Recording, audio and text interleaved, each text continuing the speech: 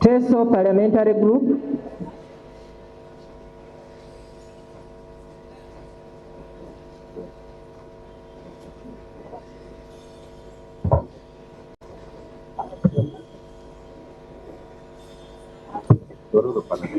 Not a time.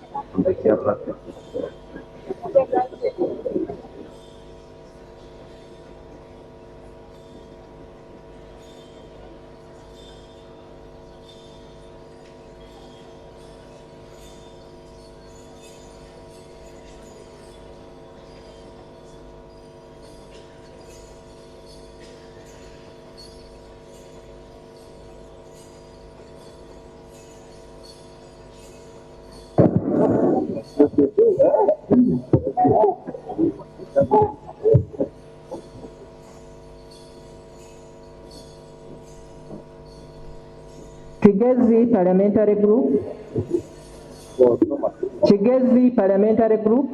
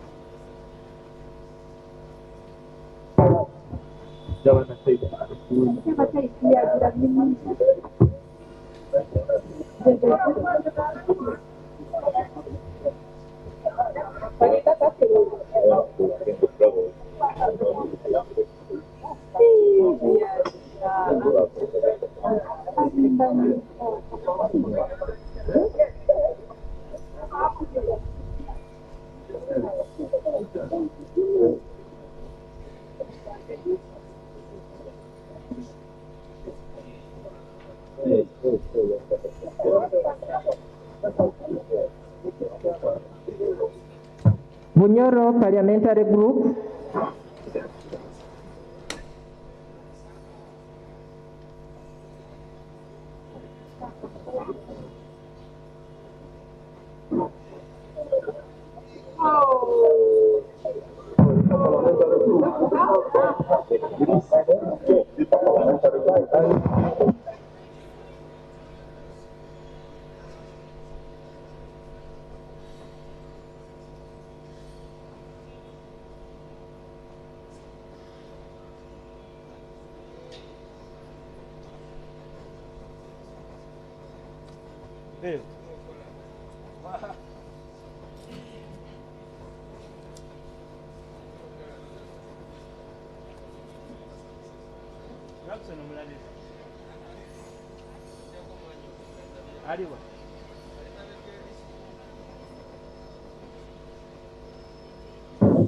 Rwenzori Parliamentary Group.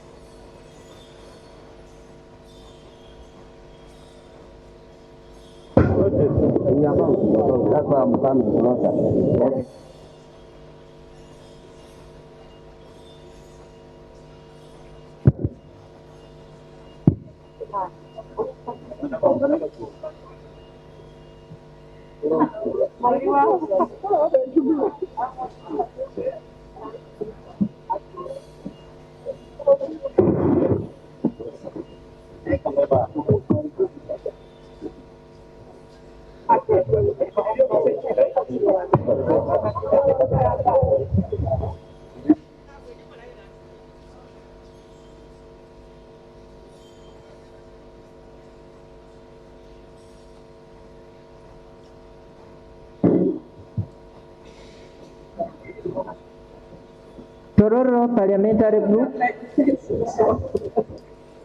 Tororo Parliamentary Group.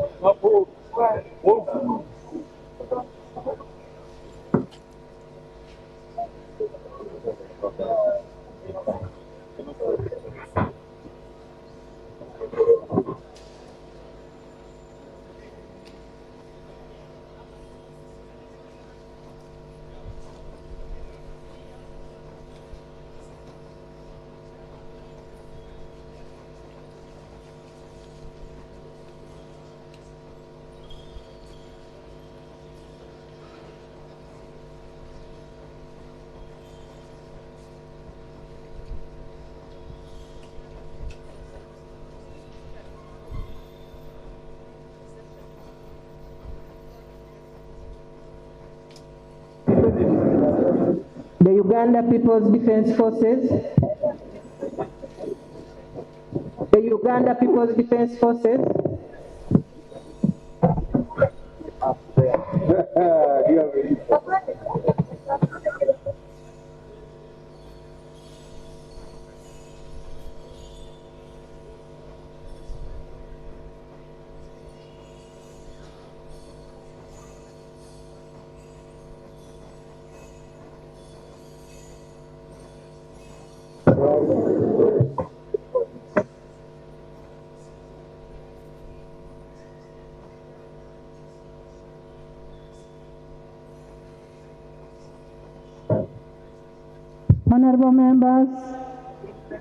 Honorable members, this being a special sitting with its special circumstances,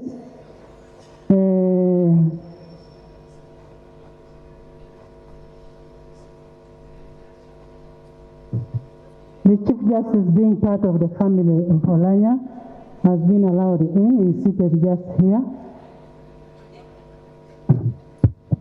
You're most welcome, Chief Justice. And I'm acting under Rule 8 of the Rules of Procedure. the Independents,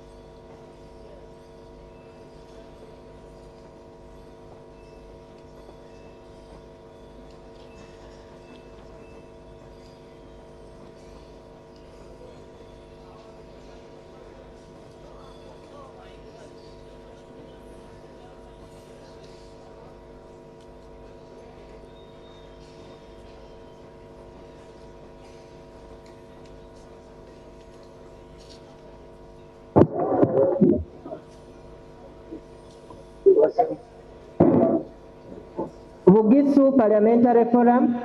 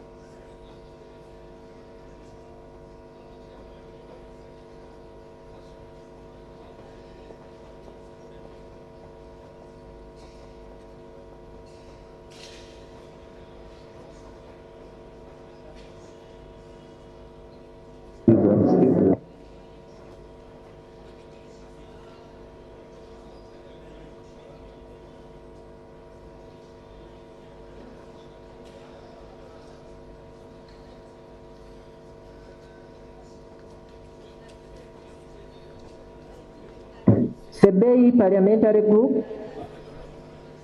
Sebei Parliamentary Group,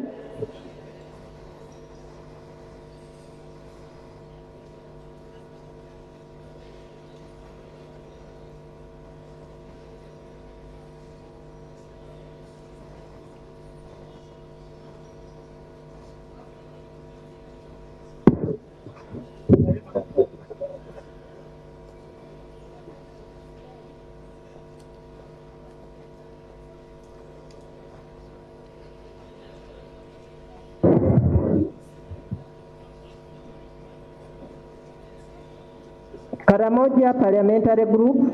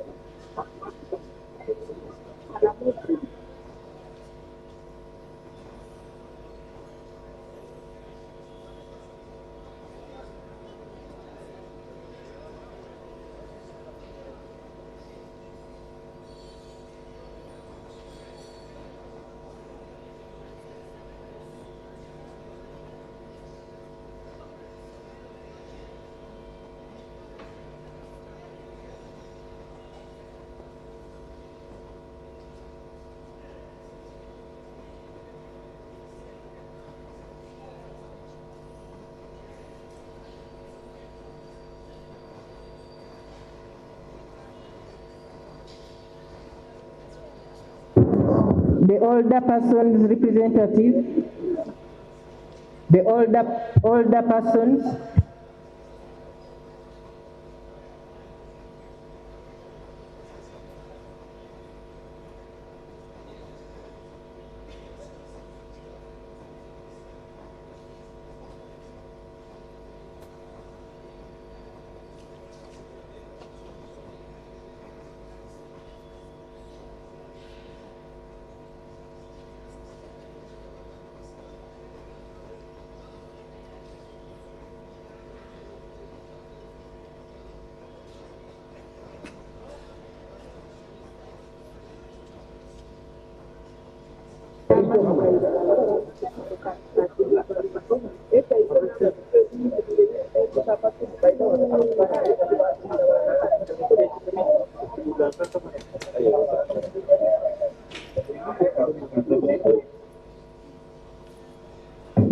the East African Legislative Assembly,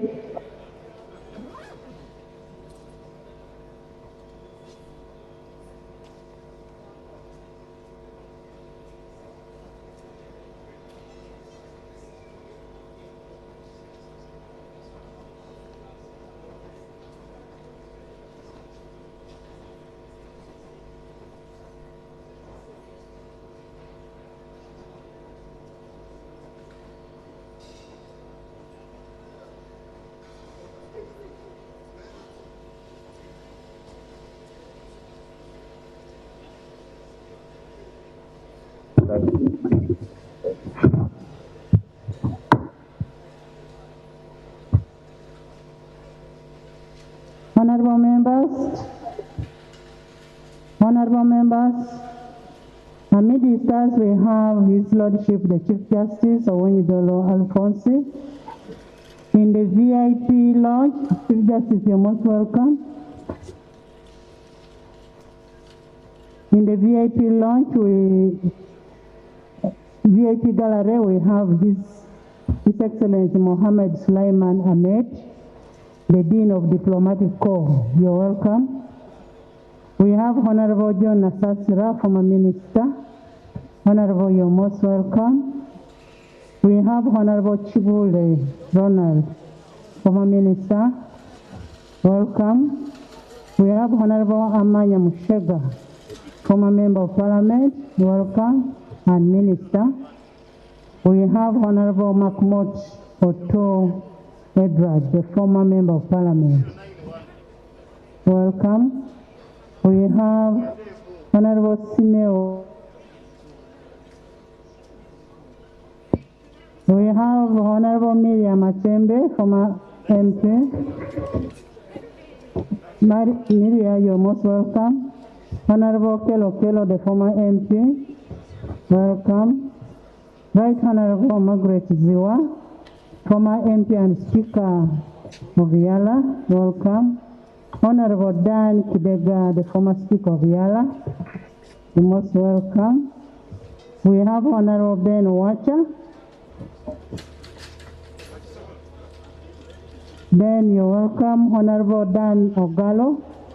Wander Ogalo, most welcome. We have the Right Honorable Trodong Richard, the Secretary General of NRM. We have Honorable Norbert Mao, Party President DP. We have Her Excellency the Ambassador Mulen Dorin, Uganda High Commission of South Africa. We have Honorable Werike Michael.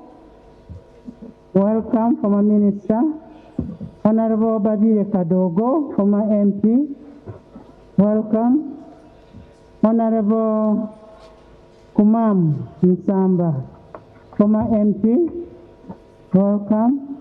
We have Honorable Ekulo Epak, former MP.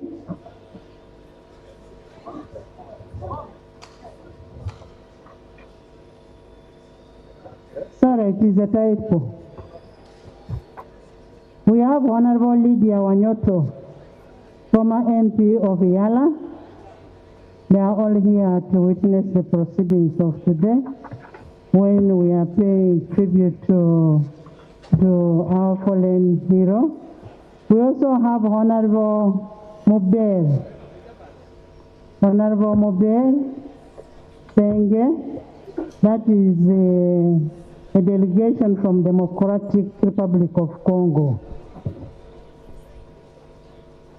We have Honorable Tabu Makusi is the head of delegation. You're most welcome. We have Honorable Marcela, also from Parliament of Congo. We have Honorable Nono from Congo. We have Honorable Jean Paul Bigira, MP Congo. Honorable Piriero Ukumba is the senator. We have Honorable Alphonse is a senator. Honorable Dete Mbui is a senator. We have Honorable Mayendi is an advisor. Honorable Chunya is an advisor.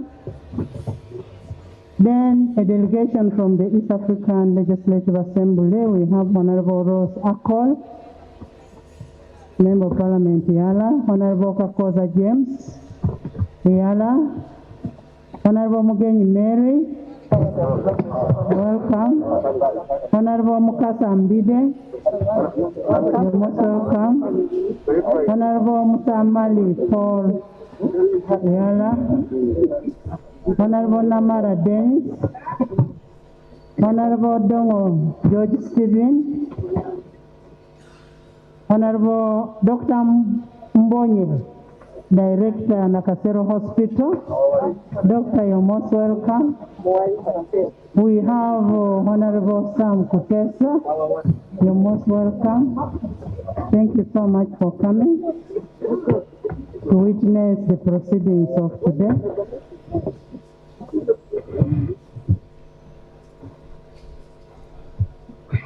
We have Honorable Modias, the Party President of FDC. Engineer, you're most welcome.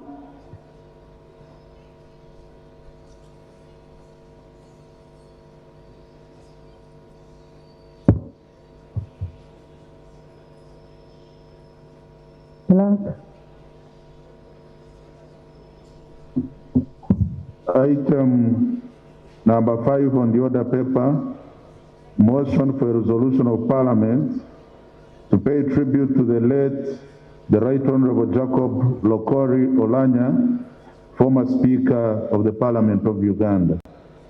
Excellency Jessica Lupo, you're welcome.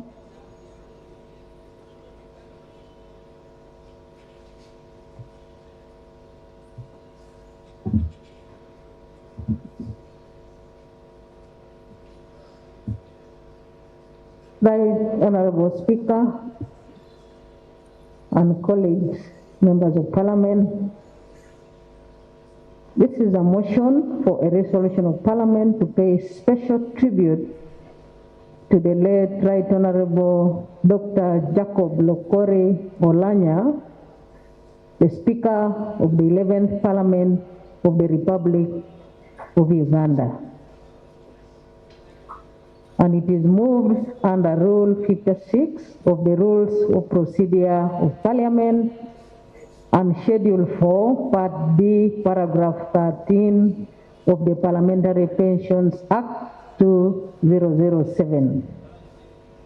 Right Honorable Speaker and colleagues, whereas Parliament of Uganda received with deep sorrow the sad news of the death of the Speaker of Parliament, the Right Honorable Dr. Jacob Lokori Oulanyah, which occurred on Sunday, Speaker of the 11th Parliament from 24th May 2021 up to the time of his death. Secondly, Deputy Speaker of the 10th and the 9th Parliament from 19th May 2016 to May 2021 and 19th May 2011 to May 2016, respectively. Thirdly, as a member of parliament representing Omoro County, Gulu District, in 2001 to 2006, and 2011 to 2016, up to the time of his death. And a chairperson, Northern Region, Central Executive Committee of the National Resistance Movement from 2020 to the time of his death. Chairperson, Commission of Inquiry into the sublease of Kiseka Market in 2008. And the UN Special Envoy to the Uganda peace talks between the government of Uganda and the LRA, and participated in drafting the Juba Peace Agreement in 2006, earning him an honorary doctorate of divinity by Zoe Life Theological College, United States of America. And Chairperson, Committee on Legal and Parliamentary Affairs from May 2001 to 2005. Appreciating that the Right Honorable Jacob Oulanyah was a dedicated speaker who served our country and our parliament with devotion and enthusiasm, and his leadership greatly contributed to strengthening of adherence to the rule of law, parliamentary practice, political tolerance, the spirit of humanity, or Ubuntu, and encourage cohesion among its different shades of opinion. Recognizing the contribution made by the Right Honorable Jacob Oulanyah, his participation in the peace talks between the government of Uganda and the Lord's Resistance Army, and championing the promotion of government programs for the social and economic transformation of the people of Acholi sub-region and Uganda at large.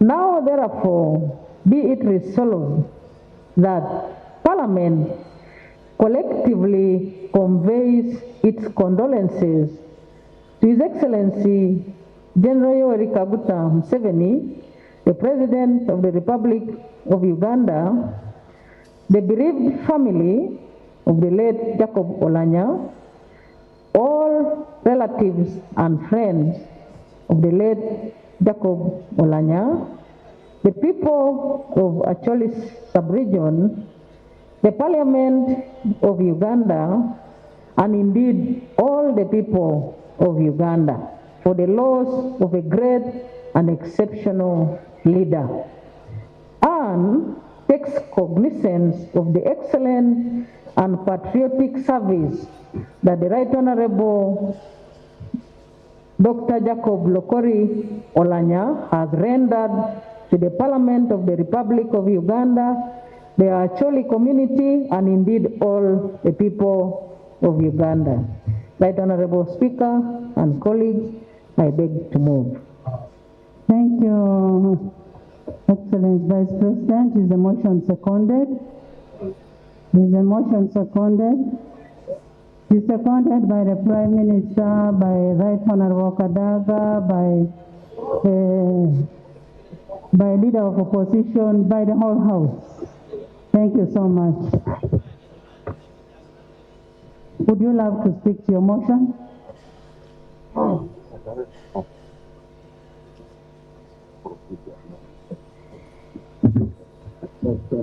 Right Honorable Speaker and colleagues, on 20th March 2022, we received the sad news of the death of our Speaker, the Right Honorable Dr. Jacob Lokori Oulanyah. in the United States of America, where he had traveled for specialized treatment. I would like to thank you for this opportunity to pay tribute to our departed speaker, the Right Honorable Dr. Jacob Oulanyah, who was a gallant son of Uganda, and we shall remember him for his distinguished service institution of Parliament and to the country at large. I would like to thank His Excellency Yoweri Kaguta Museveni, the President of the Republic of Uganda, for his try to save the life of the late Jacob Oulanyah with the interventions which we all know are self-explanatory. I would also like to thank His Excellency the President for enabling government to accord him a state funeral that is deserving of a man of the caliber of the Right Honorable Jacob Oulanyah. Right Honorable Speaker and colleagues, the Right Honorable Jacob Oulanyah was born in Gulu District, now Gulu City, on the 23rd March 1965 to Nathan Okori and Karen Atwon. He studied at St. Joseph College Laibi, Dr. Milton Obote College Boroboro, and Kololo Secondary School for his O-level and A-level education, respectively. In 1988, he joined Makerere University and graduated in 1992 with a Bachelor of Arts degree. The same year, he joined Makerere University, graduating in 1995 with a Bachelor of Laws. While pursuing his law course, he served as Speaker of the Makerere University Students' Guild. In 1996, the Right Honorable Jacob Oulanyah attended the Law Development Center and obtained a postgraduate diploma in legal practice. He then joined the center as a lecturer, and it was during this time that he began private law practice at Oulanyah, Honoria, and Company Advocates. 2001, the Right Honorable Jacob Oulanyah was voted to the 7th Parliament as a Member of Parliament for Omoro County. He chaired the Committee on Legal and Parliamentary Affairs, handling the challenging process of political transition then, the multi-party system, and the constitutional review. He steered the committee to process 2 constitutional amendment bills and 9 other bills to implement the provision of the amended constitution.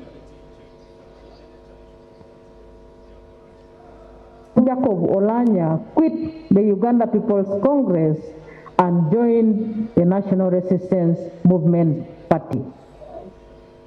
He continued to actively engage himself in the legislative activities within the region and trained numerous legislators in Kenya, Eswatini, formerly Swaziland, South Africa, South Sudan, and Sudan on parliamentary practice and procedure.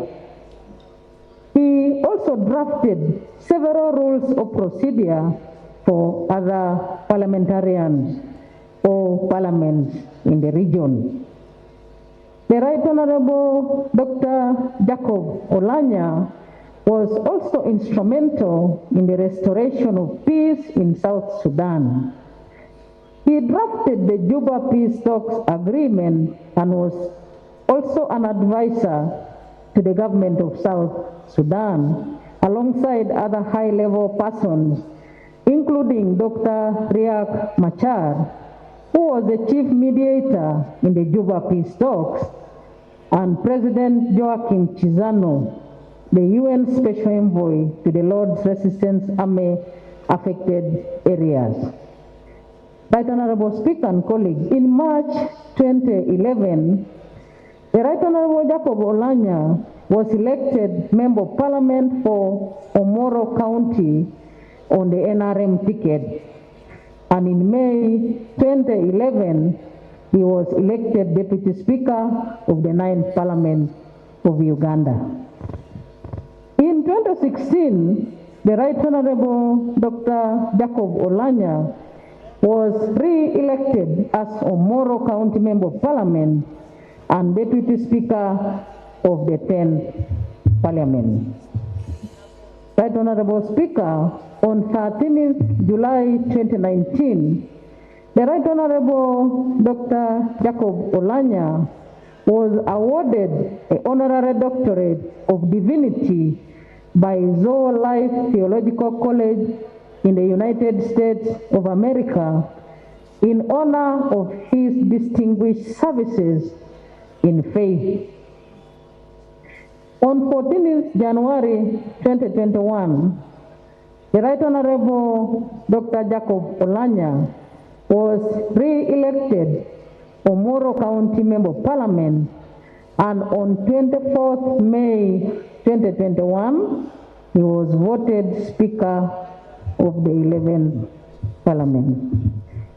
Right Honorable Speaker and colleagues, the Right Honorable Dr. Jacob Oulanyah was a key figure in the northern region, offering political leadership and monitoring to the post-conflict and recovery process of northern Uganda. With his influence, he mobilized support for the ruling National Resistance Movement Party in northern Uganda, which saw the party with overwhelming, which saw the party win overwhelmingly in the region after 3 decades. The Right Honorable Jacob Oulanyah was passionate about propelling his community from subsistence survival to the money economy. To this effect, he had initiated several projects for the people of Omoro, one of which was a revolving fund of close to 3 billion Uganda shillings, which provided a startup capital to natives for various micro businesses. Indeed, when at his election as Member of Parliament in 2021, his focus was on improving education standards, health care, boosting agriculture, and achieving socio-economic transformation for our people in Omoro County. The Right Honorable Jacob Oulanyah was a father and a mentor to many. At the time of his death, he was sponsoring over 200 students at primary, secondary, and university level, respectively. He went beyond supporting them financially, but took keen interest in ensuring that they grow to be successful and responsible citizens. It is this group of young people that he had in mind when he said he was careful how he handled public matters, because he didn't want to set a bad example. He wanted to be a man worth emulating. Right Honorable Speaker and colleagues, the late Right Honorable Jacob Oulanyah was also instrumental in the ongoing construction of the Cancer Institute in Omoro District.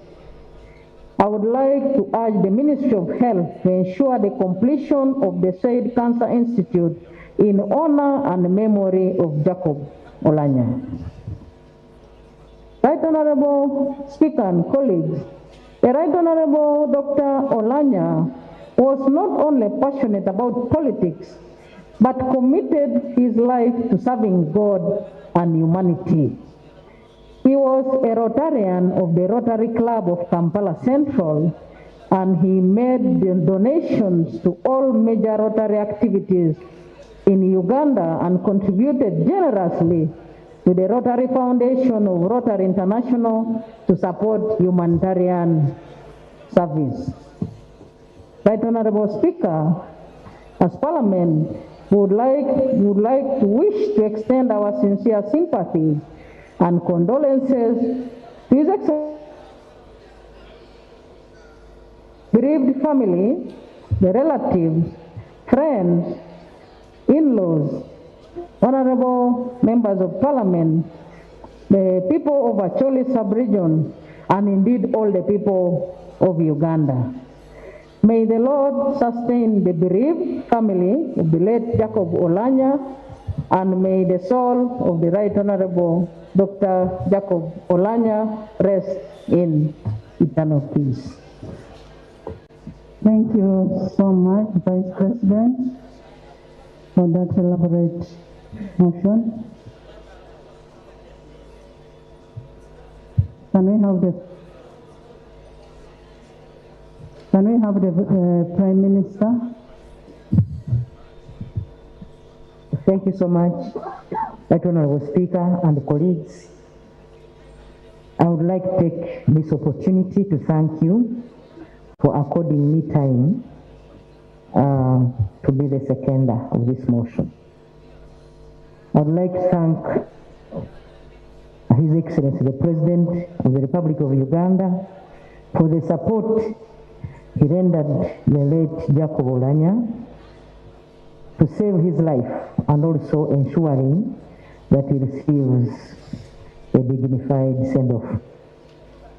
A lot has been said about Oulanyah's background and education.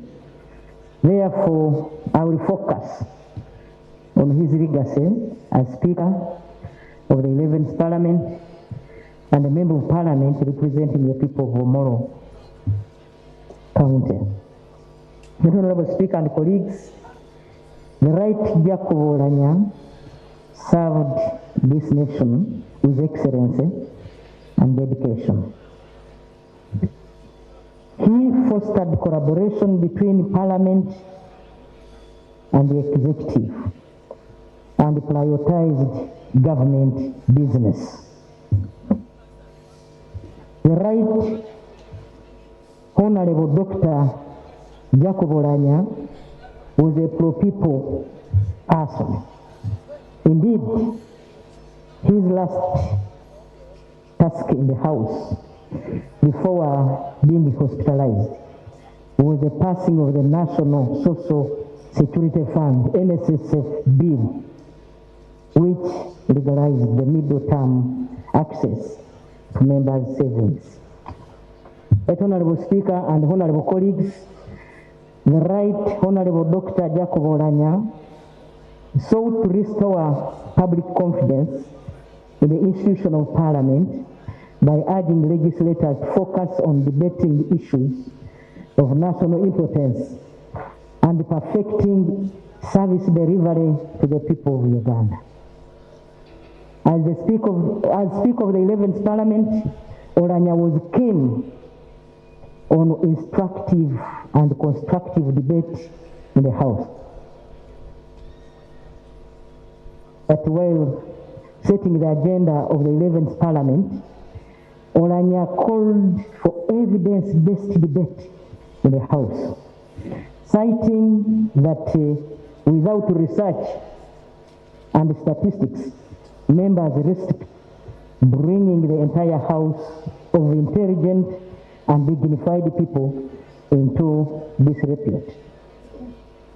the eloquence and expertise with which he steered the House, and him respect and loyalty of honorable members, among whom he always promoted the spirit of humanity, like others have said, Ubuntu. He was a uniting factor among the varied voices in the House, and always urged members of Parliament to accord respect to each other, irrespective of party society. Honorable Speaker and honorable colleagues, the Right Honorable Dr. Oulanyah was a respecter of time and ensured the parliamentary proceedings he chaired started right on the dot. He believed that leaders should be the pace setters in handling parliamentary business. He didn't just talk, but he walked his talk. Right Honorable Speaker and colleagues, he was an expert in law and parliamentary practice and procedure. In 2001, the Right Honorable Jacob Oulanyah chaired the Committee of Legal and Parliamentary Affairs. His legal expertise was shown particularly on the constitutional amendment that brought the presidential and parliamentary elections on the same day. This is on record. To maximize resources and promote fair competition. It was also during his tenure as chair of the same committee that the multi-party dispensation was ushered in, which has been key to our growth as a democratic state. Honorable Speaker and colleagues, the late Jacob Oulanyah was an accomplished legislator. As a matter of fact, he presented the only private member's bill in the 7th Parliament, 2006. The Right Honorable Dr. Jacob Oulanyah was a true nationalist, a visionary and progressive leader. He was an inspiration to all of us, and his legacy will outlive him. Honorable Speaker and colleagues, as Prime Minister and leader of government business in Parliament, I wish to extend my sincere sympathies and condolences to H.E., the President of the Republic of Uganda, the bereaved family, relatives, friends, honorable members of Parliament, the people of Acholi sub-region and the nation. May his soul rest in eternal peace. Thank you.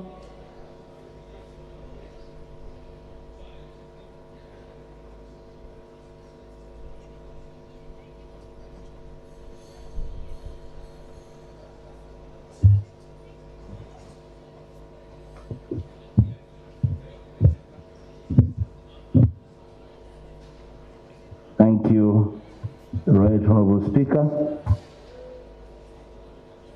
Honorable Speaker, I'd like to join the move of the motion and the Vice President of the Republic,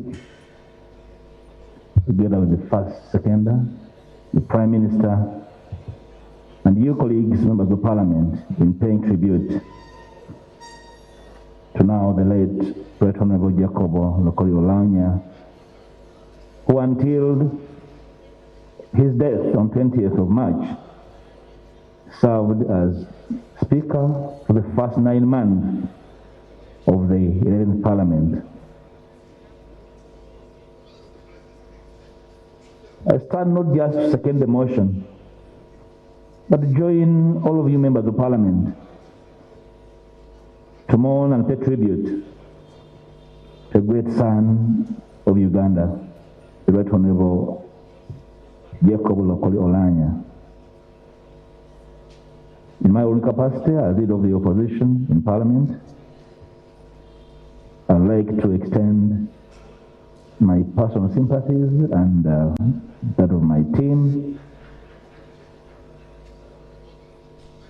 of the late Right Honourable Speaker,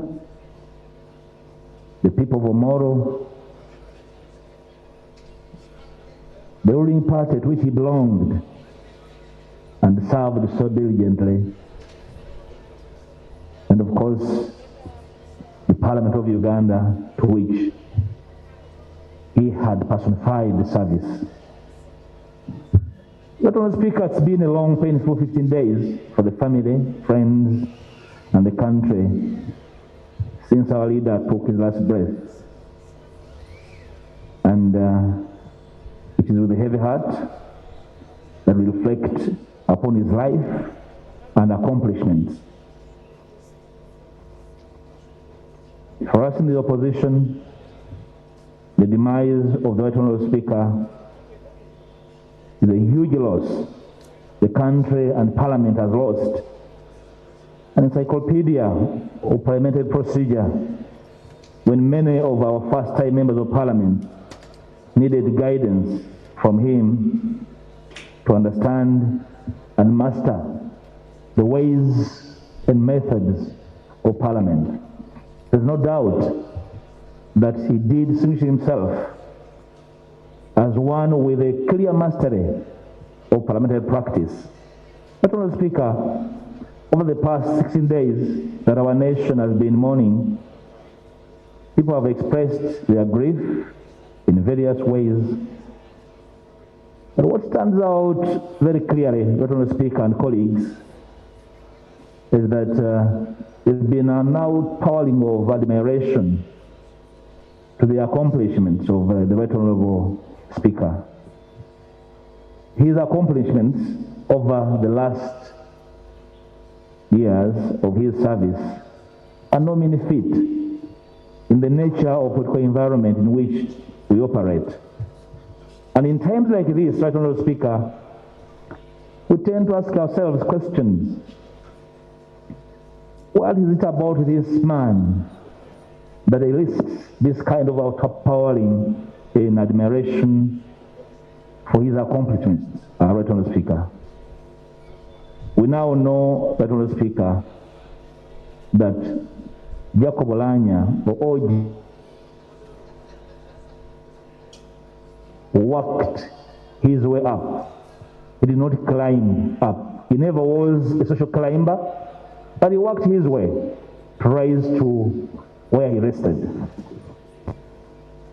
Right Honourable Speaker, when people see goodness in a person, they respond by reflecting goodness back to that person.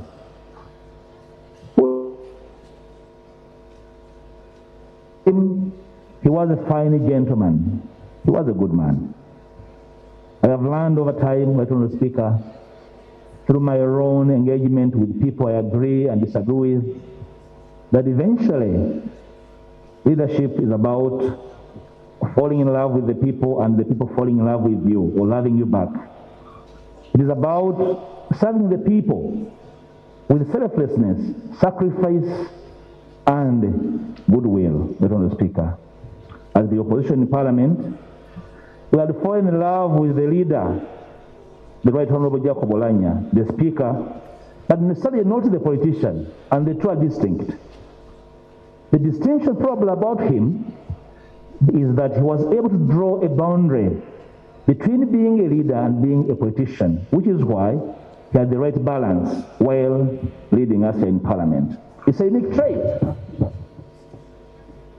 It is that delicate balance that distinguishes statesmen from masqueraders, Right Honourable Speaker.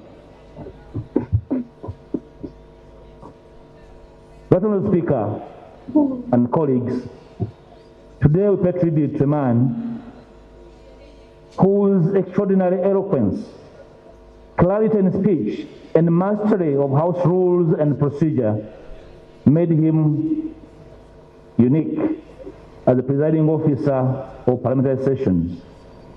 Our foreign Speaker created and maintained his own unique OJ brand. It's the reason why most of us men are decked with bow ties. His style reflected his humility, his meekness. Humble enough when caught off guard. That Honourable Speaker, most importantly, our friend, senior colleague and leader, distinguished himself as the master of balancing the interests of everyone. I recollect that Honourable Speaker, at the launch of the opposition legislative agenda, I invited him to be our guest. He was excited to officiate at an opposition initiative. To work with the opposition on everything that seeks to serve our citizens. He advised that he preferred the leadership of both sides of the House to use the Westminster mode of meeting regularly to iron out differences on issues of divergency and only come on the floor to sort out matters where the two sides could not agree. Honourable Speaker, we owe his memory a bipartisan approach to matters that really help citizens to better their lives, because that is our space, Honourable Speaker. Honourable Speaker, as the presiding officer of this House, this great son of Uganda exhibited a level of fairness to all sides of this House, despite the partisan pressure that is extolled on the office of the Speaker. In the spirit of fairness, he is left behind a matter he passionately intended to provide leadership over. That is Rule 25(2)(1, that regards the processing of a statement by a shadow minister. He was very passionate. I request Honourable Speaker. There are individuals in this House, Honourable Speaker, that actually believes that the opposition is here illegally. You know, that actually the opposition is such a bother and an intrusion that people are supposed to come here in Parliament and run through issues regardless. We had had a conversation about the import of Rule 25(2)(1 with the late, and I would like to implore and beseech the indulgence of the Right Honourable Speaker to pursue this matter with the Rules Committee, because we are a people's parliament, and as such, it's not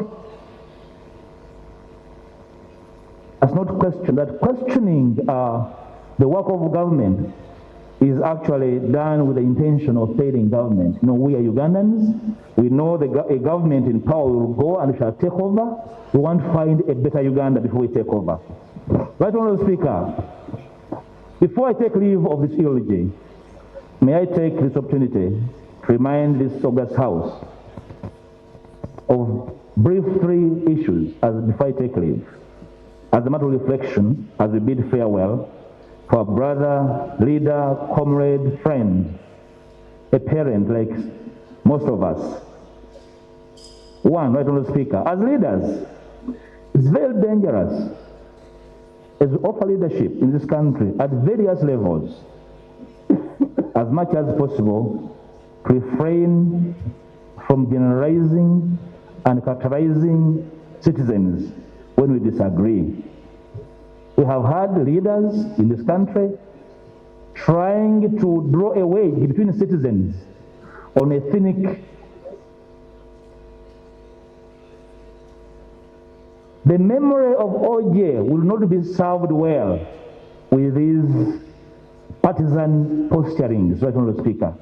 We owe his memory the nature of politics, that is the embracing of our differences. Our differences are not a minus on this country. Our diversities, being a nation that is a melting pot of ethnicities, is not a minus. We should instead use it to serve common good. And I would like to invite politicians at all levels to avoid milking ethnicity for political advantage as they pursue their own goals, Right Honourable Speaker. Jacob was a unifier. We could disagree but will give you space and listen to you and respect you. We always memory that. True, Right Honourable Speaker, let what made our Speaker exemplary be an inspiration to all of us. The most important lesson he taught us is a commitment to duty. He committed himself to delivering on assignments given to him. We should, in all our respective capacities, in memory of Jacob Oulanyah, commit to delivering quality output on time. That is the best we can give to Uganda and the memory of our leader. The business of ministers running away from duty and giving excuses, and we lose time of parliament and waste taxpayers' money, should end. In the memory of OJ, a session at 2 o'clock was 2 o'clock, and we process business. Right Honourable Speaker, we need to learn from his commitment to duty. Pretending to work shall not solve national problems. If you're a pretender, please go and pretend from home. Don't occupy public office. Last Right Honourable Speaker, the Right Honourable Speaker and friend sadly passed on away from home. Right Honourable Speaker, his close friends, self for a few were able to travel, missed an opportunity to have a last word with him. And for me, that's very saddening. Not that he wanted OJ to die from his house. The point I'm making, Right Honourable Speaker, is that we need to do better. Right now, as Parliament, we engage in the budget process.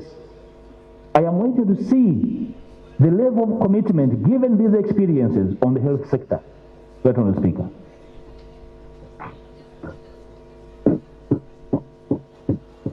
Right Honourable Speaker, this Parliament mortgaged the nation to over $1 trillion to build a specialized hospital.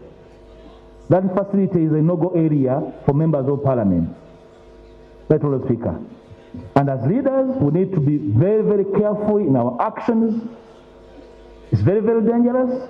And when we return, Right Honourable Speaker, it's going to be very different. Government must explain whether we are fleeced and we go for those who actually did it. It was connivance, we shall go for everyone who connived in that project. We want it delivered. Right Honourable Speaker, I'd like to note that finally, the President at Kololo, when we are electing the speakers, advised us to amend Article 82 that provides for the office of the Speaker of Parliament. I'd like to remind this House and the country that actually the actual succession legal provisions that are lacking in our law books that require urgent legislation are related to the conduct of government business upon passing or loss of an election by an incumbent president in Uganda. The presidential succession law, with details of authority given to office bearers, is our urgent legislation, which we intend as the opposition in the 11th Parliament to initiate. This is intended to create certainty and close any ambiguity, especially upon the loss of an election. Right Honourable Speaker. There is no problem with the current law relating to the election of the Speaker. There is no ambiguity, regardless of the misgivings of the President. The ambiguity and the void is in the succession to the presidency, Right Honourable Speaker. So we intend to resurrect the bill that was earlier moved by Dr. Oulanyah in Parliament, polish it, and make provision for presidential succession with clarity and without ambiguity. May the soul of our foreign giant, friend, and leader rest in peace. I beg to move. Thank you. Thank you, Leader of Opposition. We'll want to get a brief report, a brief medical report from Dr. Chen, who followed on the health of the fallen hero. But before Dr. Chen's answer, we have condolence messages here. We have a condolence message from Major Retired Jessica Alupo, the MP of Katakwi, and the Vice President of Uganda. Thank you so much for the message. We also have a message from Parliamentary Catholic Chaplaincy, and enclosed is 1 million shillings for Jacob Oulanyah Education Fund. Thank you so much. We have a messages from Embassy of Islamic Republic of Iran, New Zealand Embassy, Embassy of Arab Republic of Egypt, Embassy of Republic of Senegal, Embassy of Congolese Republic, Embassy of Republic of Rwanda, Embassy of Burkina Faso, Ministry of Foreign Affairs of the Federal Democratic Republic of Ethiopia, the Speaker of the House of the People's Representatives of the Federal Democratic Republic of Ethiopia, Embassy of People's Republic of China, Embassy of Mauritania, Embassy of Fatima Mahat. We have messages from Embassy of Republic of Burundi in Kampala, Embassy of the Federal Republic of Somalia in Kampala, Embassy of State of Libya in Kampala. We have Embassy of the Russian Federation of Republic of Uganda, Ministry of Foreign Affairs and International Cooperation of Rwanda in Kampala. We have a message from Mr. Sentongo Henry, that is Sentongo and Patana. We have Edith Tusivira, that is Uganda Microfinance Regulatory Authority. Dr. Jonathan Musingusi, the National Population Council. We have Dr. Joseph Mubawala, the Chabasinga of Busoga. Dr. Betty Mirembe, Perth, Uganda. Mr. Paul Mugenyi, Prudential Assurance Uganda Limited.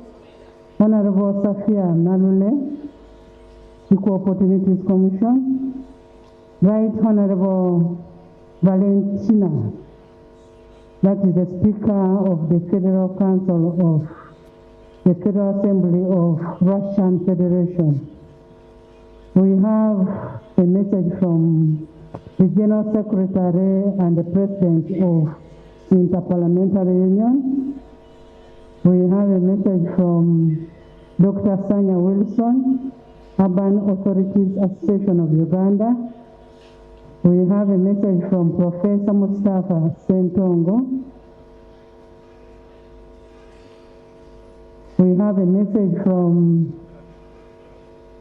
Mr. Martin Nsubuga, Uganda Retirement Benefit Regulatory Authority. Honorable, we'll continue reading messages as they come in. Honorable Achen, could you give us a brief history of the course of the day?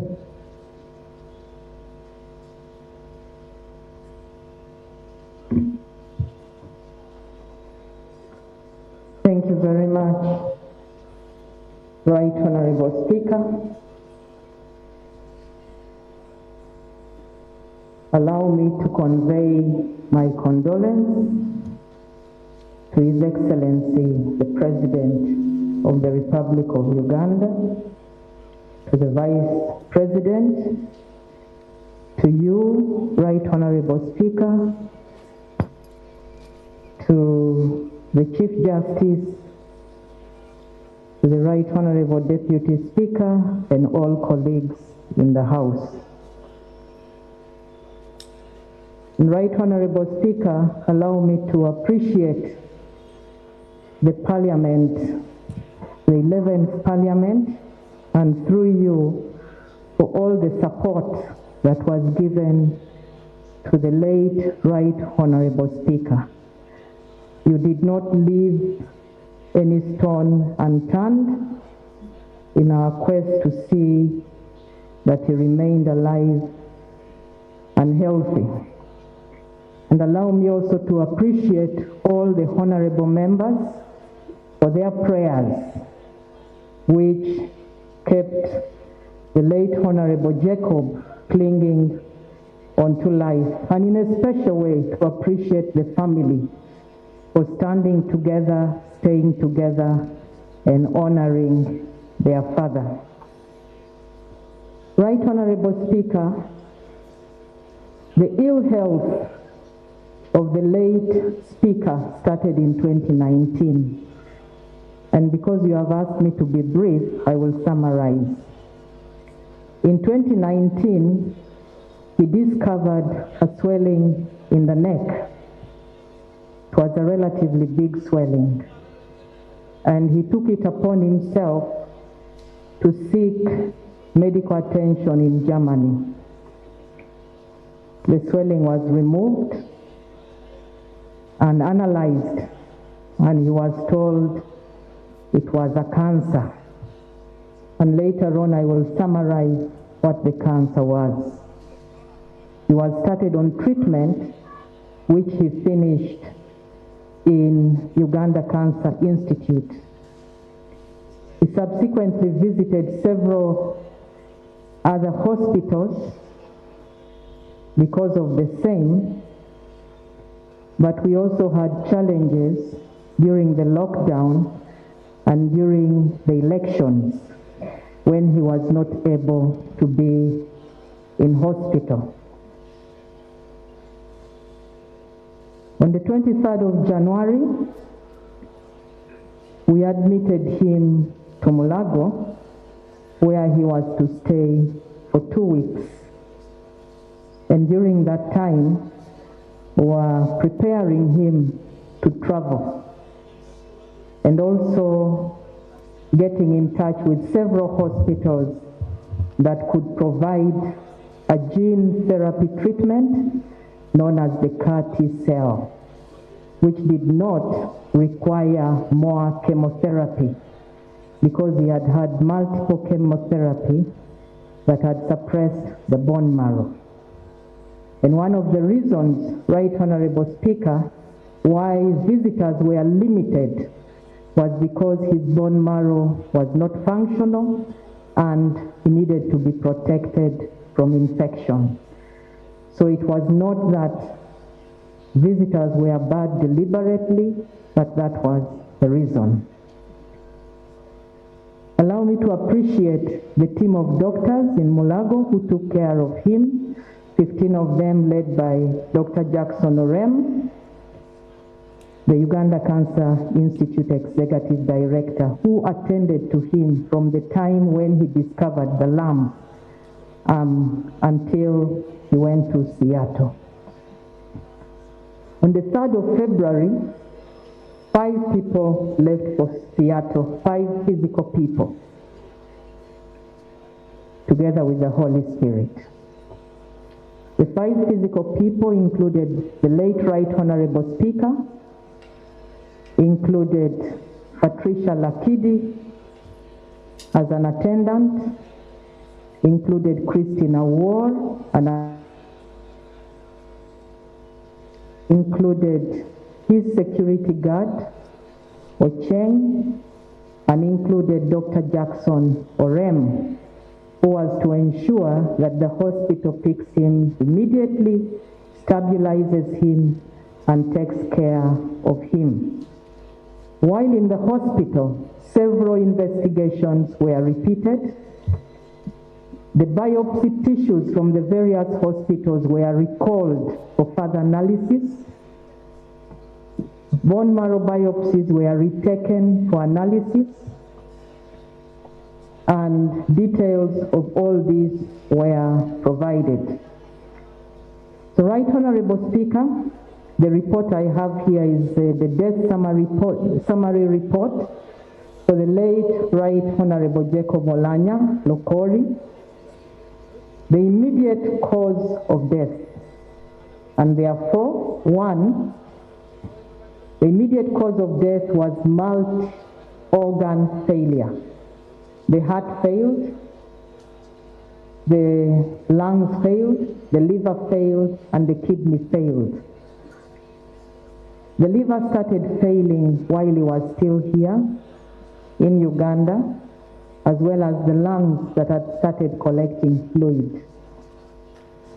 The heart started failing while in Seattle, as well as the kidneys. He had multiple infections, bacterial infections, which were discovered here, and viral infections that were discovered in Seattle. And unfortunately, the treatment for the viral infections also further suppressed the bone marrow. This was a consequence of total bone marrow suppression, which we call pancytopenia. In other words, his bone marrow could no longer produce red blood cells, white blood cells, or platelets. And he lived on blood and platelets every day. All this resulted from progressive, recurrent, diffuse, large B-cell, non-Hodgkin's lymphoma. That is the cancer. And I will repeat, progressive, recurrent, diffuse, large B, and of course, the chemotherapy that he received for quite a while. Right Honorable Speaker, there were contributory conditions, and the contributory conditions include the following. He had a lymphatic system depletion. The Right Honorable Speaker lost his spleen while he was in Makerere, and I'm sure many of you are aware about this. It is the spleen. And my brother, Right Honorable Kotogong, allow me to correct you, it is not the pancreas. You cannot live without a pancreas. It was the spleen. He had a splenectomy following that riot. So he didn't have a spleen, which is also an organ that manufactures blood cells, white, red, and so on. He also had challenges with stem cells, which had a poor immune response because of chemotherapy. He started having gastrointestinal bleeding, or bleeding into the abdomen, because of lack of platelets. He could not stop the bleeding. He had multi-drug resistant bacteria, and this was Klebsiella pneumoniae, which is usually hospital acquired when you stay in a hospital for too long. And the virus was him. So Right Honorable Speaker, once again, my condolence. This is the brief report. A longer story will be provided in Kololo. I thank you for the opportunity for listening to me. Thank you, Dr. Chen, and thank you for being there for Jacob. The Right Honorable Speaker, former Speaker, Emeritus, wanted to, she worked with Jacob closely.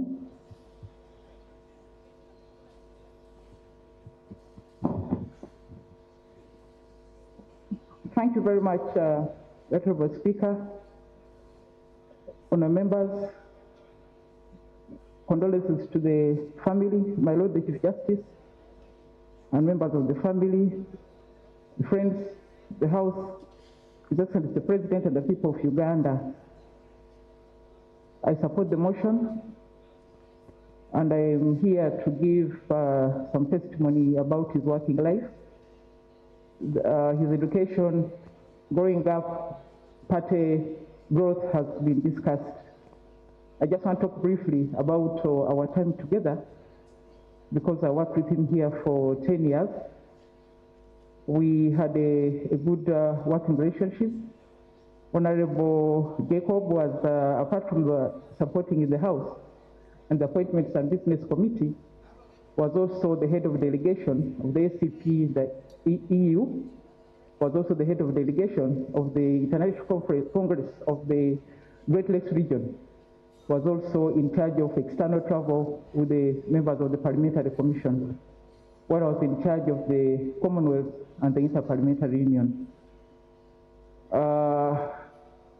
I think now that the Minister of Health has spoken, I can relate to what I remember about his health.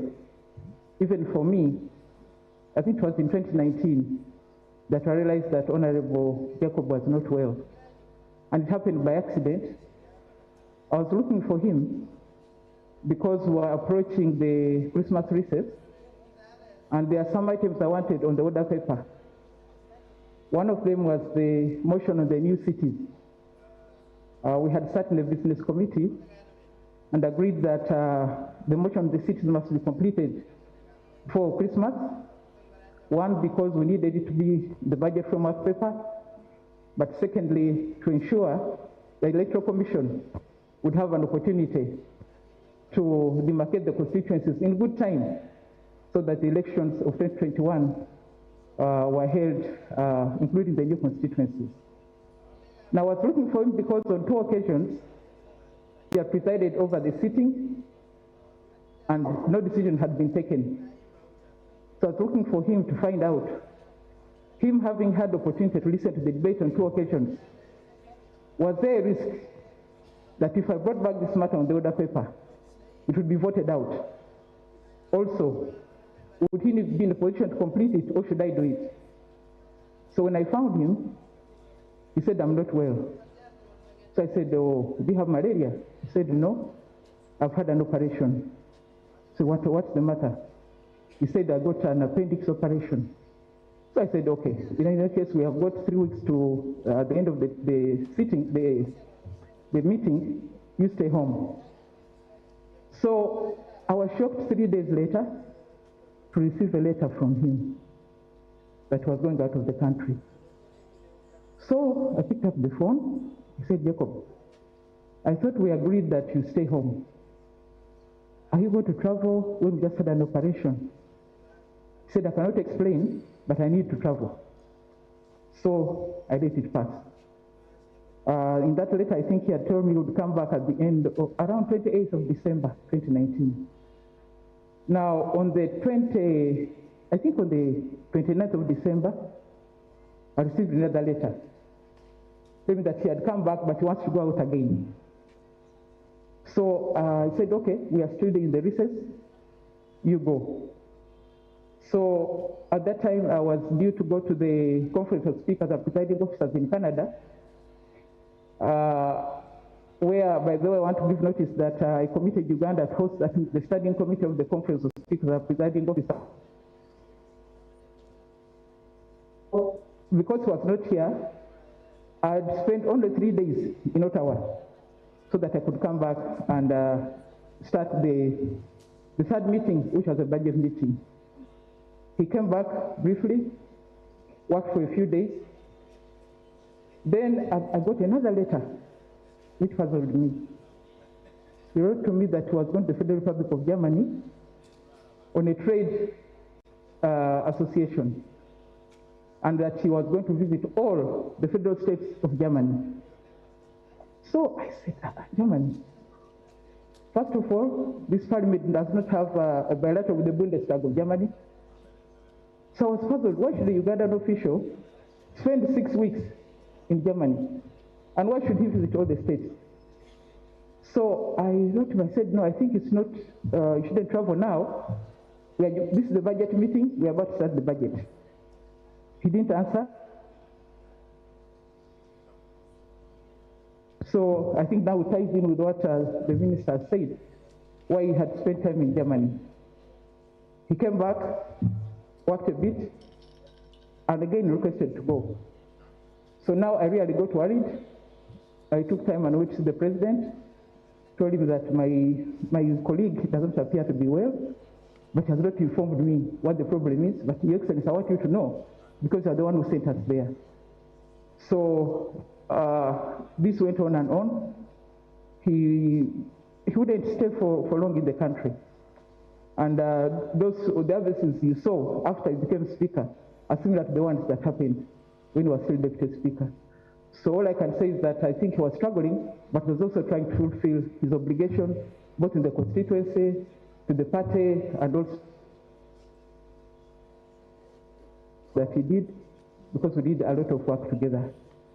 Now, honour members, one of the things that I would want us to do for him, we have been told that he moved the private members bill for the, as far back as 2006. You know, on so many occasions, I tried to call the Minister of Justice to ensure that this thing is being implemented. The musicians are complaining, you know, the artists are complaining, you know, they're still complaining. So I want to appeal to Right Honourable Nabanja, the Prime Minister, and the Attorney General and Minister of Justice, that in honor of Honourable Jacob Oulanyah, let us ensure that this law is implemented, because he wanted it.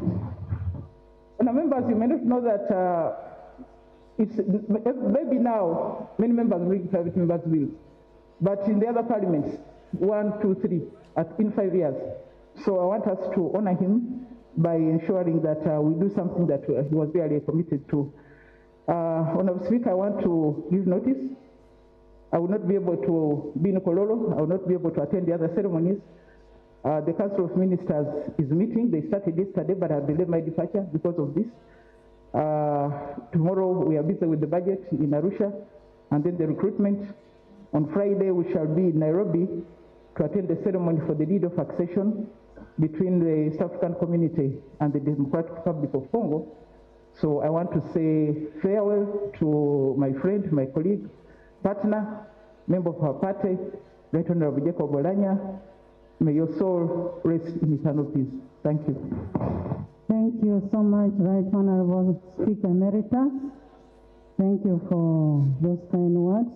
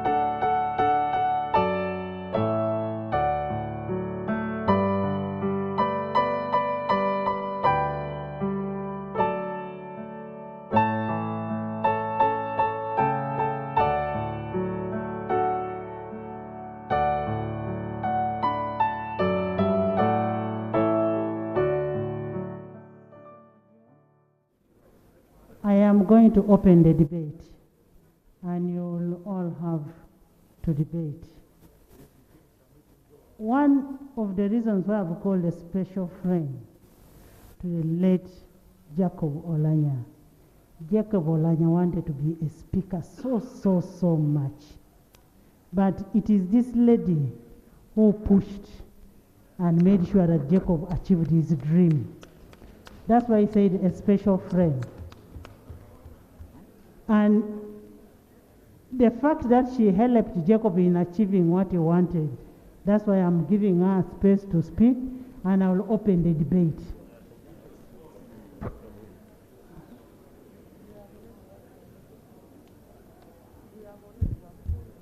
Members, 2 minutes.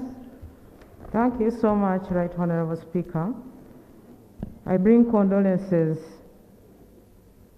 to His Excellency Yoweri Kaguta Museveni, the Vice President, the Speaker, the Chief Justice, the family, and colleagues, members of Parliament. We have lost a person in the name of Jacob Oulanyah, but in him we had a speaker, a gallant son of Uganda, and celebrating a life lived with flavor, purpose, clarity, and humility. The country and Parliament has lost a critical thinker. We have some people in life who think after talking, but Right Honorable Jacob Oulanyah would think before talking. A strategic political actor who realized that since Ugandans loved NRM more, he joined NRM so that he would get a platform to serve the country, to achieve his aspirations. And I want to take this opportunity to thank the NRM party for having welcomed Right Honorable Jacob Oulanyah, gave him a platform to serve, but also most importantly, to achieve his heart desires. He was a legislator of greater admiration, and he was a speaker whose style and service the country has missed. When he would be seated in the chair presiding, I want to say, colleagues, he would give no room, no space for anybody to cause litigation when he was in presiding. He was a man of so many practices who demarcated boundaries between his private life, his family, his work as a professional lawyer, but also as a speaker, and also as, when you observe in terms of leisure, he was so much also attached to the different groups in this country. Allow me in a special way inform you that Right Honorable Jacob Oulanyah respected a creature called a female. One time we were in a meeting, and it was a hot meeting, political discussions. But in that discussion, he said, I want to quote him, had you been a fellow female, had you been a fellow male, we would have sorted out this issue, wouldn't have come to this table. But because you are female, I cannot do what I would have done to a fellow man. That humbled me as a person, and I saw a person who had respect for the females. I want to take this opportunity. Pass a message to the males as we advocate for avoiding domestic violence. Let's take the example of Right Honorable Jacob Oulanyah, because I saw him and I even cried and broke down. That means he was at pain. I want to take this opportunity also to thank you members for having accorded him the opportunity. But in a special, I want to thank the NRM party, especially members of the Central Executive Committee under the leadership of His Excellency Yoweri Kaguta Museveni. When we were in the Central Executive Committee meeting in 2016 to get a flag bearer, I want to inform you that the Central Executive Committee promised him that he will be accorded the chance after the 5 years. And when the 5 years elapsed and he showed interest, the party, the same Central Executive Committee, accorded him, and he was offered the post of a flag bearer unopposed. And when he came, you supported him. Thank you for helping him to achieve that. What I want to say about his private life, Right Honorable Jacob Oulanyah had a very beautiful, hard-working wife called Dorothy Nangwala Oulanyah. Dorothy helped build Right Honorable Jacob Oulanyah. I want to pull out one thing. Whenever Right Honorable Jacob Oulanyah was to address the public, he would have to rehearse his speech to Dorothy. And Dorothy would tell him, please include this, leave out this, even the gestures. And I want to take this opportunity to ask the spouses to the members of parliament, if you can also add value to your spouse, please do it, so that it's an issue of the family because you succeed as a family. Even in his poor health, Right Honorable Jacob Oulanyah remained strong-willed and with resolute, with Jesus Christ at the center of his life. Members, we may be having big offices, big responsibilities, but we should remember that we have the Creator. To the people of Omoro, I want to thank you for giving us your son to come and serve us. But we also gave him the opportunity as NRM party, but also as parliament, to serve this country, to be known beyond the boundaries of Omoro, but also to be known beyond the boundaries of this country. And also carrying the flag of Uganda so high with a lot of dignity. I want to thank him and thank the Creator. As Vice Chairperson of NRM in Northern Uganda, he, under his era, he mobilized. He's one Vice Chairperson of the region that really mobilized beyond his constituency and beyond his sub-region. He mobilized West Nile, mobilized Acholi, mobilized Lango. And for the first time since NRM came to power, NRM was able to win in those sub-regions because of his leadership. I want to take this opportunity once again to convey my condolences to the family, but also to thank the family for supporting Honorable Jacob Oulanyah, but also in a special way to thank all of those who have been supportive to Right Honorable Jacob Oulanyah since he lost his wife, Dorothy. Fare thee well, Right Honorable Jacob Oulanyah. May his soul rest in eternal peace. I thank you. Thank you. In the public gallery, we have Dr. Bitex, former MP of Mbarara. Yeah. Then you will have Dr. Deogratias Kiinji, former MP of Bukomansimbi. You are most welcome. Honorable members, the debate is open.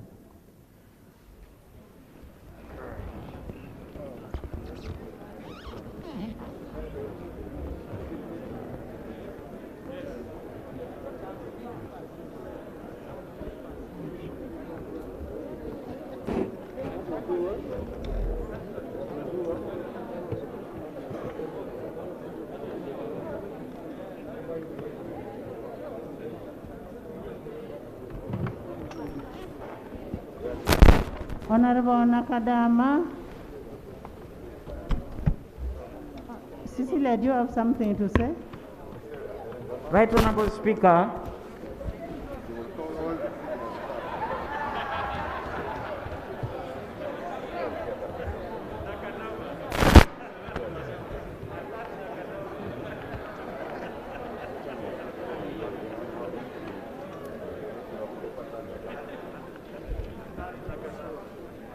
Right Honorable Speaker, I believe the 11th Parliament know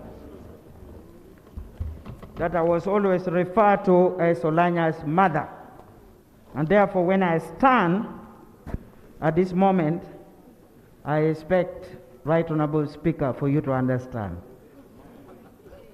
Right Honorable Speaker, I want to pay my condolences to His Excellency the President.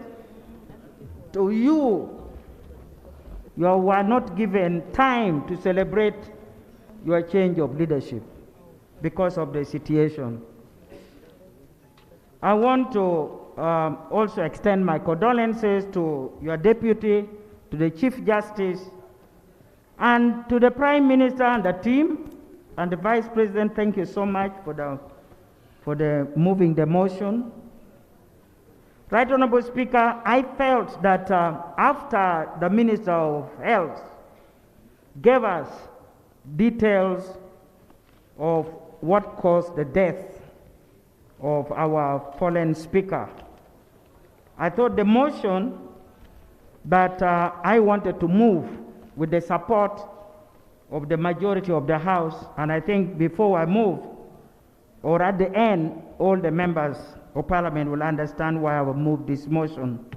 Right Honorable Speaker, you're already aware of that motion. If you give me permission, I can move the motion at this moment so that it becomes part of the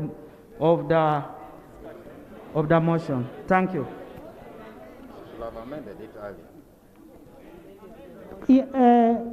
Honorable Cecilia, are you amending the motion or you're moving another motion? Amending the motion. Amending. Go ahead and amend the motion. Right Honorable Speaker, arise under Rule 59 1K and 61 of the Rules of Procedure of Parliament of Uganda. Arise to move an amendment to the motion moved by Her Excellency Vice President and seconded by the Prime Minister and the Leader of Government Business.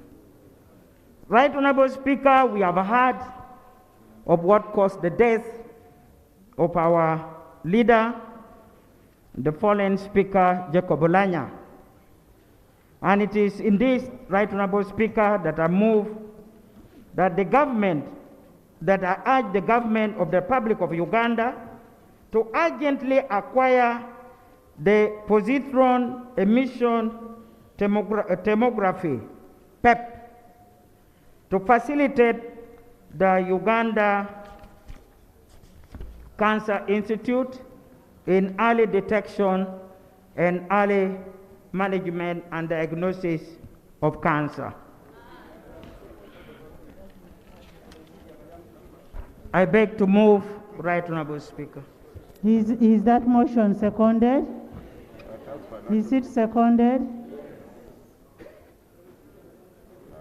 Yes, Semoju. Honorable Semoju. Madam Speaker, normally, and I will seek for your indulgence, amendments are usually brought at the end. We now have a motion to pay tribute. To introduce an amendment before we have discussed fairly the motion to pay tribute, I fear, I support the amendment, but it will be a diversion because we will now go to discuss the amendment before we discuss the motion. In the past, Madam Speaker, and I know because you've been here, that amendment ordinarily has been coming at the time you are adopting the motion. But start with both. I am sorry, maybe my other colleagues have a lot of capacity, but I know my capacity, I'll have problems discussing two motions at the same time.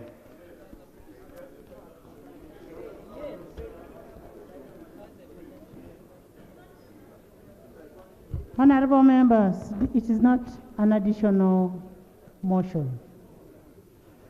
What we can only do with the Cecilia's amendment is to bring at the end when we are passing now the motion. That's what we can do. We can bring your amendment as one of the prayers. And when I hear Okotogong saying that it has an effect on Article 93, we are urging government. We are not directing. You've been in this parliament for long. Right, Honorable Speaker, I wanted to be added as a prayer so that when we debate, we debate mindful of that prayer. We'll add as a prayer when we are passing the motion. Yes, Honorable Nakadama.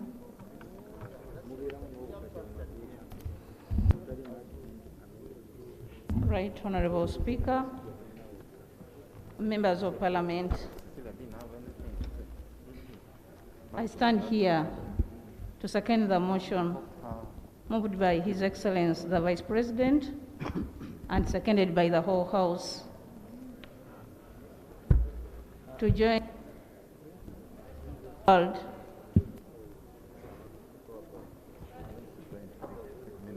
Please switch on.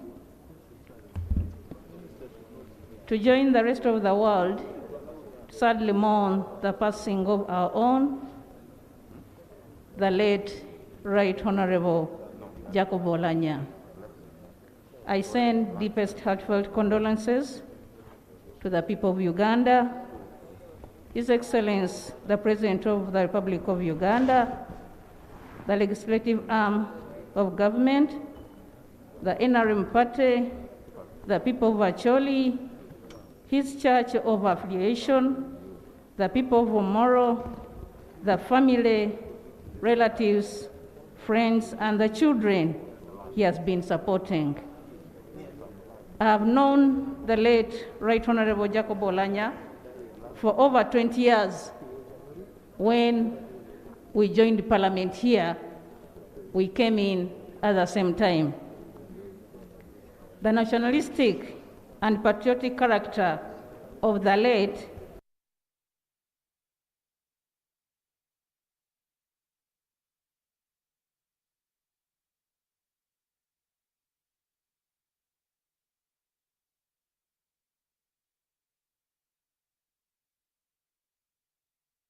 for debate. As a country, like the rest of the UN member countries, we are pursuing an agenda of leaving no one behind. The late Right Honorable Jacob Oulanyah is among those legislators that had clear understanding and advocating for equal opportunities, giving chance to the less house. No wonder he has been sponsoring many children to give them a chance to their life. And we pray that may those children be hoped by other people, or we who have stayed, to see that they can continue with that support. The late was a honest person who would call a spade a spade. He was a joyful person, and I'm certain he utilized his time well. He has been a timekeeper. When he says 9, it means 9. The late has been a role model to all generations, the young, the youth, and the old. The death of the late Right Honorable Jacob Oulanyah is a big blow to all of us, and we dedicate in prayer our country as we go through this trying time of mourning the late Right Honorable Jacob Oulanyah. The late Right Honorable Jacob Oulanyah has been a dedicated Christian, and we believe that he died in the Lord, and his death will be swallowed up in the resurrection victory, like is written in Corinthians 15:20, that is 27. May his soul rest in perpetual serenity. I thank you. Thank you, Hajat. Shadow Attorney General.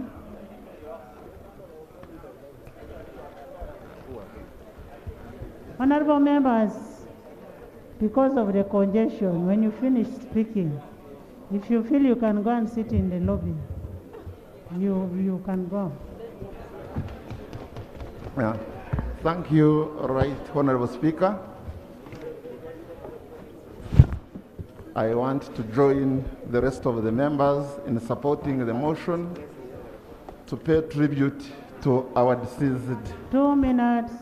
former Speaker.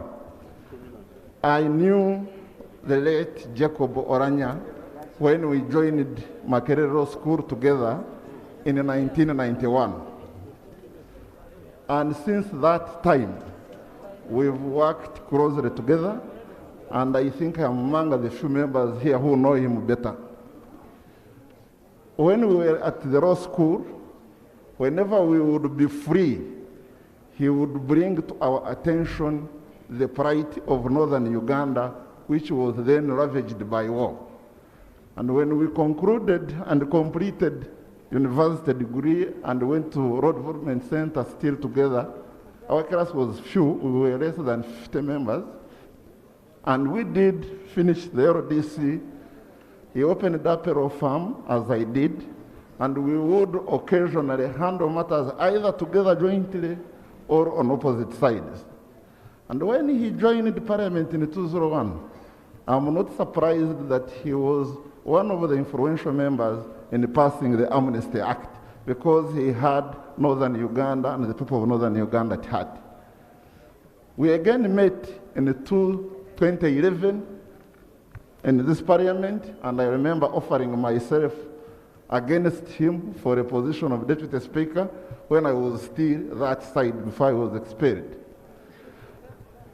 Fast forward, the late Jacob Oulanyah had many attributes, but one of them was that he appreciated the law. And I encourage you, Madam Speaker and your deputy, see, as speakers, you must read beyond what the members have read, because this House legislates on all matters of life.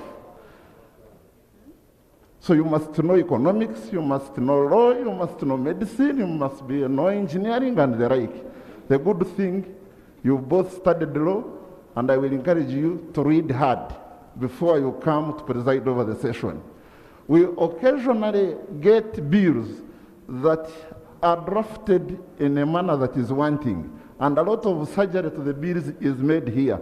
So as a speaker, you must be well versed in whatever bill is before you to ensure that the surgery is properly done. The late Jacob knew the rules of procedure so well that he did ensure that you were relevant whenever you stood up to speak. That rule of relevance helps in ensuring that matters of this House are handled in an expeditious manner, and we achieve the best. Before he passed on, we had an altercation between me and him and a few members, and it related to Rule 235.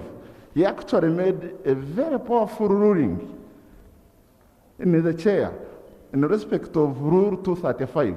And I will invite you, the Madam Speaker and your Deputy, to look at that ruling and invite the Rules Committee to incorporate that ruling in our rules of procedure, because it was so fundamental that it touches the business, especially that had lapsed. Lastly, Shakespeare said that uneasy lies the head that wears the crown. You speakers, based on what I used to interact with him, you will get bashed from the president because ministers will be reporting you to him when they have themselves failed to deliver here in the House. They would want you to be their defender and everything. So take heart, stand your ground, because he told me occasionally they would choose him before the president, that he would favor me for being his classmate. If when ministers start reporting you, know you are doing your job, stand your ground, be the protectors of the House, and let's have his mission and vision achieved under your guidance. May the soul of my classmate and my speaker rest in eternal peace. Thank you. We promise to have a people-centered parliament, not a minister-centered parliament. So we'll be firm and we'll do what is correct for the good of this country. Can I have the nominator?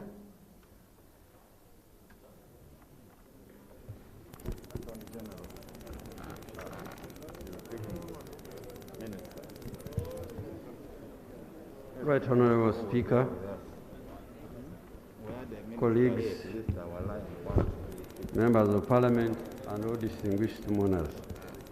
I want to thank you, Right Honorable Speaker, for giving me the opportunity to pay tribute to my friend, a nationalist, a man of influence, and who is a celebrated speaker of this august house. I met late Dr. Jacob Oulanyah in the 6th Parliament, in the 7th Parliament in 2001. We were the last to be sworn in because of our names starting with O and R. So he knew me, I didn't know him. He came and greeted me in Runyankore, Osibereje. Then I realized this was a very forceful statement. So I tried to speak Runyankore, he got lost, and say, Nimarunji. So he was in a company of a very decently dressed lady whom I learned to be his wife later. And we were both elected to the CPA branch of Uganda. He was our treasurer, I was his Dombo, Honorable Lasso, and the Right Honorable Kadaga was our leader. So we had come here in the movement system. But Right Honorable Oulanyah was from our party system. And to be specific, he was the UPC. But as we went on, I realized that Right Honorable Oulanyah was a very objective person, and we got on well since that time. So Right Honorable Oulanyah was the chairman of Legal and Parliamentary Committee, and during that time, there was a controversial constitutional amendment. And Right Honorable Oulanyah, majority of the committee was for the amendment, and although he did not agree with the amendment, he supported and brought the report of the majority. So it distinguished him as a person who was really dependable. Right Honorable Oulanyah was a dependable personality. He knew the law and he knew when to apply it. When he sat in the chair, you would feel that the chair is sitting in the chair. Right Honorable Oulanyah was fair, was very rational, and that's why he pulled all of us to his side. Right Honorable Oulanyah was a nationalist. It is also should be known that actually he demonstrated it by actually marrying from another region. If you consider most of his friends here in this house, and those who are outside, and the clerk who is presiding over this table, Right Honorable Oulanyah, most of his friends were non-Acholis. So Right Honorable Oulanyah was God-fearing. He always insisted on prayers before you did anything. And I'm quite very sure that Right Honorable Oulanyah is with the Lord. And I know for sure, before he left, he committed his life to Jesus Christ. He was a man of influence, and his influence was wide. But it's not the width of this influence. It's that he dealt with every group of people and in depth.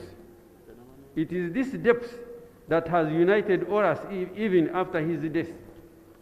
When we are coming from Entebbe, you saw many young men and children lining out to take pictures of the body of our speaker returning home. So really, we should learn something from the life of late Jacob Oulanyah. The legacy he has left should be emulated.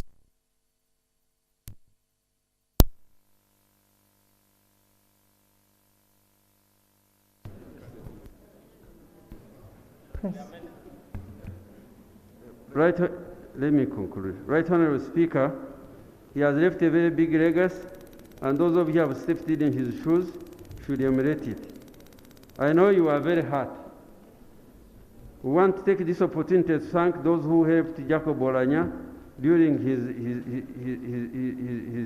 ailment, and especially the president, who went very far to save his life. I want to thank you, Right Honorable Speaker, and those who tried to see him and support him, the Chief Justice, my brother, Norbert Mao, and all of you friends who gave support in one way or the other. We have one responsibility as members of parliament, as we send off our colleague. When we mourn our friends, when we mourn our relatives, we become very, very, very emotional. But we forget one thing, and that is the family. Right Honorable Oulanyah has left children. These children, they don't have the mother.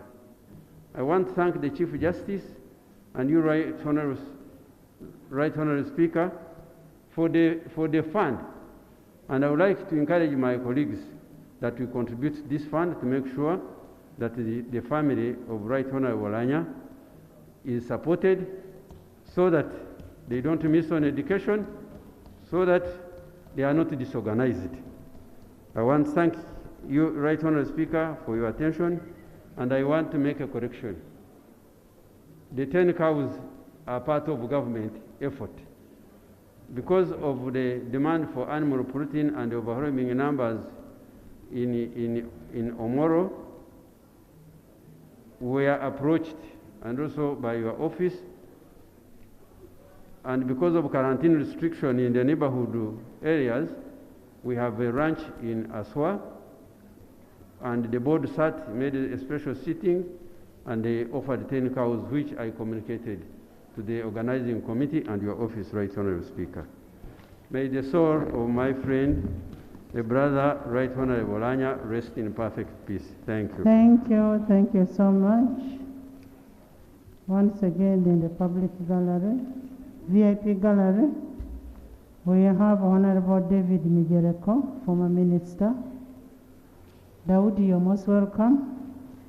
Honorable Nakaunde Sarah, former MP. Honorable Okello Anthony, former MP. Honorable Jacqueline Amongin, former member of parliament, welcome. Former Honorable Semugaba Samuel, former MP. Honorable Dominica Abu, former MP of NRC. You're most welcome. Dr. Diana Atwine, Public Secretary, Permanent Secretary, Minister of Health. And we have Honorable Amor Paul, former Member of Parliament and now an ambassador in South Africa. Honorable Alice Alaso Ashanut, you're most welcome.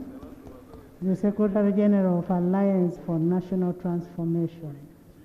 Honorable Kaluya Andrew, former Member of Parliament, all have come to witness and follow the proceedings when we are paying tribute to our fallen colleague. Honorable, can I have two people on this side first, then I come back? Honorable Semojo, so that he goes out.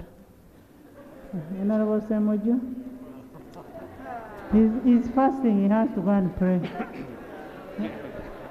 Honorable Semoju. I want to thank you, Right Honorable Speaker. Right Honorable Speaker, usually at death, people will give flowering speeches, including those who have made your life very difficult. There are lessons I have picked since the Honorable Oulanyah died.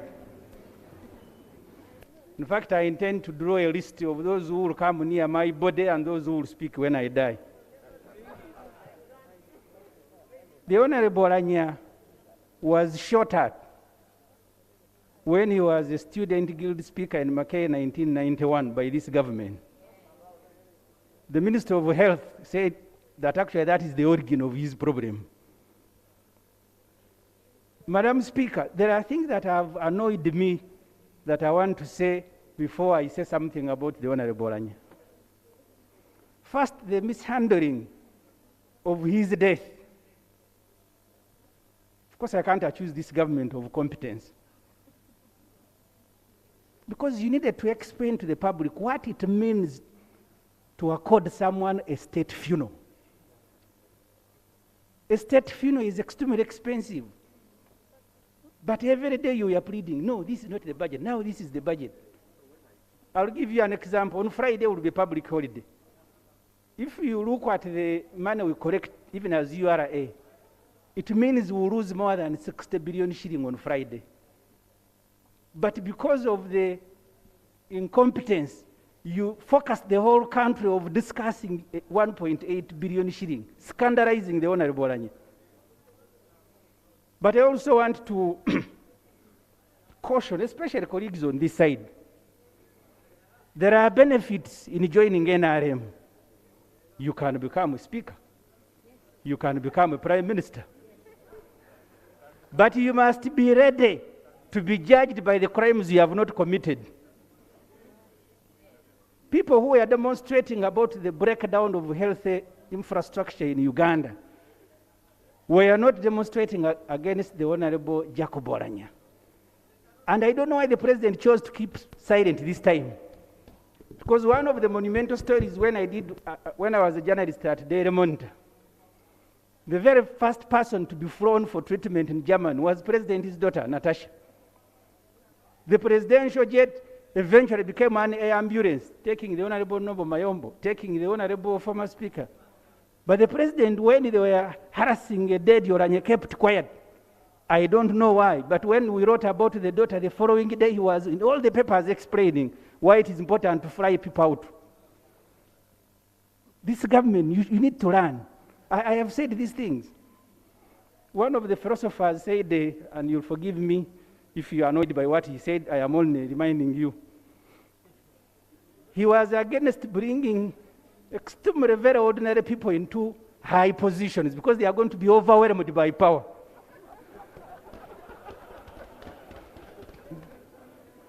There are people who are over simple things.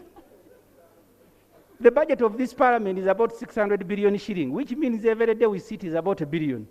We've not sat for 3 weeks. Do you want to blame Oulanyah for that expense? But they all kept quiet. They were there fidgeting. Madam Speaker, let me speak about Oulanyah, having made those 2 points. The first time I met Oulanyah, As you speak about Oulanyah, the next speakers, when you stand up, speak what you think Oulanyah would love to hear. Oulanyah was a very peaceful man. Let's for now speak out, politics aside. Let's talk about our leader who is lying here. What he would love to hear. I thought that he would be happy when people are explaining the things that have happened since his death. People demonstrating. One thing you should Finally, know, Madam Speaker. Honorable Semuju, one thing you should know, you have a very able parliament and we are handling everything. We don't have any emergency or whatever. Everything is moving according to program. Thank you, Madam Speaker. I knew, because if it was not for the intervention of this parliament and yourself, but I want to I want to leave that.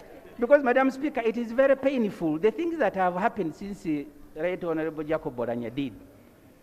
He is the first person that has attracted a statutory revision of the budget. And you bring it here and you don't want the public to discuss how you are handling his funeral. But let me, Madam Speaker, finally speak about Oulanyah.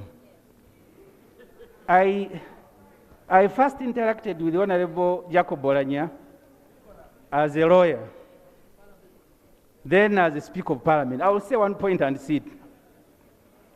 When we are handling the Public Order Management Act, and we had a disagreement in this Parliament, later on, I was one of those that he ordered to be evicted. But he was not a vindictive man. After all those problems, he reached out, and actually I learned later that it was his style of work. The Honorable Nwagaba spoke about the bills left by the last parliament.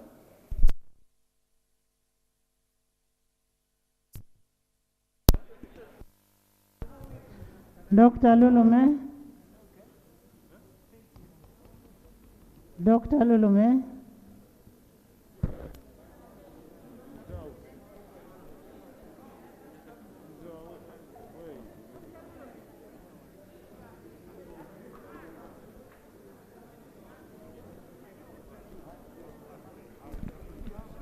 Thank you very much. Right Honorable Speaker.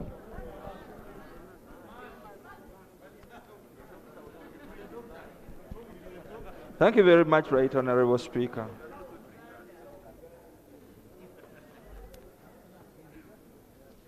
Right Honorable Speaker, I am here not only to celebrate the life of the late Jacob Oulanyah, but I'm also here to mourn him. I am mourning him because at his prime time, he has departed.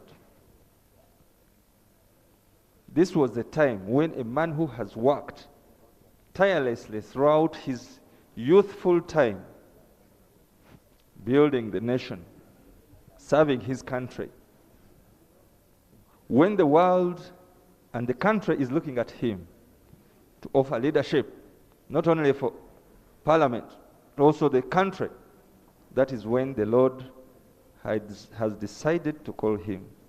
It is so sad. But I celebrate his life because in 1991, when I joined university, these young men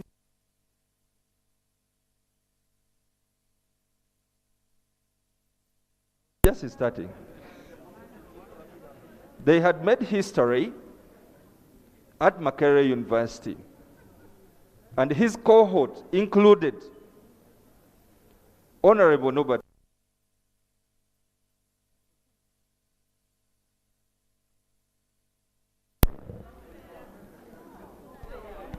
Right Honorable Speaker.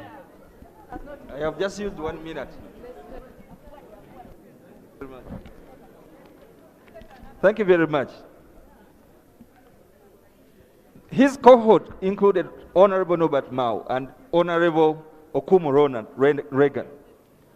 These were the young men all the time from northern Uganda who inspired us. It was at that time when my cohort had organized a youthful group called the Uganda Young Democrats, and we looked up to some experienced young politicians who would inspire us. And he was one of the people that we looked up to copy from, to get people who can inspire us, get different points of views on how Uganda should be managed, and the Uganda we needed. That is why I celebrate a person of his caliber. Other members of the cohort who used to inspire us in the same organizations that we used to call them to inspire young people in Makerere University included the late Professor Akiki Mujaju, Adonia Tebelondwa, Kagenda Atwoki, Kajabagu Karusoke of the NRM, Chapa Karuhanga. Those are the people who nourished the crop of leaders who came from the Ugandan democracy. In that way, I want to celebrate his life. Honorable Frank, Betty, Daudi, and security.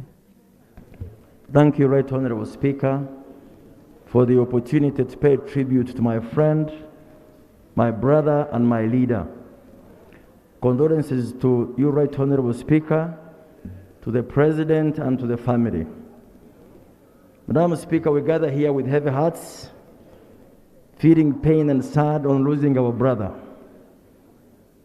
And we can only speak for what we feel about him. The late Jacob Oulanyah was an all-round human being. he exhibited and exuded the Ubuntu spirit. He was a true human being. He taught many of us to be patient, even when you are provoked. As a leader, provocation is inevitable. But he taught us how to manage it. Right Honorable Jacob was a very brilliant person. His intellectual depth was phenomenal, and that's why we elected him, colleagues. He was not elected for affirmative action. He was not elected to represent this. He was elected because of his abilities. It doesn't matter which political party you are. If you are brilliant, you are brilliant. And if you are a mediocre, you will be a mediocre irrespective of which political party you belong to. Jacob was never a populist. He stood for the politics of the answer and not the anger. Underline that. And that's why we should take note of his counsel, as instructive as it was. Sharpen your arguments and not your voice. That was Jacob. Honorable colleagues, it is my appeal, as we celebrate his life, let's tolerate one another. Let's know that life is a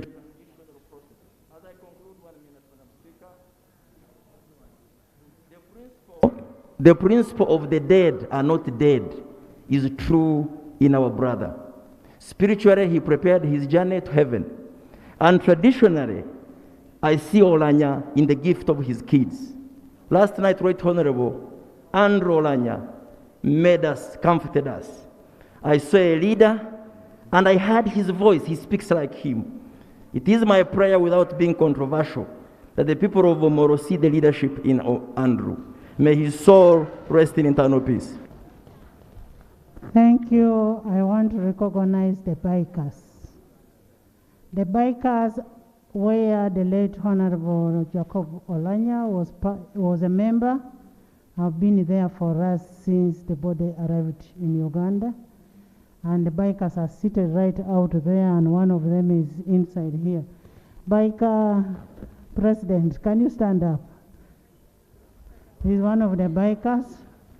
I want to thank you so much for escorting our brother. Yes, Betty? Thank you very much, Right Honorable Speaker. Right Honorable Speaker, I come to mourn a brother who had dreams and hope for this country, a powerful force who understood that he could not stand alone, that he needed not only the people of northern Uganda, but he needed the people of Uganda and the people of the world for him to flourish. That is the brother we are honoring today. I was with him in Juba during the peace process, and I was the chairperson of the observer team of the people of northern Uganda, and I worked with him. But for Right Honorable Jacob, his principle, even when he was at the peace talk, he indicated that we need to engage. We need, because Kony had given us a condition that unless they removed, the ICC court had removed the arrest warrant, he would not sign the peace talk. And Oulanyah came to me and said, my sister, we must do everything to ashame Joseph Kony so that if he does not sign, they don't say the people of northern Uganda did not work. Let us go to The Hague. We talked to the chief prosecutor, Ocampo. Let us go to UN Security Council. Let us go everywhere. And indeed, we moved everywhere. We went to The Hague. We went to New York at the UN Security Council. We did everything.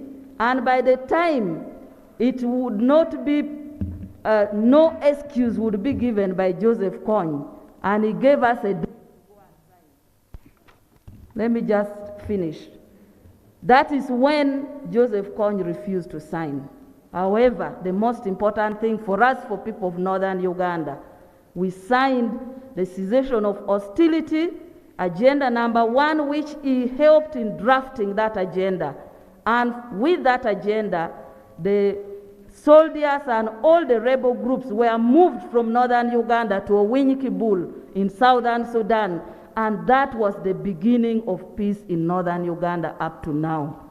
My brother, I want to say, history will reward your accomplishments, reward you for what you have done. Generations to come will reap the contribution, accomplishment that you made for this country. Rest in peace. Thank you, Betty. Daudi. Members, you're all going to speak. The whole day is dedicated to Jacob.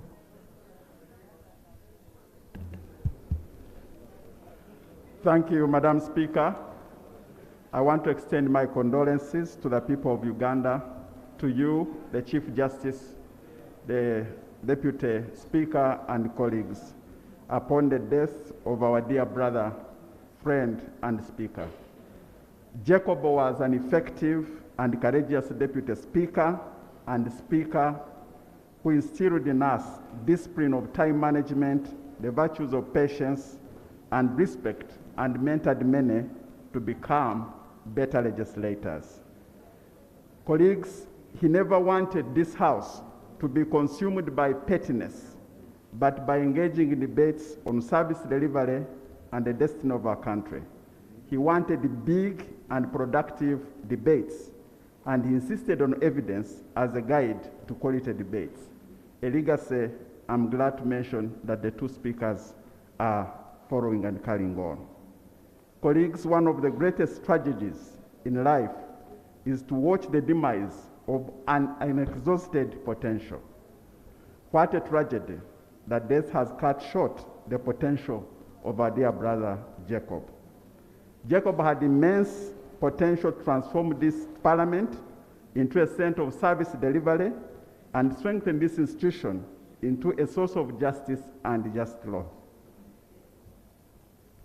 Dr. Myers Munro, whom he invited in 2012 to speak to us at the National Prayer Breakfast, said, "The wealthiest spot on this planet is not the oil fields of Kuwait or the golds and diamonds of Africa, but they lie in our graveyard. The dreams that never came to pass and the purposes that never fulfilled." Right, Honorable Jacob? Just 1 minute of bringing parties in this House together in defense of our democracy. He believed that nothing should divide us because we, the people, had a common history and destiny. You remember when he won the speakership in May 2021, he said, "Ribo and Teko," that unity is strength. So this is the potential that we will ballet on Friday in Omoro. Colleagues, it's painful to go through this experience. It teaches us that in the words of the psalmist, to number our days, so that we may gain the wisdom to know that on this earth, all is vanity. It compels us, as the scripture tells us in Proverbs 20:30, to learn how to change our ways. And finally, friends, can we use this experience to once again ask ourselves who we are and of our purpose and potential? May we endeavor each day of our time here on earth to use the potential in us to fulfill the purpose of working for the good of mankind and transformation of our country. May the soul of our brother Jacob rest in eternal peace. Thank you. Honorable Muhesi. Thank you very much, Right Honorable Speaker. Honorable members of Parliament, I bring condolences from the people of Rujumbura and Rukunjiri, and indeed my family, to His Excellency the President, to you, Right Honorable Speaker, to His Lordship, the Chief Justice, and to the people of Uganda. I would like wholeheartedly to add my voice in paying tribute to a gentle giant who has made immense contribution to this Parliament and this country at large. What pains me most about Right Honorable Jacob Oulanyah is talking about him when he's lying here dead. I wish we said what we are talking about him when he was still alive and he knew what we think about him. Today, we pay well-deserved tributes to an outstanding debater whose oratory, skills, and eloquence graced this august house for so many years. His talent was so unique that one would wonder how God could bless a single person with all those attributes, being quick-witted, smart, both physically and intellectually, combined with an exceptional sense of humor. Lying before us today is a gentleman who was capable of lighting up a dull and boring event with stupendous humor and could get everyone cracking their ribs thereafter. And yet, even with this sense of humor, he was able to maintain a very high level of seriousness and relevance to the matter at hand. Right Honorable Speaker, allow me to mention and applaud the national character that the late Jacob Oulanyah demonstrated. I speak for everyone in this august house when I say that the late made friends across the entire political spectrum. This is no mean feat, given our sometimes very sharp political differences. Was campaigning to for northern Uganda, a campaign that was majorly conducted virtually. The late Oulanyah made it a point to record a message in a language that could be understood in all the 4 regions of Uganda. Finally, I would like to salute the late Right Honorable Oulanyah as a highly talented and knowledgeable lawyer. This parliament is guided among others by the laws, by the Constitution, our rules of procedure, and the Administration of Parliament Act. Oulanyah's grasp of all these laws was unmatched. His career tells it all in the nutshell. From Guild Speaker to Member of Parliament to Chairperson of the highly demanding Legal and Parliamentary Affairs Committee to Deputy Speaker and Finance Speaker. Honorable contribution to this great nation if he had stayed a little longer. However, God decided that he had made his contribution, and I now pray that we carry forward the mantle of leadership and emulate all the things late Jacob Oulanyah held in high regard. Right Honorable Speaker, I condole with the family, the people of Omoro, Acholi, and the entire nation. May God rest him in eternal peace. Thank you very much. Thank you, Honorable Jim. Honorable Nambose Betty. Jen, are you Nambose? Nambose Betty. Akelo Lucy. All of you are going to speak. Akelo Lucy Katuntu.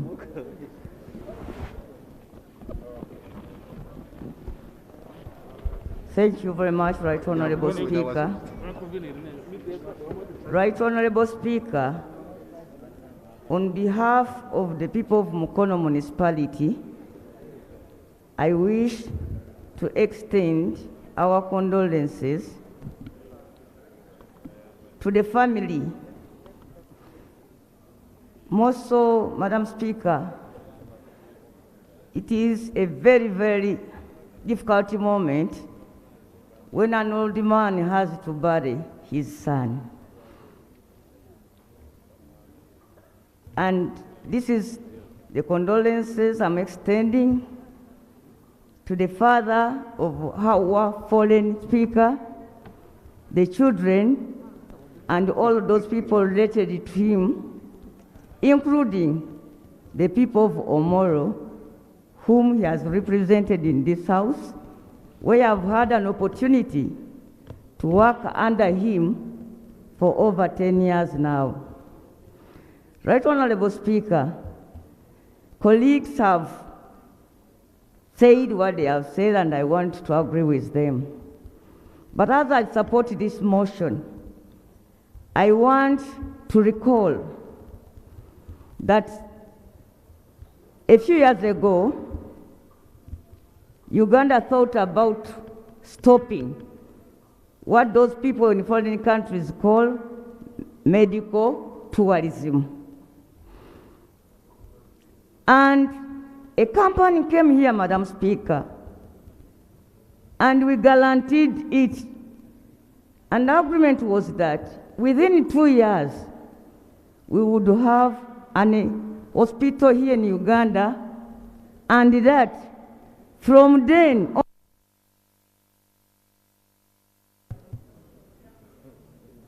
Madam Speaker, from then onwards, we shall stop taking our own or even ourselves for treatment abroad. The last thing I heard about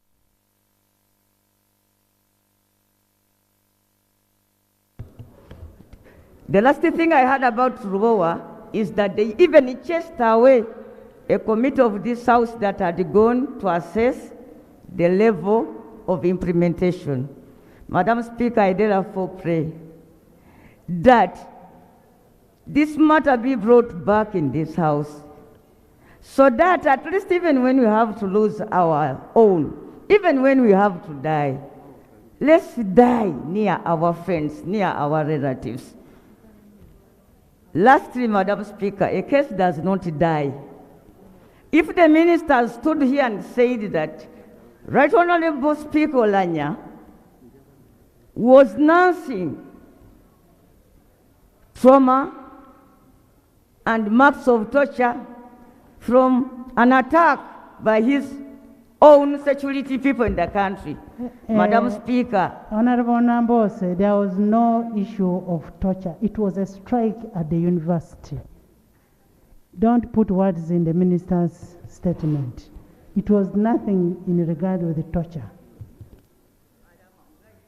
I'm guided, Right Honorable Speaker. But Madam Speaker, I was suggesting that it is high time an inquest be put up so that this country can once and for all deal with the issue of the poison scare in this country, Madam Speaker. Thank you.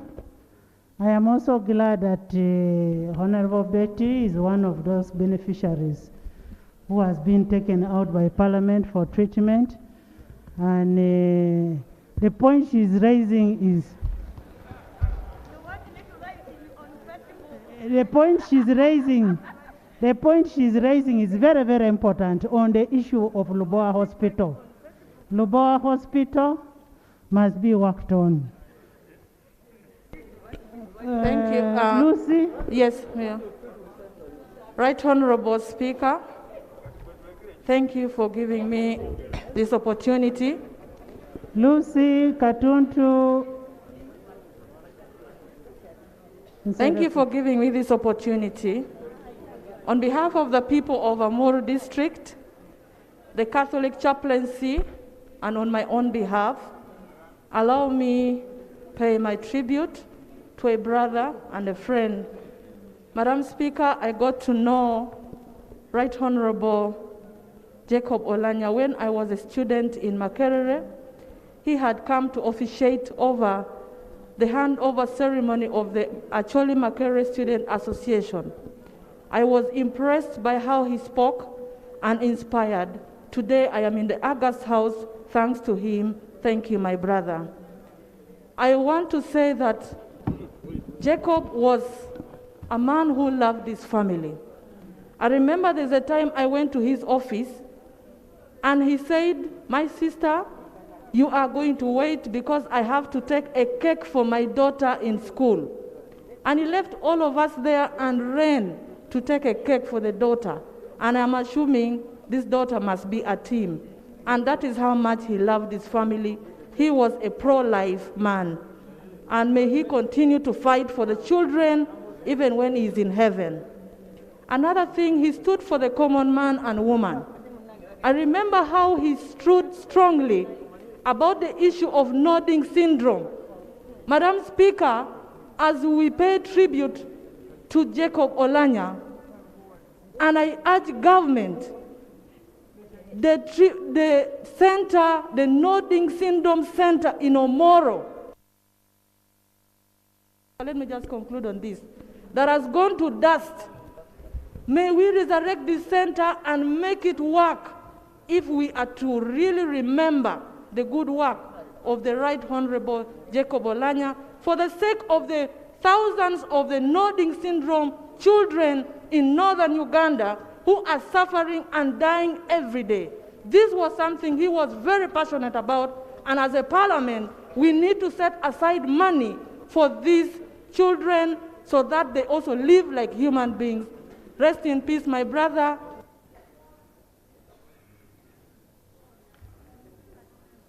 Haji Katuntu.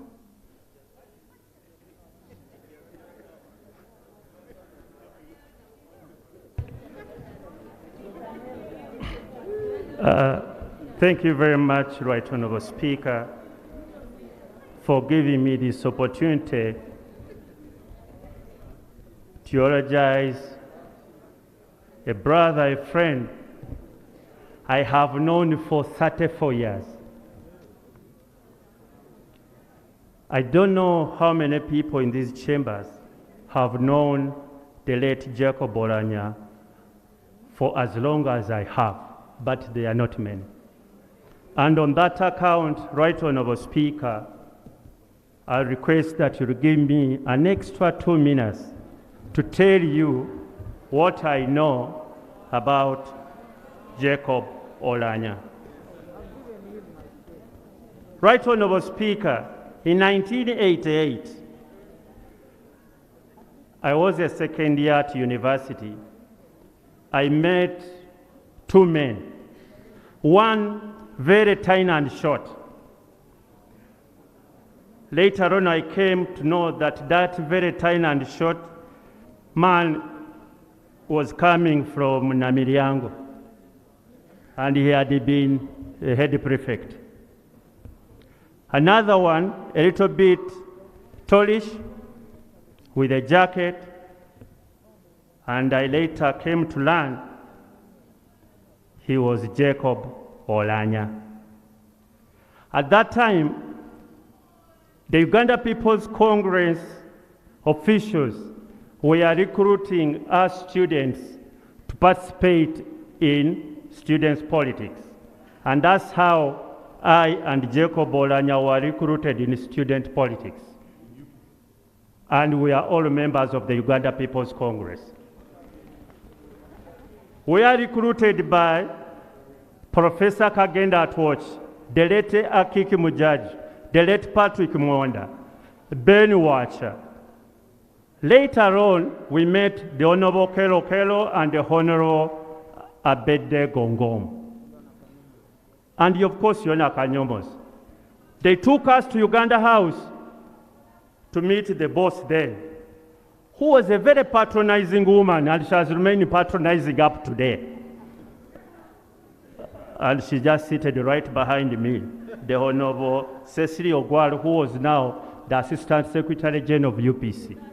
We indulged in student politics. We became members of the Gidi Representative Council, the Students' Parliament. The late Jacob competed for speakership like I had competed and lost to a certain Ngabo, but he competed and beat somebody looking at me now. The late Jacob Oulanyah's second election at university, he beat somebody I'm looking at now, who is now a clerk of parliament, the former Minister of Defense, the Honorable Adolf Messages. But let me tell you one thing.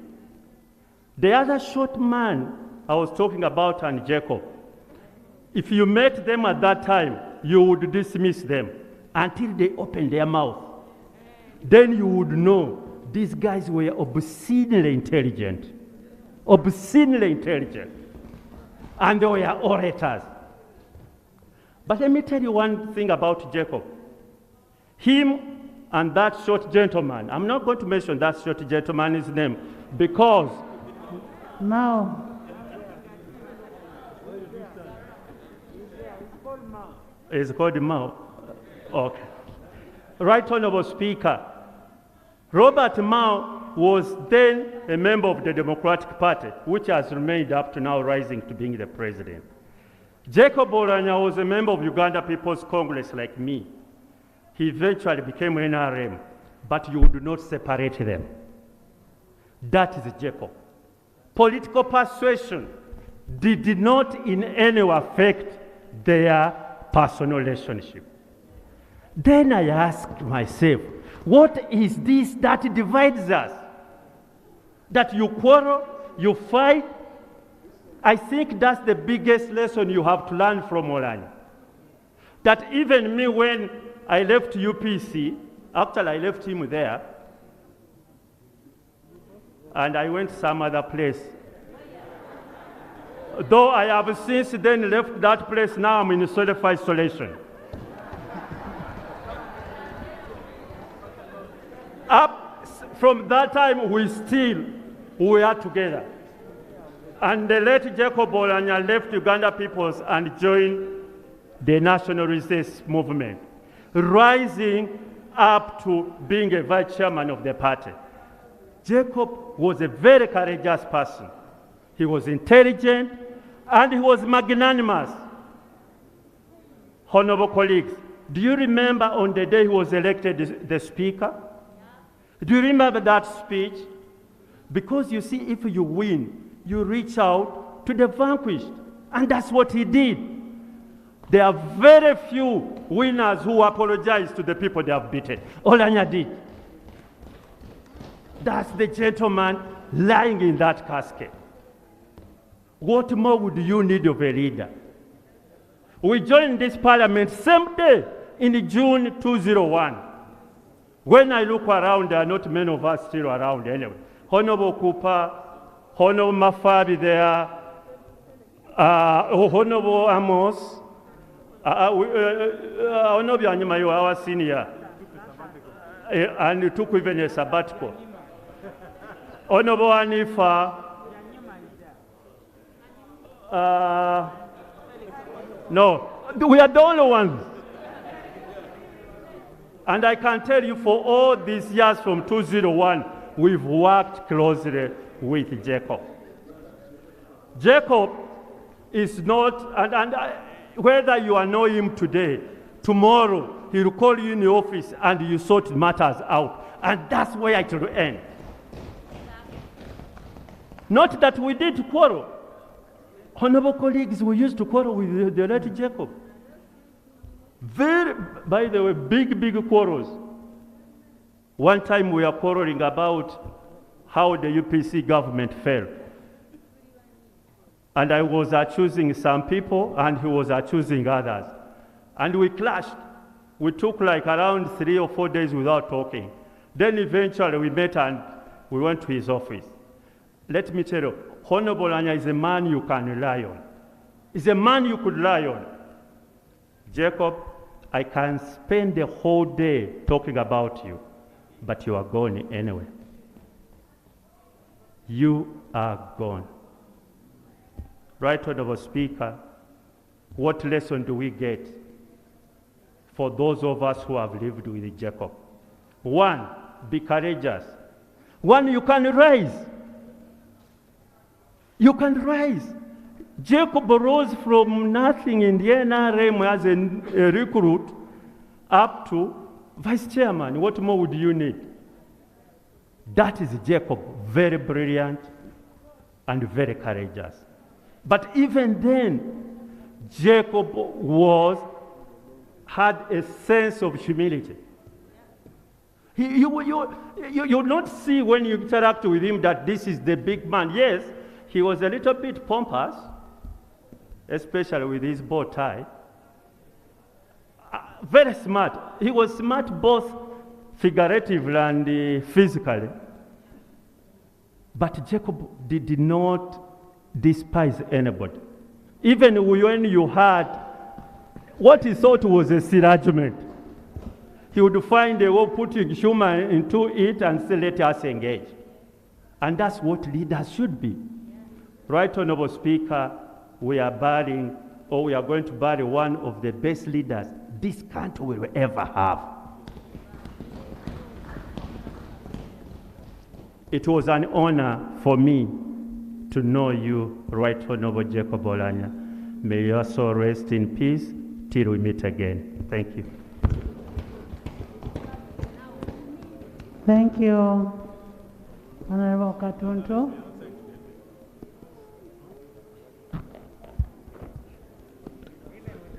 Thank you very much. Please switch on your, not Nathan. There's a lady, yes.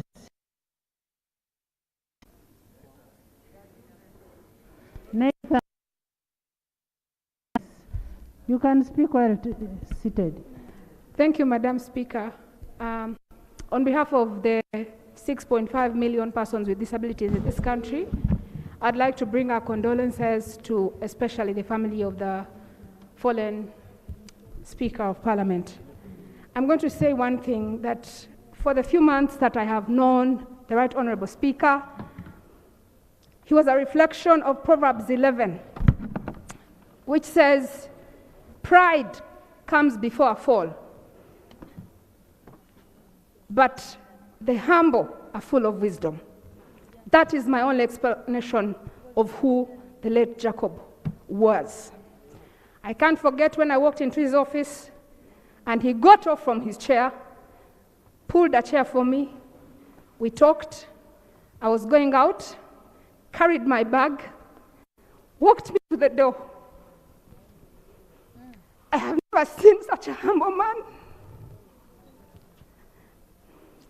I want to appeal to us as leaders. If you are at the level of Jacob Oulanyah, would you still be humble? When you're in a public office, and what is killing our public officers is pride. When people get one escort, they don't look at other people like they're human beings. When people are shown public officers, they can't even say hello to the people they are seated next to.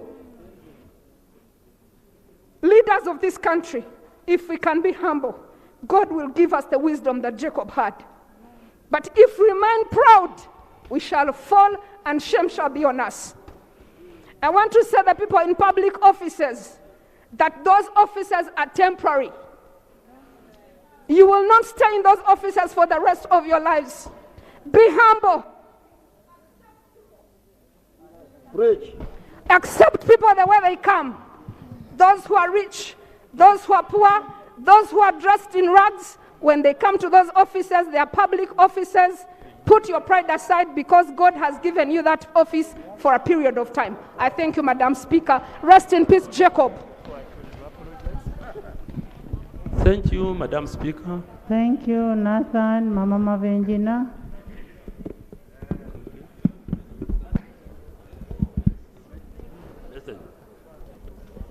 Thank you, Madam Speaker. I am sorry I'm allergic to mask, please. I have not been putting on mask. Madam Speaker. Nathan, can you put on a mask? You're allergic? I'm allergic to it. Okay. I'm sorry about it. Okay. I'm sorry. Thank you, Madam Speaker. Allow me to join my colleagues to mourn a Ugandan. I met him in 2001, but I found him a good steward. A man whose culture of timekeeping had no boundaries. The man who believed that you should not say she, he, they, but we Ugandans. He taught us that we should behave like Americans. That an attack on one American, all of them. Ugandans, we don't have it. We are here in political lines. But Oulanyah was special. Oulanyah was special. Oulanyah was one person who could not to see anybody, treated everybody equally. And I would want all of us treat other people the way you want to be treated. And at the end of the day, every dog has its day. Some people have had it because of not being fair to others. And what can we do to him? It is to emulate him, to do what he used to want. For example, Oulanyah came up in 2001 when we had induction, which we haven't been able to have. And I appeal to you, if you want to remember Oulanyah, let's have an induction so that this.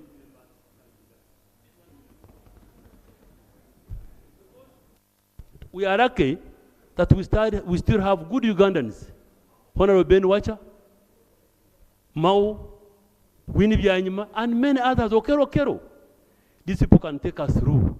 They will take us through the etiquette and decorum of Parliament. I appeal to you members that this gentleman is not the usual Ugandan. Some of you trade on simple, trivial things, but he had the bigger things. And he said, quality of debate. And you will not get a good quality of debate unless you have been inducted. There are some senior people believe that we are all equal. We are not. There are some better people in the areas. It's something he told to me. Byanyima never come from one sessional committee to another, remain in one and be a specialist. Don't jump from one to another, because there is life after Parliament. So after Parliament, after being in the Committee of Agriculture, you will be an expert, although you could not have qualifications. But people jump from one committee to another one. He was in 2 committees, legal and parliamentary, and rules and procedure, and he excelled. So I appeal to you, Madam Speaker, that spare some time and money, let these members who are very willing to and vigorous to run, so that they can be taken through an induction and we become one, and unity of this Parliament should be something that we should pay him. May his soul rest in eternal peace. I thank you. Thank you, Nathan. And remember, as I said at the beginning, as Parliament of Uganda, we had to forego a number of programs in the name of trying to save the life of our leader. And on that note, we are going to have orientation in 2 weeks' time. 2 weeks' time we'll have orientation, now that we have fought the fight which we have lost. Kanungu. Mama Mabenjina, then Kanungu. Thank you very much, Right Honorable Speaker, for giving me the opportunity to apologize our great son, our great leader who is lying before us. Right Honorable Speaker, honorable colleagues, I got to know the late Honorable Jacob Oulanyah in 1991, not in the university, as others have already said, but I was invited by my sister to come and cook for their graduation party. And my sister is the mother of Frank Nigel Utembi, who is the director of the Law Development Center. In 1991, the 4 of them graduated together. That is the Right Honorable Jacob Oulanyah, Frank Nigel Utembi, Frank Olok Asabasi, and Honorable Norbert Mao. And so I was selected to be their chief cook, while my sister accompanied them to Makerere. So I did my best. I cooked very nicely. After graduation, they all came to Bukoto, and we enjoyed the celebration together with them. Right Honorable Speaker and colleagues, in the 6th Parliament, that is 1996, when I joined the Parliament of Uganda, the late Right Honorable Jacob Oulanyah and his late wife Dorothy used to attend the same fellowship with me in Fairway Hotel, and General Eli Tumwine was a member of that fellowship, Mama Grace Kiria was a member of that fellowship, and Honorable Tim Luanga, Honorable Tim Kruta, and Paul Chama, to mention but a few. We used to pray together, and that is how I got to know Right Honorable Jacob Oulanyah. Right Honorable Speaker and colleagues, Right Honorable Jacob Oulanyah, as our Vice Chairperson for NRM Northern Uganda, did a lot of work He mobilized tirelessly for NRM. He mobilized tirelessly for all of us. That is how, in northern Uganda, majority of the members of parliament came on NRM ticket. It was because of the effort of Right Honorable Jacob Oulanyah. His Excellency the President, for the first time, got very overwhelming support in northern Uganda because of the tireless effort of Right Jacob Oulanyah. Right Honorable Jacob Oulanyah, when he was meeting us in Arua for the last time of the last leg of the mobilization, he advised all of us and said we should not allow NRM party to slip again because we had gone a very long way. He said we as cadres must always be available to do the work of NRM, using our own resources, sacrificing our time and effort to put our party to go ahead. Right Honorable did a lot of work, and I want to thank His Excellency the President and all of you, Madam Speaker, are not ours. Thank you very much. Thank you. Thank you, Right Honorable Speaker. My condolences to His Excellency the President of Uganda, to you, Honorable Right Speaker, and all members in this House. I want to first thank God and the people of Kanungu who gave me an opportunity to be part of 11th Parliament, where I met Jacob Oulanyah. I'm delighted to have met Jacob Oulanyah. He was such a professional force in this House and in Uganda, and to be part of his mobilization team, which saw him to become our Speaker of the 11th Parliament. Every time I met Honorable Right Jacob Oulanyah in this Parliament, he would stop and call me and say, thank you for being who you are. People underestimate your capacity, and he told me, and he always encouraged me, never to change who I am because I'm in this Parliament. He always say you are stronger than people look at you.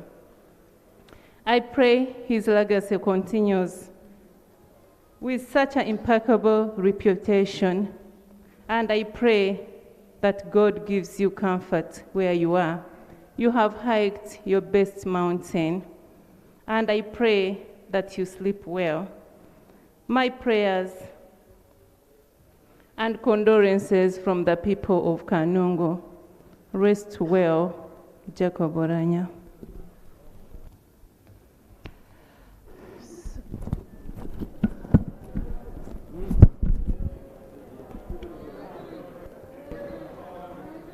Thank you, Right Honorable Speaker.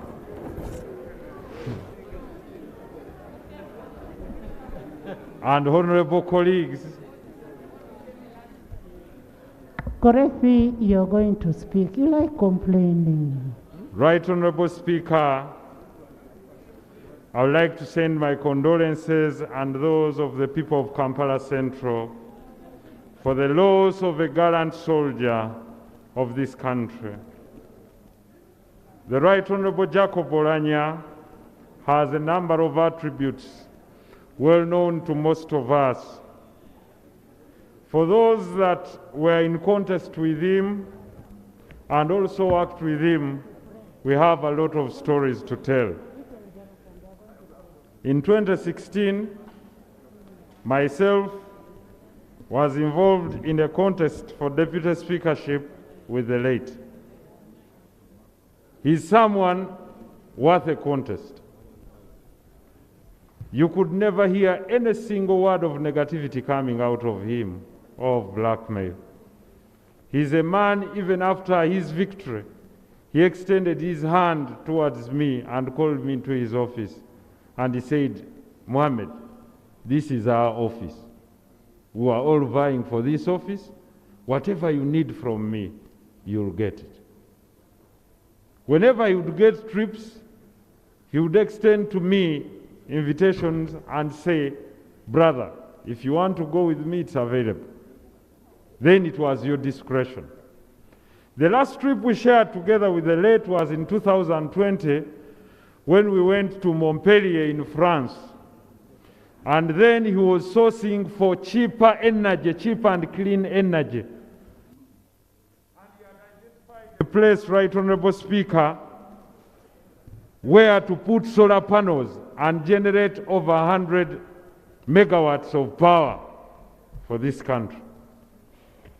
Oulanyah, the late today, you'll be known as a unifier, as a patriotic gentleman, as a great sportsman, but as someone who used to say no and yes. Where he meant no, Right Honorable Speaker, as I wind up, his no was no, and his yes was yes. He used to address me in this house as our landlord. So, Right Honorable Speaker, as the landlord, please, remember to accord me a second. He used to say, landlord, please say something. Therefore, Right Honorable Speaker, as Oulanyah departs, we must sympathize with his family. The late father, no parent would like to look into the grave of his son. The children, and I would like to applaud you, Right Honorable Speaker, for the path you set, that we should carry on the responsibility of taking care of the children of the late, and the trust fund for education of the children, because that is the best we can reward with a gentleman of his character in the life and the hereafter. May your soul rest in eternal peace, Right Honorable. You are such a great man and a leader. Thank you, landlord. The house, kindly bear with me. Just know that we are balancing the house. And Honorable Chivombi, but before he speaks, Honorable Oulanyah is survived with the 8 children. As Parliament, let's accept within ourselves that we take responsibility of those 8 children. If you really loved Oulanyah, those become children of Parliament of Uganda. Let's take responsibility of that. Haj. Right Honorable Speaker, I thank you. Right Honorable Speaker, I rise to associate myself. Members, a kind reminder, the body will sleep here. Kindly join us to stay overnight with the body. Right Honorable Speaker, I join the rest of my colleagues to pay tribute to our mentor, our brother, and a gallant son of this country. For us to say that Honorable Oulanyah died too soon can only be a true notion. Right Honorable Oulanyah, I think, in my humble view, the country was yet to see the finest Oulanyah, because we are yet to see him as the head of this institution, and I think he was well primed to serve this country to the best of his ability. But in Oulanyah, we learn a few things. Right Honorable Speaker, I've seen you and the Deputy Speaker sending us to harmonize on contentious issues. That is the legacy of Honorable Oulanyah. He started that culture, not on one or two occasions. When matters are so contentious, he would say, can you retreat and find and establish a common ground? And that is something we need to carry forward as an institution. I think it will be in his honor. 2, it also tells us that while we are in public life, those of us who have spent a little bit of our whole life in public life, there are things that we should always care about. Like Honorable Mao, Honorable Oulanyah, like some of us, started politics at a youthful age. And while you do that, you can recall that could have affected his life was an injury he got as a student leader. He wasn't demonstrating to be in the university. He was there on campus. That the poorest of the poor can still access university. It's because of that demonstration that we still have government sponsorship in public universities. Government had decided to ensure that public education should be privately sponsored. I'd like to honor them and commit that we shall continue with the fight and that we shall have a better country and we shall struggle for Uganda to stand as a nation. That is something we owe this country. It was put together by colonialists. Let us avoid hibernating in our own tribe. I'm a chairperson of Buganda Caucus. I can only justify my stay as a chairperson by bringing Uganda to Uganda, not taking Uganda out of Uganda.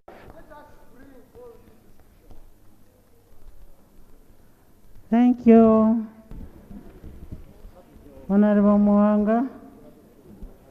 In the public gallery, we have Honorable Nancy Marona, former Member of Parliament, Honorable Nusrat Tiperu, former Member of Yala and a current Ambassador of Turkey. You're most welcome.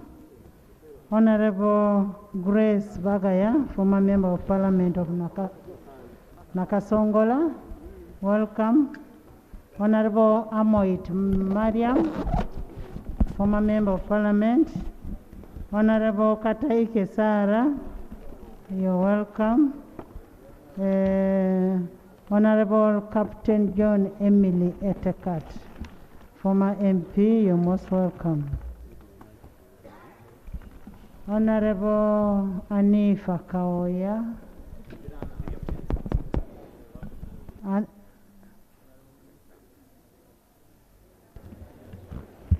Honorable Anifa, then Kalule. Thank you so much. Thank you so much, Right Honorable Speaker, honorable colleagues. I do also stand here to condole with the rest of the family, relatives, and the President and the country at large at the loss of our dear Speaker, Right Honorable Jacob Oulanyah. Right Honorable Speakers, they have said, I'm one of the people in this house, especially the female ladies that has been privileged to be here for some time. So I have known the late Right Honorable Jacobo as a mentor, and I know members, our colleagues, the new ones, will definitely miss his mentorship, but I'm happy that we got the Right Honorable Speaker and the Deputy Speaker who have been privileged to his mentorship. Honorable late Jacobo Oulanyah, his humor, especially in this house when it came to new members of Parliament, was unmatchable. He would encourage us always to be conversant with the rules of procedure. Even if you stood up and you were irrelevant in your presentation, he would be kind and polite enough to say, allow the member to deliver his maiden speech. He would not embarrass anybody. That's how he built confidence in all of us. He encouraged us to stand here and ensure that you have the right to talk, whether what you are talking is meaningful, as long as you have talked. And the next time we'll call you and say, this is how things are done. Other than confidence building, he had wanted all of us in this Parliament to balance the old, the new, those who have been here for a long time like me, and those who came for the first time, to show their capacity and capability while they are people's representatives. We ensured that we accorded each and all of us time, and he had time for us in the office. And I want to assure you, Right Honorable Speaker, the few months you have been here, you are definitely showed that he mentored you. Personally, I was touched. I was sworn in May 2021, and I was competing for the highest position on the African continent as a vice president for all Pan-African parliaments on the African continent. I was sponsored by the speaker then and parliament and government, and I went. I reached in Pan-African Parliament, I was sworn in for a second time. As I was doing my last time, I was called here to become a minister. I was sworn in a third time. When I met him, he said, you see, patience pays. You were struggling, you have been sworn in 3 times than me, your speaker. He says, how do you feel?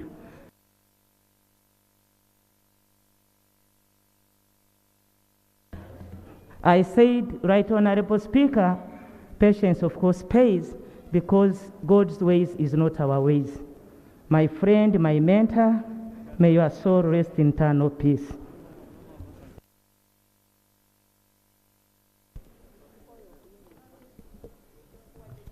Flavia. Thank you very much, Madam Right Honorable Speaker.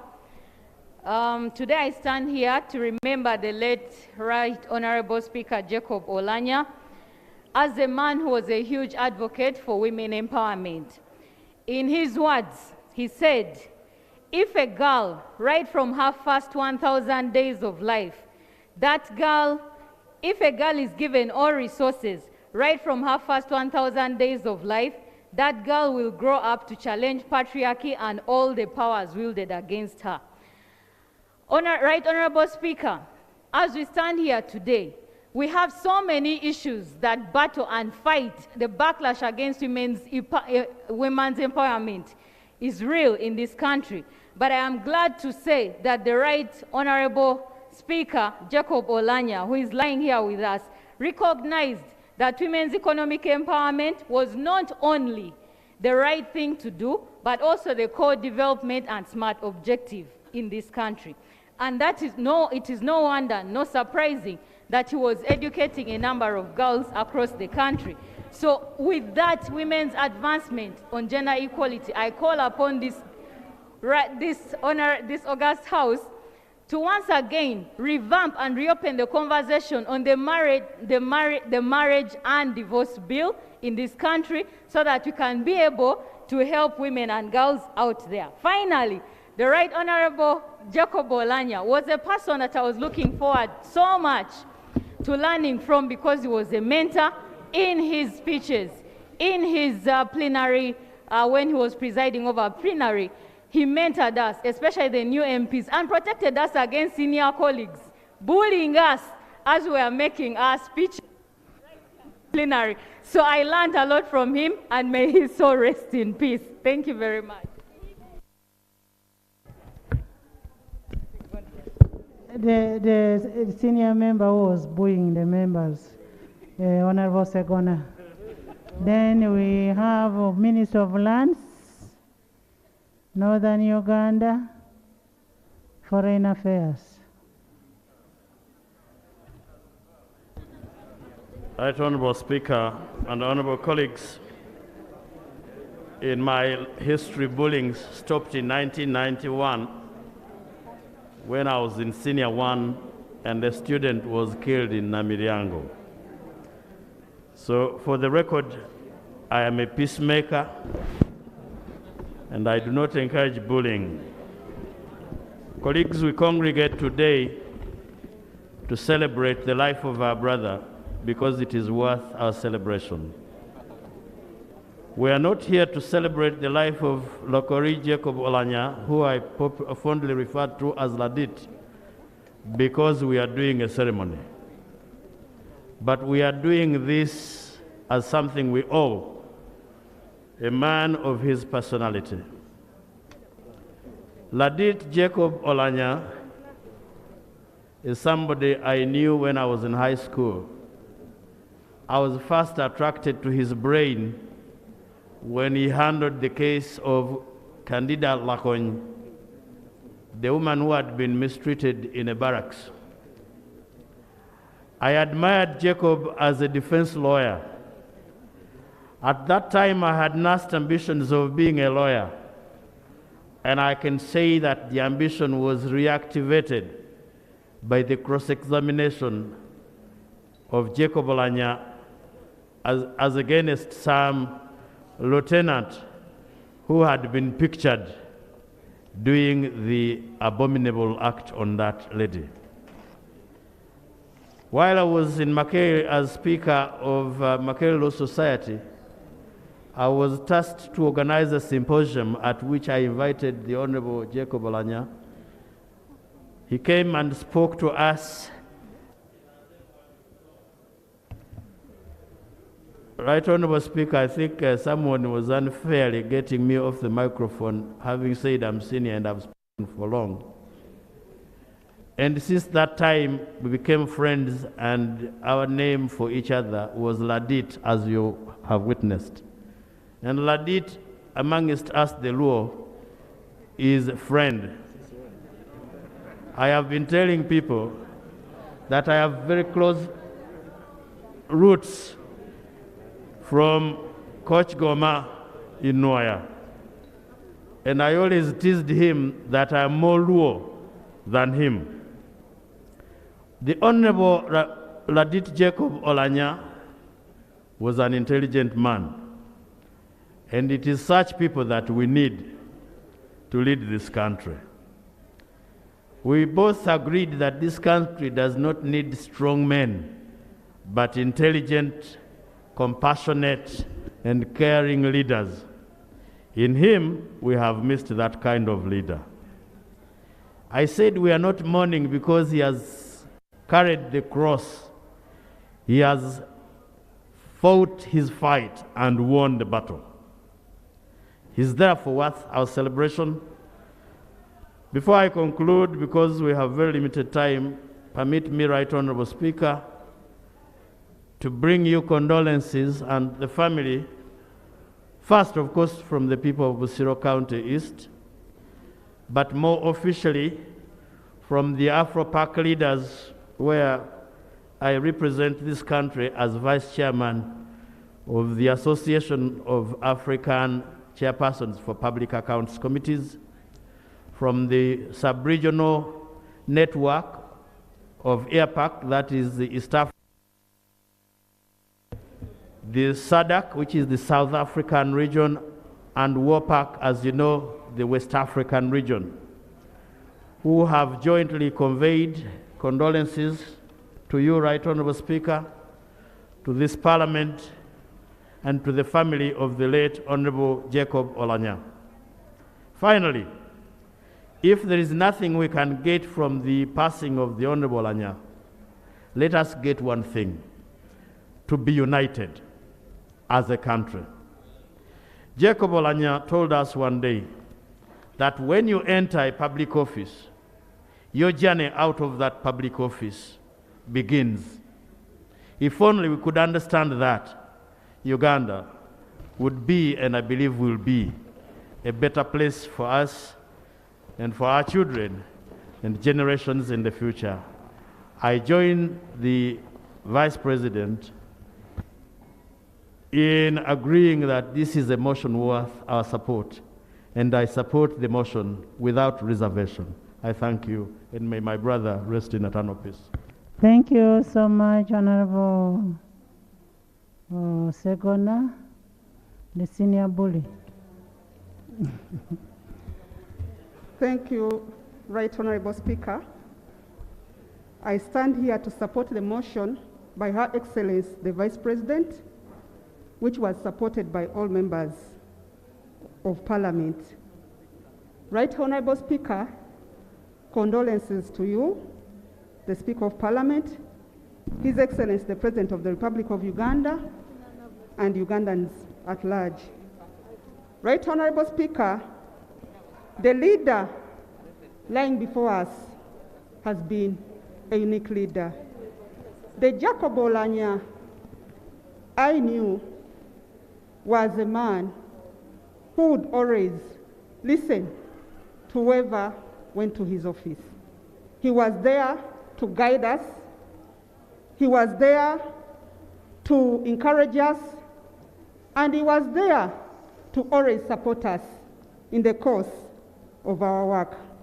Right Honorable Speaker, one thing I remember about Right Honorable Jacob Oulanyah, he was a patron of the Children's Forum. I was an executive member of that forum. He used to support matters to do with children. And no wonder that even practically he has been helping a number of children by educating them. He helped us a lot in passing the bill on child sacrifice, the amendment on Children's Act. He was a brain behind who would always encourage members, meet them, give us views, and also lobbied most of you members to enable us have those bills passed in Parliament. Right Honourable Speaker, Right Honourable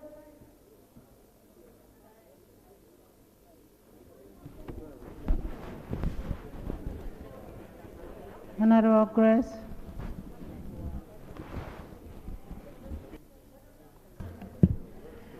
Right Honourable Speaker, I want to thank you for this opportunity, and my condolence goes to you, goes to His Excellency the President, goes to the people of Northern Uganda. We have lost a great icon of peace and unity, one who loves people. That's why he is always referred to as Dano Padano, a man of the people. As far as unity is concerned, if you go to his home, where you will be on Friday, he has built 2 churches, a Catholic church on one side, a Protestant church on another side, in a distance of less than 100 meters, meaning that even in religion, we can be united. He's a great human rights activist, always fronting the girl child and women's empowerment. We worked with him in Northern Uganda. During the campaigns, he was very visible, always arriving at campaign venues in style, with energy, singing or blowing his horn, dancing. He was a great man of peace. He lived a holistic life. He visited the whole of Northern Uganda when we were consulting to see if we can get Nusa 4, because poverty was still prevalent in Northern Uganda. And he always said, we can do it differently. We can always do it differently. And I want to thank the government, the cabinet, that it has allowed Nusa 4 to take root. He's always in peace. When you meet him, he's welcoming. He's saying thank you. He's saying I'm sorry. He's saying excellent. I remember when I gave my report, when I was chair of the Public Service and Local Government, he told me, excellent, excellent report. And you feel good that you can be appreciated by a leader. Under the leadership of Her Excellency the Vice President, we are mobilizing funds, which we shall give to the education fund, and we shall do it in time. He preached in many of his occasions at the last moment, and he told us, leaders of Northern Uganda, be as busy as a bee, make honey, which will bring people together. Don't be as busy as a fly, which will bring filth. And so we take it from him that we shall follow his footsteps. Right Honorable, rest in peace for God and my country. Thank you. Foreign Affairs.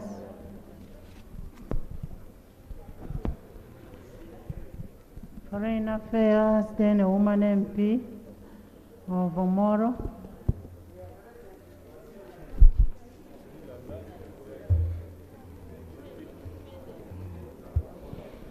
Members, you're going to speak.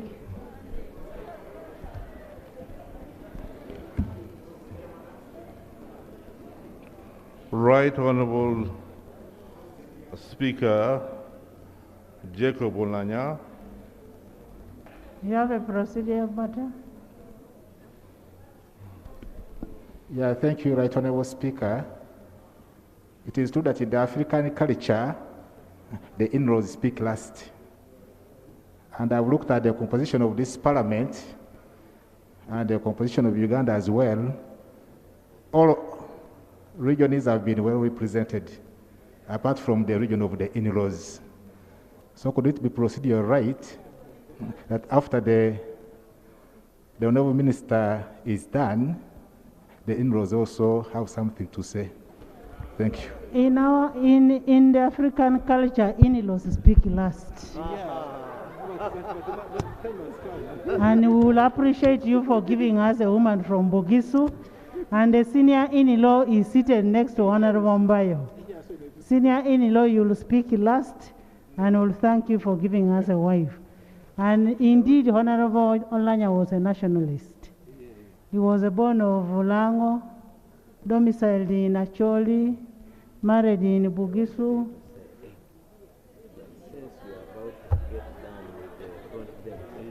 So, Honorable Minister. Thank you. Right Honorable Speaker, Jacob Oulanyah. Right Honorable Speaker, Jacob Oulanyah. Right Honorable Speaker, Jacob Oulanyah.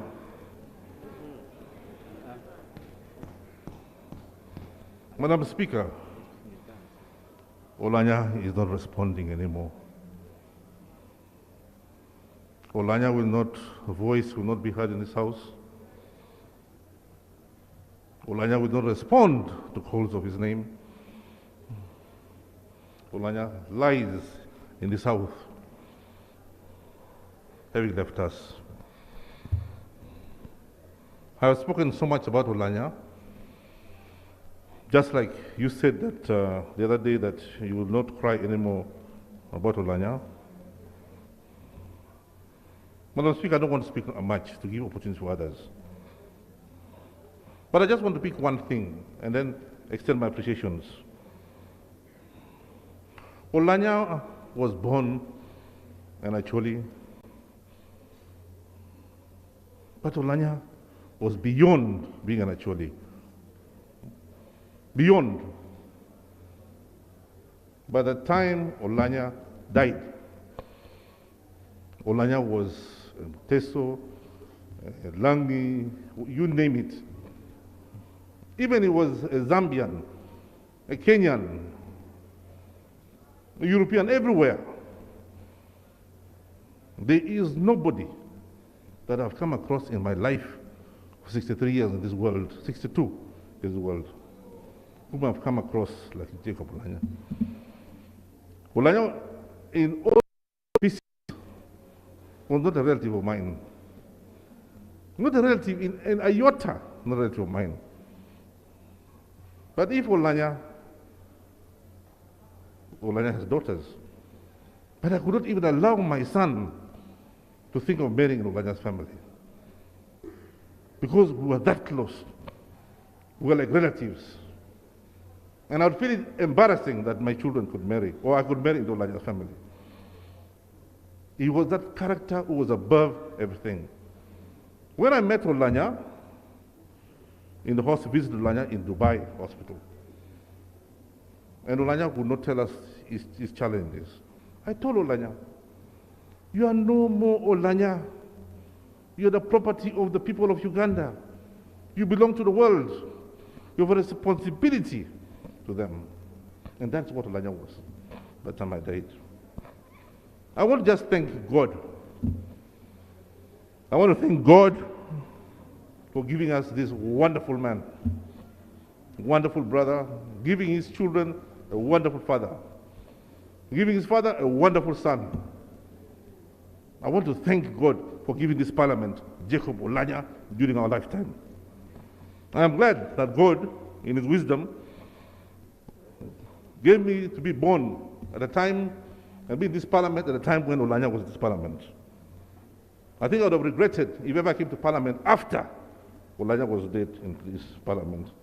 And those who will come after us will have missed the opportunity to have been served by a man of all men, a giant of all giants. I want to thank God for the life of Oulanyah. I want to thank his father for the life of Oulanyah. I want to thank him, Madam Speaker, for the life of Oulanyah. I want to thank the President of the Republic of Uganda for Oulanyah. Colleagues, friends, members of Parliament, I want to thank every single one of you for what love you have shown for Oulanyah, for what respect you have shown for Oulanyah. I want to thank this country, those who stood by the roadside when Oulanyah came to this country, those who spoke, cried in their houses Those who never even met Oulanyah, but they're shedding tears out there, shedding tears. By just having watched this man on television, seen his behavior, I wish my father was like that. I want to grow up and be like that man. I want to thank every single one of you. God bless every single one of you. Every single one of you in your capacities for being so generous to this wonderful son of our brother that God gave us. Madam Speaker, give me the opportunity to thank the governments of different countries, especially the United States government. I want to thank the U.S. ambassador and the deputy U.S. ambassador for their going out of their way, really going out of their way, beyond their duty and obligation, to process expeditiously matters that related to Oulanyah being able to go to Seattle. Their visas, special clearance for the aircrafts, special clearance for the delegation, special clearance for the crew. The United States government, through the embassy of the United States government here, did everything possible to expedite at every single moment beyond working hours so that Oulanyah could be expeditiously flown out of this country. And given the Uganda Airlines special status and special registration to go into that country, otherwise it would have been impossible. We have delegations who will be coming to Uganda. We have delegations coming from Tanzania, we have delegations coming from Kenya, the DRC, Democratic Republic of Congo. We have delegations coming from Zambia, the East African Legislative Assembly sending delegations, Burundi inspection legislations, the South Sudan Embassy sending delegations. We have these delegations of close to 100 who are coming to bury Oulanyah from outside the country. And I believe that members of the diplomatic community in Uganda will also come to see Oulanyah. Thank you, thank you, thank you. God bless every one of you. May the spirit and the soul of my brother live in eternal peace. Amen. Thank you, Woman Member of Parliament, Omoro, Nantaba.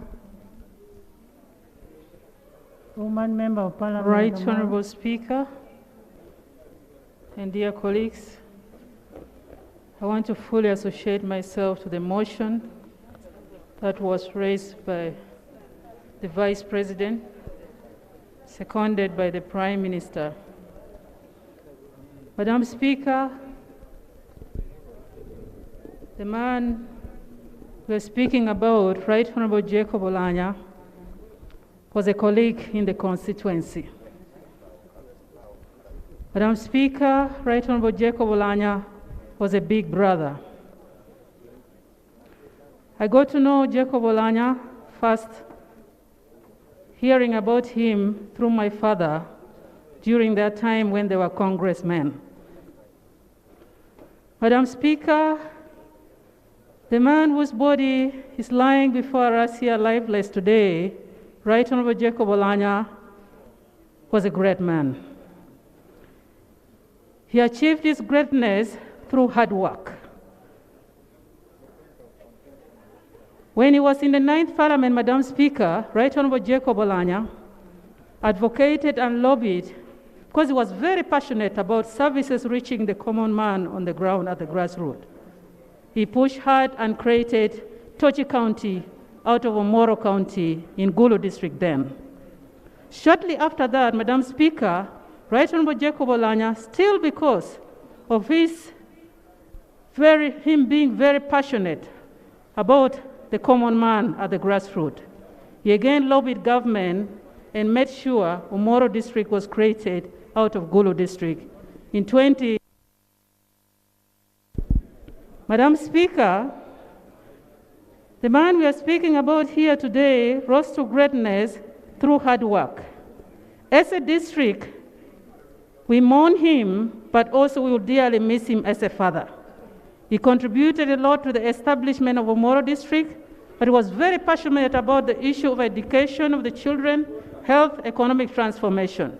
Right Honorable Speaker, on behalf of the people of Omoro District, I want to say that when we look at the issue of cancer in our country, our brother got stolen away from us by death, and the cause, among others, was clearly spelled by Dr. Jenna Cheng as cancer.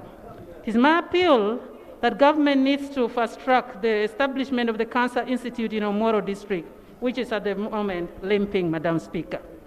Right Honorable Speaker, we will be grateful as Omoro District if special attention is put into the establishment of a fully fledged nodding syndrome center in the region, Madam Speaker, because it really stood for this.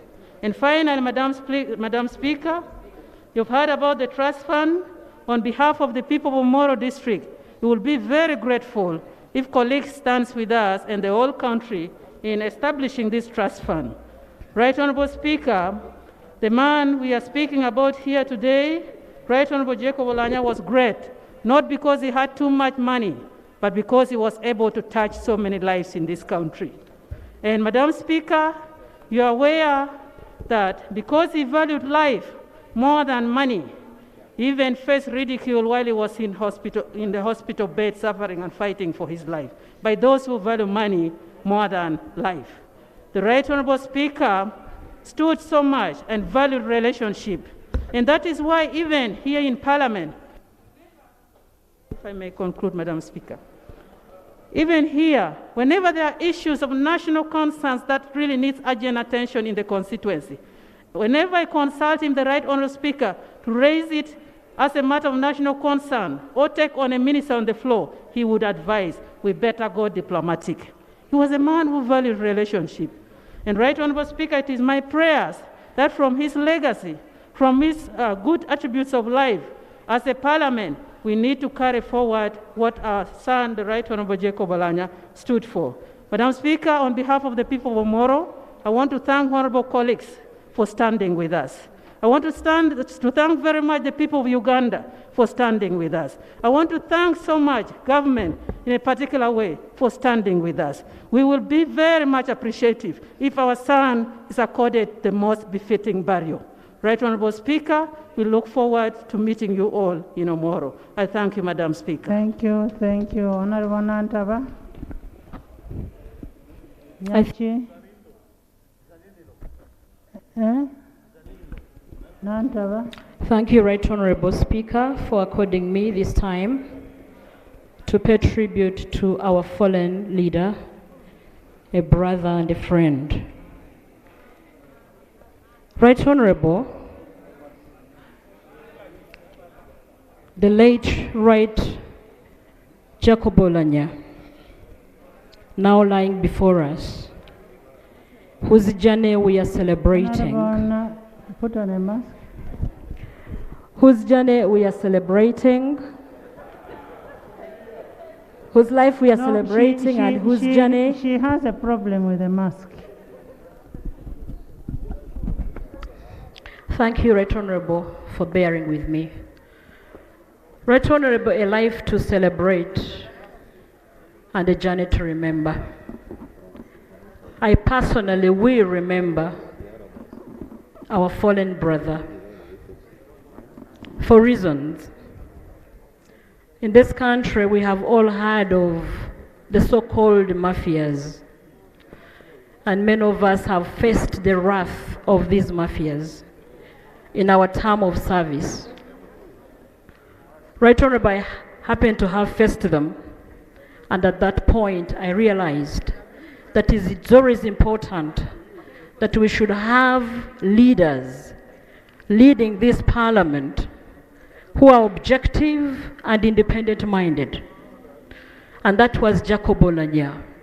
Because I learned in 2012, when I was appointed the Minister of State Lands, when these mafias realized I was going to take them on, they had to open up a serious fight.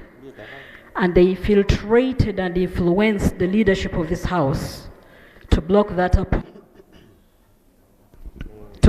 appointment until such a time when Jacob had to step in and say enough is enough. I will not allow external forces to influence the leadership of this house, and I will make decisions independently. And that's how he managed to allow us to serve our nation in the capacities that had been designated to us. And that's why and how I'll always remember him, for standing and for making independent decisions. Number two, Right Honorable Speaker, this country has a fully fledged medical board. And according to the Minister of Health's report about Oulanyah's health, I read in between the lines that those competent doctors knew that Oulanyah's time was drawing nigh. And if they knew it, that whole jet had the space to accommodate his family. I have learned that it was so painful for him to die miles away from his closest family members. How I wish they had accommodated them, maybe to have them at his last hour.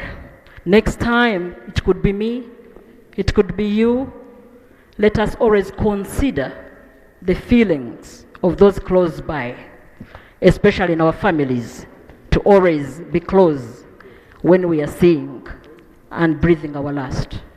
I thank you, Right Honorable, and on behalf of the people of Kayunga, I condole with the family and convey our sincere message. Thank you. In the gallery, we have councillors from Soroti City Council. We have Councillor Okelo Daniel. You're most welcome. We have Mr. Koropot Silva Edoku. You're welcome. These are from represented by Ebwalu Jonathan, Annette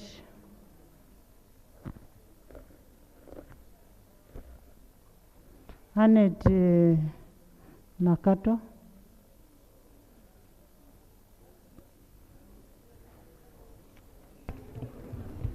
Honorable Rukari after Annette. Thank you, Right Honorable Speaker. Kazo, Udiope East. I join the rest of the colleagues and the entire country to mourn the great man, the late Right Honorable Speaker. Right Honorable Speaker, condolences from Buyende District. I want to say the following three things. One, I want to appreciate you for being a caring mother, because you looked for the late Right Honorable Speaker even when he was in his last pains. I want also to take this opportunity to thank Honorable Mau for being a genuine friend, and our Chief Justice for being genuine friends to the late Honorable. Lastly, the previous election of the speakership left Busoga divided. I want to call upon the members from Busoga region that the cause is now no more. I call upon that let us join and become one. It is not a war for anybody to decide and choose to defend or to support a side. May I join the rest of the friends and wish the fallen great man rest in eternal peace. Thank you. Thank you, members. Don't echo. That is a maiden speech. Rukari, Honorable Rukari. Honorable.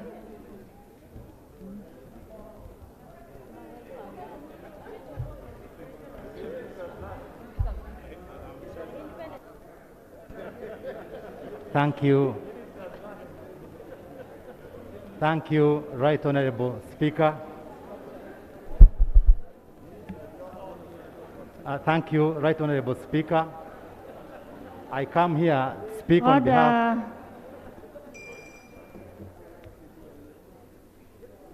Thank you. I come here to speak on behalf of the people of Mbara State North. I have like 5 hearts to talk about the Right Honorable Jacob Oulanyah. One, I'm a member of the club of over 32 years with Jacob from Makerere University. The incident that is commonly talked about, known as the Black Monday, that incident happened when Jacob engaged with security. I was like 4 or 5 meters away. Jacob as my grade president. They've talked about him as a very good speaker. His oratory values were unchallengeable. But I came to be friends with Jacob because of Chairman Mao up here. In the 90s, when they started their chamber, Jacob Oulanyah and Oulanyah, around Uganda Road, Jacob started being my personal lawyer. Jacob joining politics.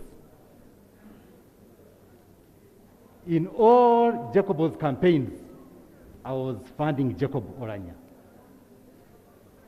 I have done businesses with Jacob. He was not a business person. I am the only one that would force Jacob to do businesses. I beg your pardon. Jacob as a member of SEC. For us in SEC, he was a beacon of hope. You agree SEC is the Central Executive Committee of the mighty NRM.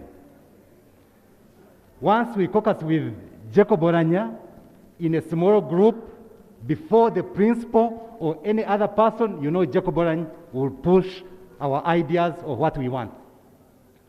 Jacob Oulanyah as my friend and my brother.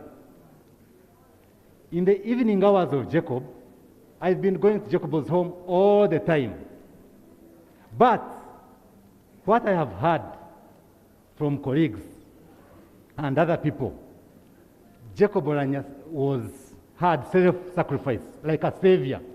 Because for human beings, in the last month, when you would see Jacob walking, none of us, if any, would do it.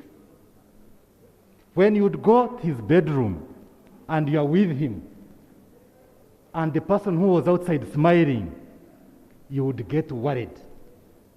However, I last met him physically in December at around 10 a.m. in his home, in his bedroom. We had just traveled, like a week before we had traveled to Ofono Pondo's home with Chairman Mao and others. We found them there. I flew with him in a private jet. Because of his time, I delayed. I found him seated in the plane, and he ridiculed me that Ambassador Rukari, which ambassadors, you're supposed to keep time. But we traveled, went to Muranda, came back. He would be smiling, even dancing yoreng at the function. We come back at home. You don't see anything until he has entered his bedroom. As I conclude, Madam Speaker, in his bedroom, he told me like 2 or 3 times. And when he would say it, he would walk away. That Robert, but my children. That Robert, but my children. 3 times. And he would walk away and come back and change the topic. And I regret why I would not engage him then. I've just seen it, the signal he was sending to us, and I'm happy with the foundation we started to contribute for his children. With those many words, he cut across all sub-regions. We are brothers, and may God rest him in eternal peace. Thank you, Robert, and I really want to thank Chairman Mao for being a true friend, and CJ, thank you for being true friends to Jacob. And talked about Kazo, Budiope East, Oulanyah. Thank you, Right Honourable Speaker. Nena Leon. Thank you, Right Honourable Speaker. I join the rest of my colleagues to extend my condolences to the country and the people of Omoro County. Right Honourable Speaker, it has been 14 days or 16 now of very painful experience of mourning our leader, Right Honorable Jacob Oulanyah. However, at some point when you reflect, you feel a sense of hope. A sense of hope that when there is a deficit of honest leaders, we can have one theologize and say he was a honest leader. A sense of hope when we have high tribal undertones, we can eulogize one and say he was a unifier and a nationalist. A great sense of hope that we are talking about a person who embraced transformational politics. That from UPC he fits well in NRM, and even within NRM he ascends to the highest level of leadership. And everyone appreciates him as a great leader. That is the hope that even amidst great pain, some of us feel, and it resurrects our soul to believe that greater things are yet to come. Right Honourable Speaker, I was following keenly when we are bringing the body of our leader from Entebbe Airport.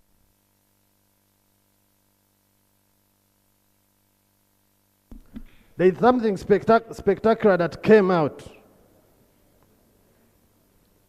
The adorable people standing on the highway, the road of Entebbe Road, to wave to the Right Honourable Speaker. It demonstrated love and acceptability. How I wish leaders emulate this. Right Honourable Speaker, I also want to congratulate you that for the very first time, you have had the first bench full. I wish they continue to do this in the remembrance of our foreign speaker. But very finally, Right Honourable Speaker, how I wish that the spirit of Right Honourable Oulanyah keeps us awake and we end medical tourism in this country. Right Honourable Speaker, there are very few people who can afford what Right Honourable has gone through his medical journey. We have talked about Rubowa, we can talk about other facilities, but it is time that if Parliament, 11th Parliament, even if we don't do anything else, if we can put our foot on ground and end medical tourism, we'll have enriched him even where he is, and may his soul rest in peace. Thank you. Thank you. Diope East, Dana Leon. Right Honourable Speaker, and the members, the colleagues. I join the colleagues to convey condolences from the people of Diope East, but also from another fraternity that the late belonged to that is not represented in this house, and that's the fraternity of sport. As we are all aware, the late had so many attributes, and he had also an attribute in the area of sport. He's a renowned biker, as already mentioned, but as some of you know, he's also a boxer and was also a goalkeeper. When people die, the only way we can remember them is taking forward what they believed in and what they valued. I'm fortunate to have hosted the late in one of his last public appearances when he was jovial, humorous, laughing, and that was just in December. And in his own words, he said, "Where I sit in a place that takes decisions, which decisions affect people."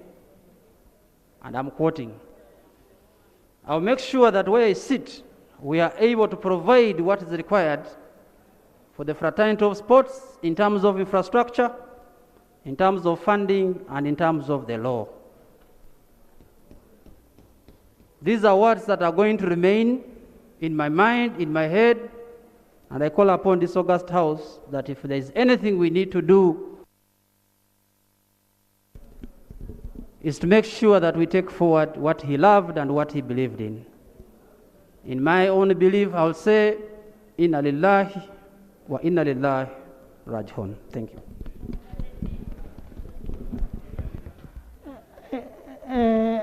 Aisha, you will translate at your own time. Honorable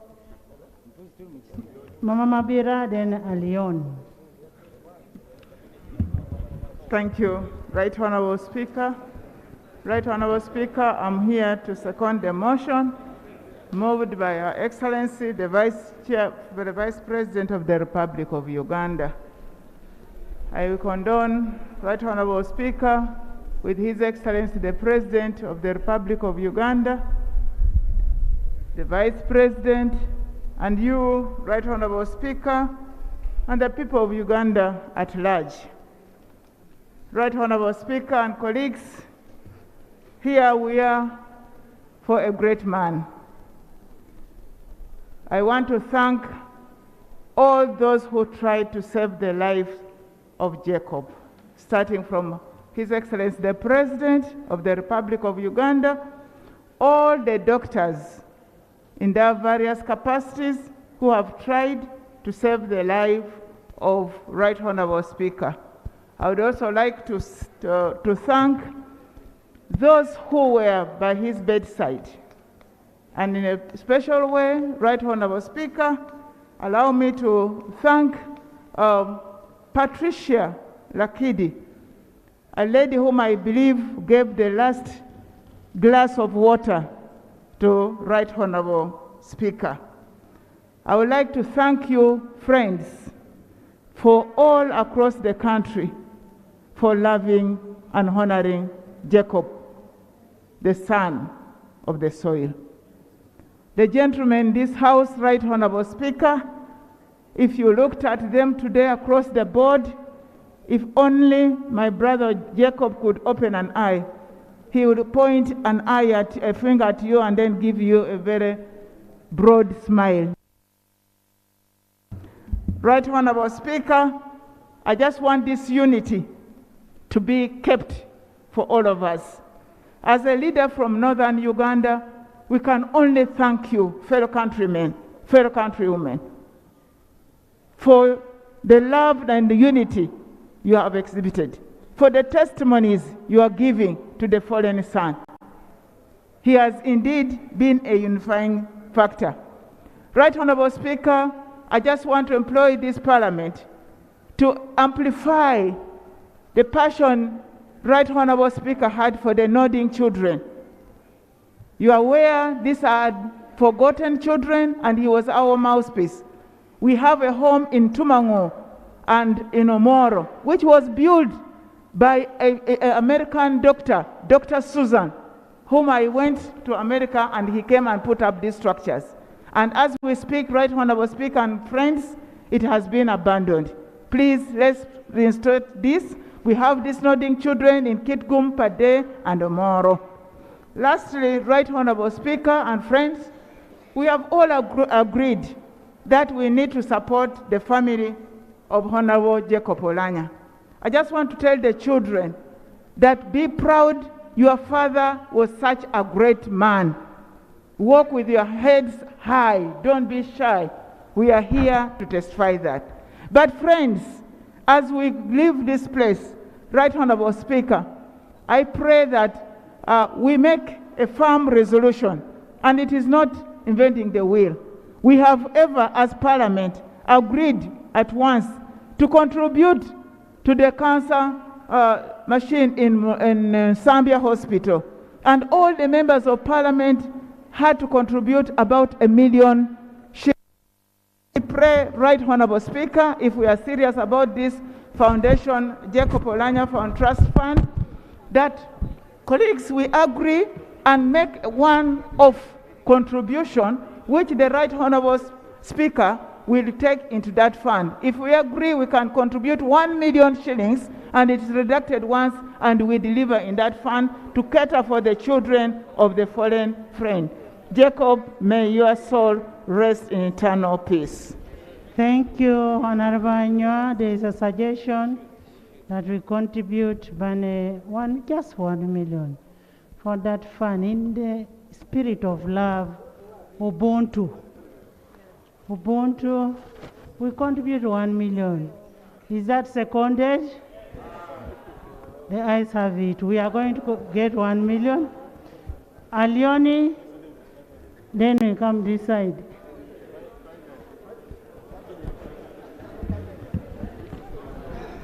Thank you, Right Honorable Speaker. I wish to join all of you to send my condolences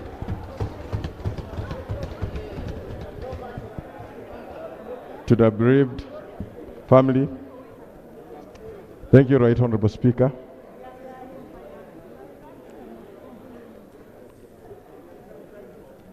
Honorable members, I know it's a sad moment for us.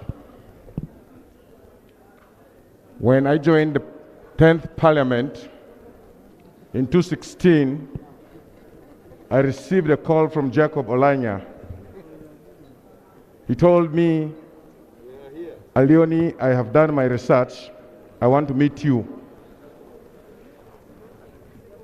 He directed me to his home. Indeed, we met. He told me, from my research at Makerere University, I'm told you made Henry Chibalia a guild president. I said, yes, sir, and he's a member here. He told me again, I'm told, you mobilized and made Gerard Karuhanga a guild president. Indeed, he was with us here also in Parliament, in the 10th Parliament. Right Honorable Speaker, you are very much aware of that. Honorable members, Jacob asked me, I want you to join my team. And I'm going to contest as Speaker of the 10th Parliament. Indeed, I joined him. We took it head on until the last days of us getting to office.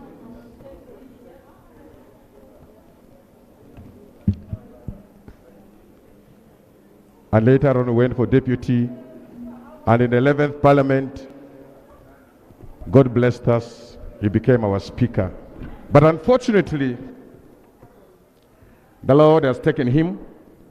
In January, he called me, says, I'm coming to thank the people of Northern Uganda, but I'm starting from West Nile, for having voted me as the Vice Chair and also the Speaker of the Parliament. In this January, he was in West Nile. I hosted him. Every time he's in West Nile with his entire team, all his meals are in my house. After the function, he went to my farm and planted a mango tree. I named it Omoro. That was January this year. February this year, when he fell ill, I thank His Excellency. He had to send a team to pick him from his house. After 6 days in Mulago, in the specialized women hospital, 7th floor, he instructed the security to call me to come and see him on his sick bay. I came on Monday. Honorable members, you couldn't believe. I was with him on Monday, but he was flown to Seattle on Thursday.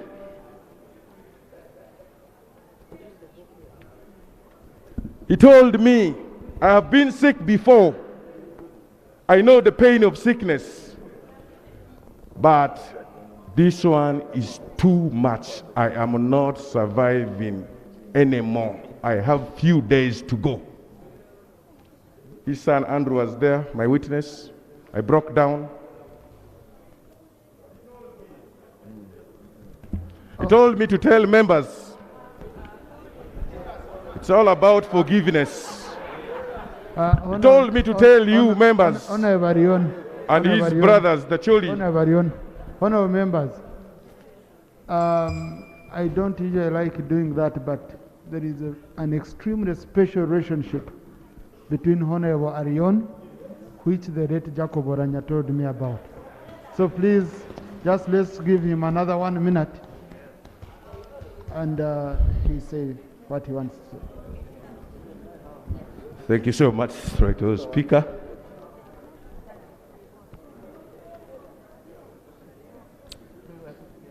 May his soul rest in eternal peace.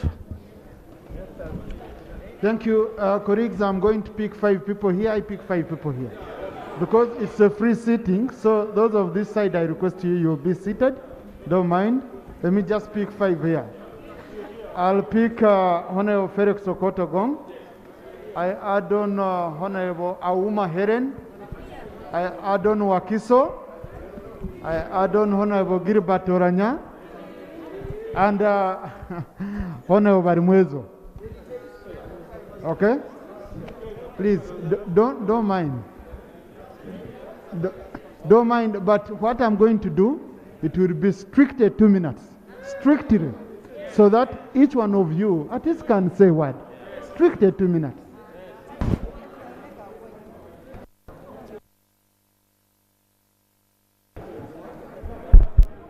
Right Honorable Speaker, I stand here to pay tribute to my brother, the Right Honorable Speaker, Honorable Jacob Oulanyah.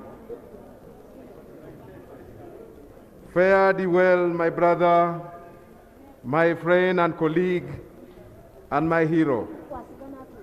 You have gone so soon and left behind unbearable pain and sorrow to many people. The thought of never seeing you again bring tears in my eyes, even more so because it was a big surprise to me. The memories of our student days at Makerere University remain so fresh and vivid in my mind. I will never forget the good times and jokes in our room in Mitchell Hall, room C41. Our journey continued with colorful episodes and fond memories, and we remained close and shared many secrets until your departure. My brother Jacob Oulanyah Lukori, I will always miss you. I miss your smile. I miss your infectious laugh. I miss your happiness that you always had. I miss you. I feel so low because you passed on so soon before achieving your dreams. Your dream of a united, peaceful, democratic, and a transformed Uganda. Your dream of corruption-free. Honorable Uma, please, I'm not adding any minute to anyone. I want other colleagues to get a chance. Thank you so much, Right Honorable Speaker. With due respect, I extend my condolences to the family and to the whole world. The late Right Honorable Speaker was not only useful in Uganda, but he extended his knowledge in different countries. Our neighboring country, Kenya, sends its condolence to Ugandans. The little I know about the late speaker, he was critical. The Right Honorable Speaker used not to talk because he wanted to talk. He had evidence and he would do research. The little I know about the late Honorable Speaker, he is a developmental character.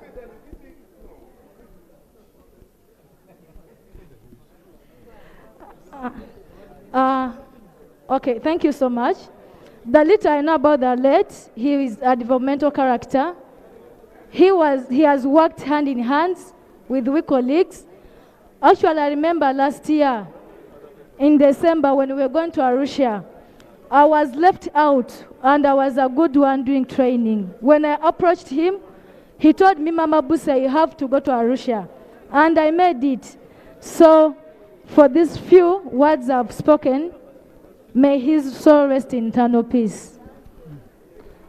Honorable members, You see, all of you here, you're equal. Okay? I've just heard a member going out saying, this is stupid, how can they give me just 2 minutes, the whole of me? Please, you came through the same channel. Others came through to come here.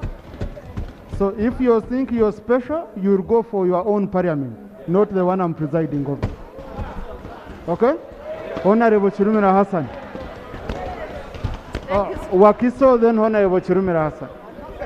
Thank you so much. Wakiso, then Honorable Chirumira Hassan next. Thank you so much, Right Honorable Speaker. Bet Ethonalima is my name. We also condole with you and the entire nation at this demise of our Right Honorable Jacob Oulanyah. Right Honorable Speaker, from the Rotary family, it's very evident that Right Honorable Jacob Oulanyah really served above self. It's clear that he stood for the values of Rotary, which include service, diversity, integrity, leadership, among others. It's very key that we all emulate this as we continue to mourn. As one, I was aided so much when it came to the motion. I first presented the motion concerning the locally raised revenue of local governments. It really showed mentorship skills. And I want to ask once again this parliament, let's stand for local governments, such that his role as speaker, as a mentor, as a tutor, as a coach to us who are first timers in this parliament does not go in vain. I want to pray that every one of us, as remember Right Honorable Oulanyah, will always stand for local governments. And in this budget, we see that we increase the budget of local governments. I wish to submit, Speaker. Chirumira Hassan. Thank you, Right Honorable Speaker. The people of Katikam South and the Muslim community condole the entire country for the demise of our leader. We pray to the Almighty Allah that the soul of our beloved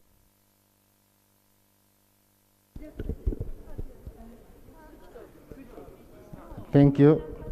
Right Honorable Speaker, every situation is a learning situation, and it is incumbent upon us to learn from the death of the Right Honorable Speaker, Jacob Oulanyah.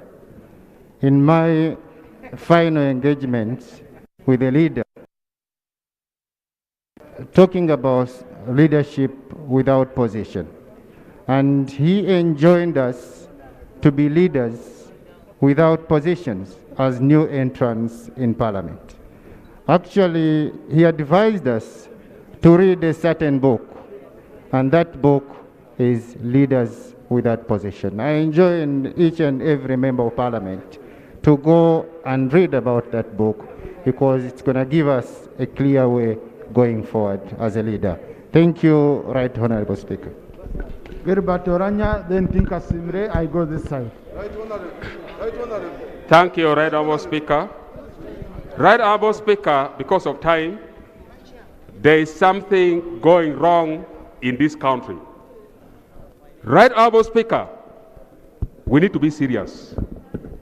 I remember in Acholi sub-region, when we had just buried General Lokech, there were information moving on social media that the next person will be the Right Honorable Jacob Oulanyah. Before he died, Right Honorable Speaker, something is going wrong in this country. We should not bury our head on the sand. There is something going wrong. Secondly, Right Honorable Speaker, right now we have received the causes of the death. Orders. According to the father said his son called him and said he was poisoned.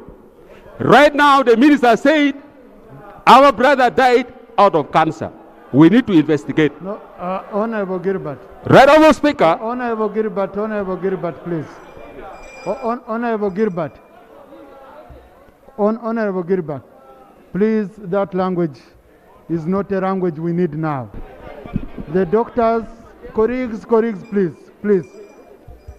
Honorable Gilbert, I don't want members put first raise order on you. Sometimes, colleagues, we have to raise order on ourselves. We have to behave in such a manner. I know I had a lot of statements, but all these came before the doctors came out to explain. All explanations have been made. Please, Honorable Gilbert, take your seat. Please take your seat. Most obliged. No, please. Right now, Speaker, most obliged. Please. But we should. Honorable Gilbert, please take your seat. And clerk, his statement should be expunged from the record of Parliament. Please. Thank you, Right Honourable Speaker. Honorable Gilbert, you're done. Please, I'm just going to Honorable Tinka, then Barmwezo. Thank you very much, Right Honourable Speaker, Speaker, of the language we are using. for this opportunity. Honorable Tinka, colleagues, I don't want to appear harsh, but there is a language we shall not accept on our Hansard. Okay? There is a language we shall not expect on our Hansard. Please, I request you, colleagues, don't push a presiding officer into a corner. So, clerk, expunge the record of Honorable Gilbert from the Hansard. Thank you, Right Honourable Speaker. My condolences to the family and to the grieving nation about the death of our fallen colleague, Right Honourable Jacob Oulanyah. Right Honourable Jacob Oulanyah phoned me when I had done one term, and particularly when we were having party primaries, when he wanted to become a deputy speaker. As he was caucusing, he said, "You man, you came after me at Makerere University, but I remember you were in Mitchell Hall. Remember very well the anthem of our hall that we have to carry the banner. And I am not carrying the banner alone. I want to carry the banner with you."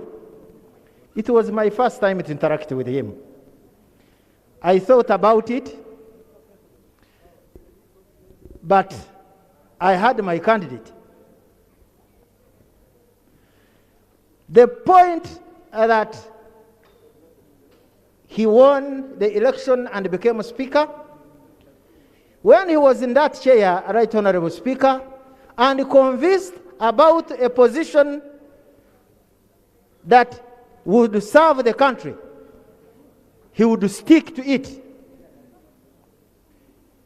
I want to, I think in 2015, we were passing a motion to create Kagadi district. There was a lot of controversy. Engineer Barmwezo. Thank you, Right Honourable Speaker. Your indulgence, Mr. Speaker. No, Honourable At Tinka, least I please. sing the anthem please. for... No, please. Honourable Barmwezo. Don't pull me. No, of Mitchell Hall. Honourable Tinka, please be orderly. Thank you so much, Right Honourable Speaker. Right Honourable Speaker, on behalf of the people of Nakawa East constituency. Procedure, Right Honourable Speaker. Please, Honourable Tinka. Number one, you are out of order for accessing a microphone without my permission. Procedure. Please, you can't access a microphone without my permission. Please. Honourable Barmwezo. Thank you very much, Right Honourable Speaker. Right Honourable Speaker, on behalf of the people of Nakawa East constituency and my own behalf, I want to express sympathy to all Ugandans for the great loss of the country's best orator. Right Honourable Speaker, it is not how many years you have lived on the earth. Can you protect me, Mr. Speaker? Mr. Speaker, it's not how many years you have lived on the earth, but the legacy that you're leaving. Jesus Christ lived for a mere 33 years. He was able to leave a legacy. Jacob Oulanyah, Right Honorable Jacob Oulanyah has left a legacy. And it's not too late for us to emulate him, Right Honorable Speaker. Right Honorable Speaker, Jacob was passionate. He was a passionate believer of the fruits of the Holy Spirit. He loved the peace. He loved the joy. He loved the patience. He was a hard worker. And therefore, we should emulate him. I remember at a time when he blessed one of us. I am a person living with a disability, and I'm the captain for the darts team. There is a little person that he offered school fees for, and this little person is a volunteer here. How I wish you could help Yubu, I think it's called Yubu, that little person to acquire a job here, because he was singly supporting him. I want to always remember this gentleman. We have lost a man, particularly. Honorable Tim Go. I'm going to this side. Honorable Tim Go, Honorable Nandara Mafabi, Honorable Musasizi Henry. Yes, I'll first pick those three. I have a list here. Colleagues, if we can use 2 minutes, each one of us is going to be given an opportunity. And my corner, please, the people in my corner, you are assured.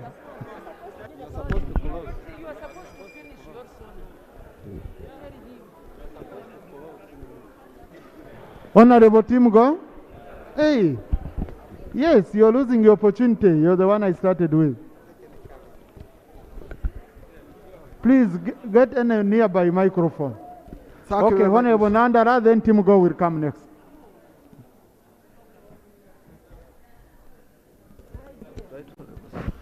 Thank you very much, Mr. Speaker. Mr. Speaker, I would seek your indulgence.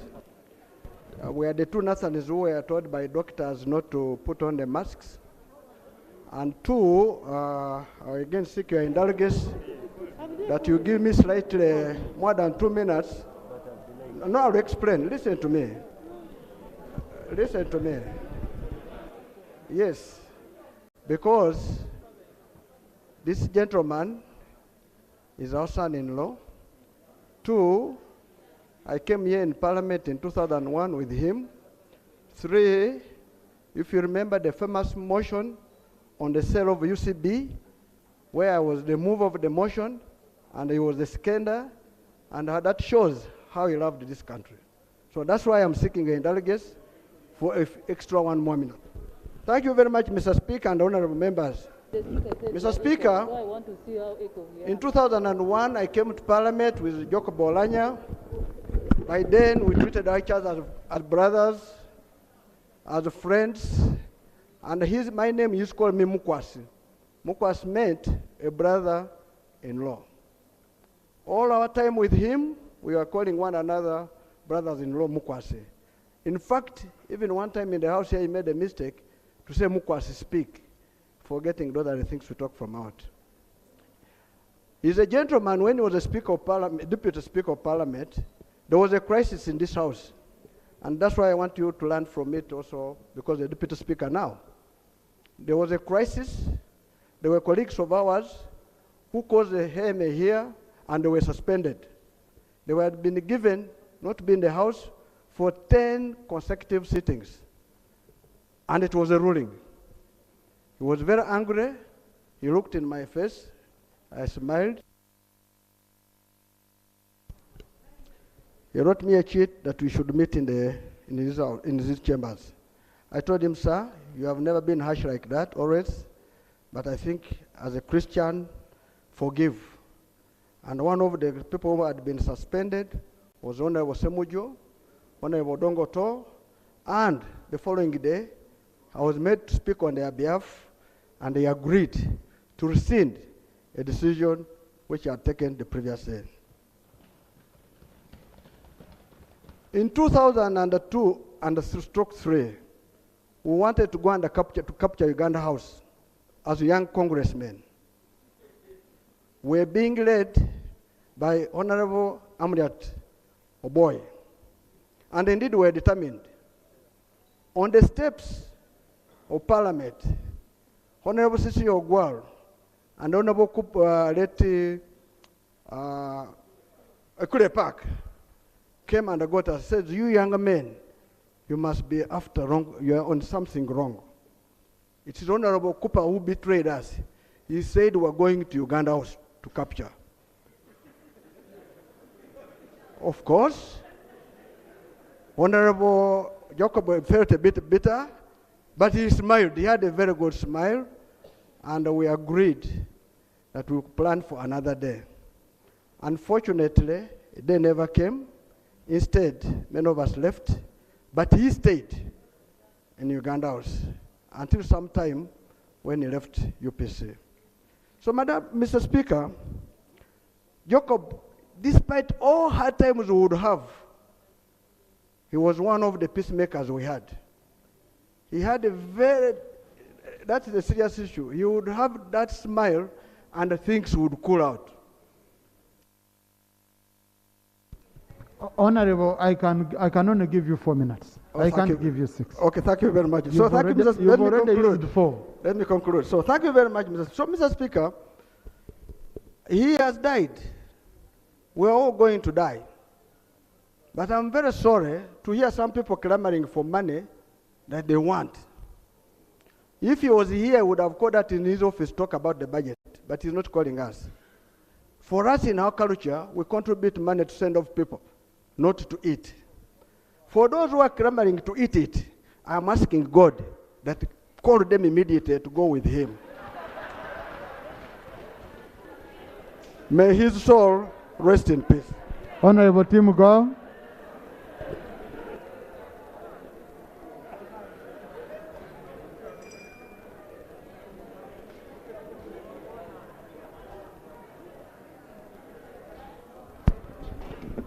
Honorable Tim Go. Thank you. Thank you, Mr. Speaker, for according me time. For the sake of the record, my name is Otim Giu Isaac.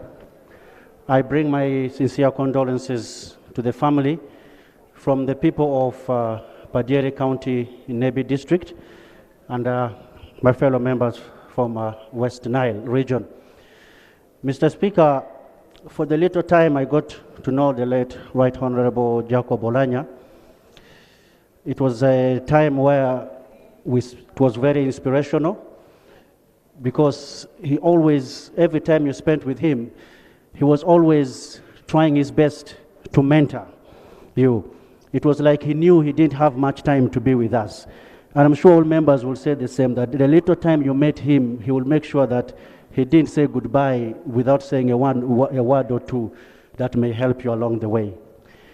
I would also like to thank our late Right Honorable Speaker that when he came back after the first time when he was really absent and he was sick, he made sure that he toured West Nile region, he toured Gulu, and he toured Lango region to thank the members there for what they did for the vote for NRM. Despite the fact that he was weak, he made that movement. And he has gone, but he left after thanking the people. And I hope all of us members, whoever had any grievances or anything with the Right Honourable Speaker, let us leave it to him so that he may rest in peace. Thank you very much, Right Honourable Speaker. Thank you, Honourable Musasizi. Thank you, Right Honourable Speaker. Right Honourable Speaker, on behalf of the people of Rwanda East and on my own behalf, I would like to extend condolences to the family of the late Jacob Oulanyah upon his passing on. Right Honourable Speaker, in 2015, when we were enacting the Public Finance and Management Act, that is when I got an opportunity to get close to the late Right Honourable Jacob Oulanyah. He told me that I didn't know that you were very brilliant until he realized from the debate and the logical arguments some of us were putting forward. Later on, in the 10th Parliament, I became the chairperson of the Finance Committee, and I got an opportunity to work with him very, very closely. I have a lot to talk about him, but because of time, I want to say one point about the late, which was reliability. He's a kind of person whom you would agree with, and you would not panic whether he will do what you have agreed upon or not. Whenever I would call him to thank him for doing what I had asked him today to do, he would just tell me, but you know me. That was the sense of reliability I picked from him. And another last point was trust. Colleagues in the gallery, Honorable Musasi, you understand the time we have. Colleagues in the gallery, we have Honorable Gama Ismail, a Member of Parliament, Honorable Kafero, Secretary Co, Honorable Maganda Julius, our former Minister for East African Affairs, Minister of State, Honorable Komakechi Leandro, a very great friend to the late Right Honorable Oulanyah, Ambassador Mumtaz Kasam also is with us. And then we have our NOTU chairperson, Mr. Owere.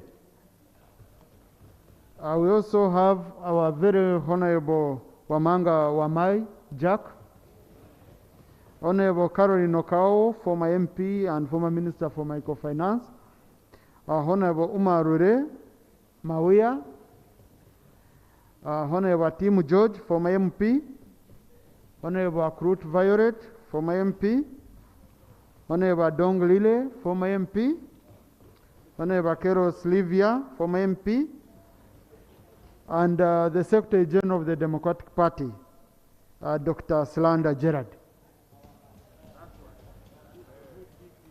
So, Honorable Alex Ruhunda. Thank you very much, Right Honorable Speaker. Our fallen gallant son of Uganda, he was a strong Pan-Africanist. And I'm a patron of the Uganda Pan-African Pyramid, and he was our member. Us who still believe in the importance of this color, and we are very proud of it as Africans. And he hated these tribal differences because in this era, as I'm speaking, Uganda has deteriorated so much. We have become extremely tribal, and this is very dangerous for the future of this country. How I wish people who are here, remembering this gallant son, can't we carry this spirit and take the Uganda we want forward? These are very serious matters.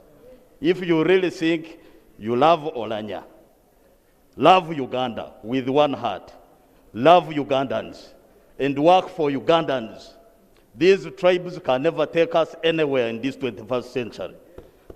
So for me, I believe very strongly, and why I was so close with Jacob Oulanyah. We were very close. Why? Because we believe in a strong Africa. We believe in raising the competence of this color such that we can be globally competitive and enjoy the global cake as human beings on this planet. That is Oulanyah. So Oulanyah, my friend, we've shared a lot. Rest in peace. Youth Central, Honorable Chilabo Agnes. Colleagues, I'm receiving cheats from you. But you see, the cheats you're sending, I've already received like 50. So, I know each one of all of you, and I'll ensure you all speak. Just let's do 2 minutes, and we all speak. Yeah. Honorable Chilabo Agnes.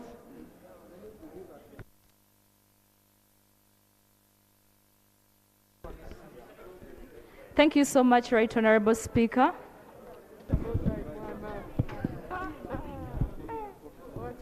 Thank you so much, Right Honorable Speaker. I'm so sorry to the countrymen and women, more especially the youths of Central Region who I represent, and our colleagues, the youths of the Northern Region, upon the loss of our big brother, our mentor, our friend, the Right Honorable Jacob Oulanyah, who has been an extremely reliable person to the young people, irrespective of the political spectrums. As a first-time parliamentarian, I will always keep at memory and forever apply his guidance as he guided us in line of execution of duties as parliamentarians. If I remember well, he once said that we should always put national interest above self and party, because in life one might change the political party, but it is very hard or even unusual to change the nationality and citizenship. So I encourage all members, honorable colleagues, to put the interests of people we represent on the top. We should prioritize the interests of the people of Uganda than the political parties we are affiliated to. I thank you so much, Right Honorable Speaker. Very good. Honorable Atima Lee Jackson Buti, Arua Central. Don't mind the time I spend here, I'll ensure I spend it here. Okay? Yes. We shall have a balance. Thank you very much, Right Honorable Speaker. On behalf of the people of West Nile, Arua City, and Arua Central Division, and on my own behalf, I wish to extend our heartfelt condolences to His Excellency, the Parliament of Uganda, Don't worry, they are going to pick me. the people of Northern Uganda, the people of Omoro, upon the demise of our beloved brother, Right Honorable Jacob Oulanyah. He has been a great leader, a mentor, a counselor, a friend, and I want to sincerely say this country has lost a great man. I remember when he invited me to his office, that was last year, December, that Honorable Jackson, can you come and we decide on when to go to Northern Uganda? And I thank the people for giving me the position of Vice Chair Northern Uganda, and for electing you members of Parliament who gave me the responsibility of leading in the speakership. And indeed, when we went to Northern Uganda, Right Honorable Speaker, the man you see lying here went and spread the word of unity and love to us. We went to West Nile, Acholi Lango, and his... Honorable Baranda, followed by Honorable Rakojo, Robina.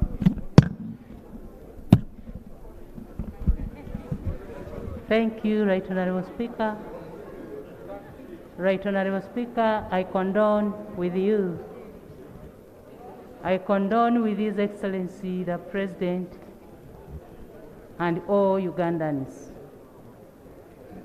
Right Honorable Speaker, before us is a remarkable son. Right Honorable Speaker, before us is a remarkable son of this land.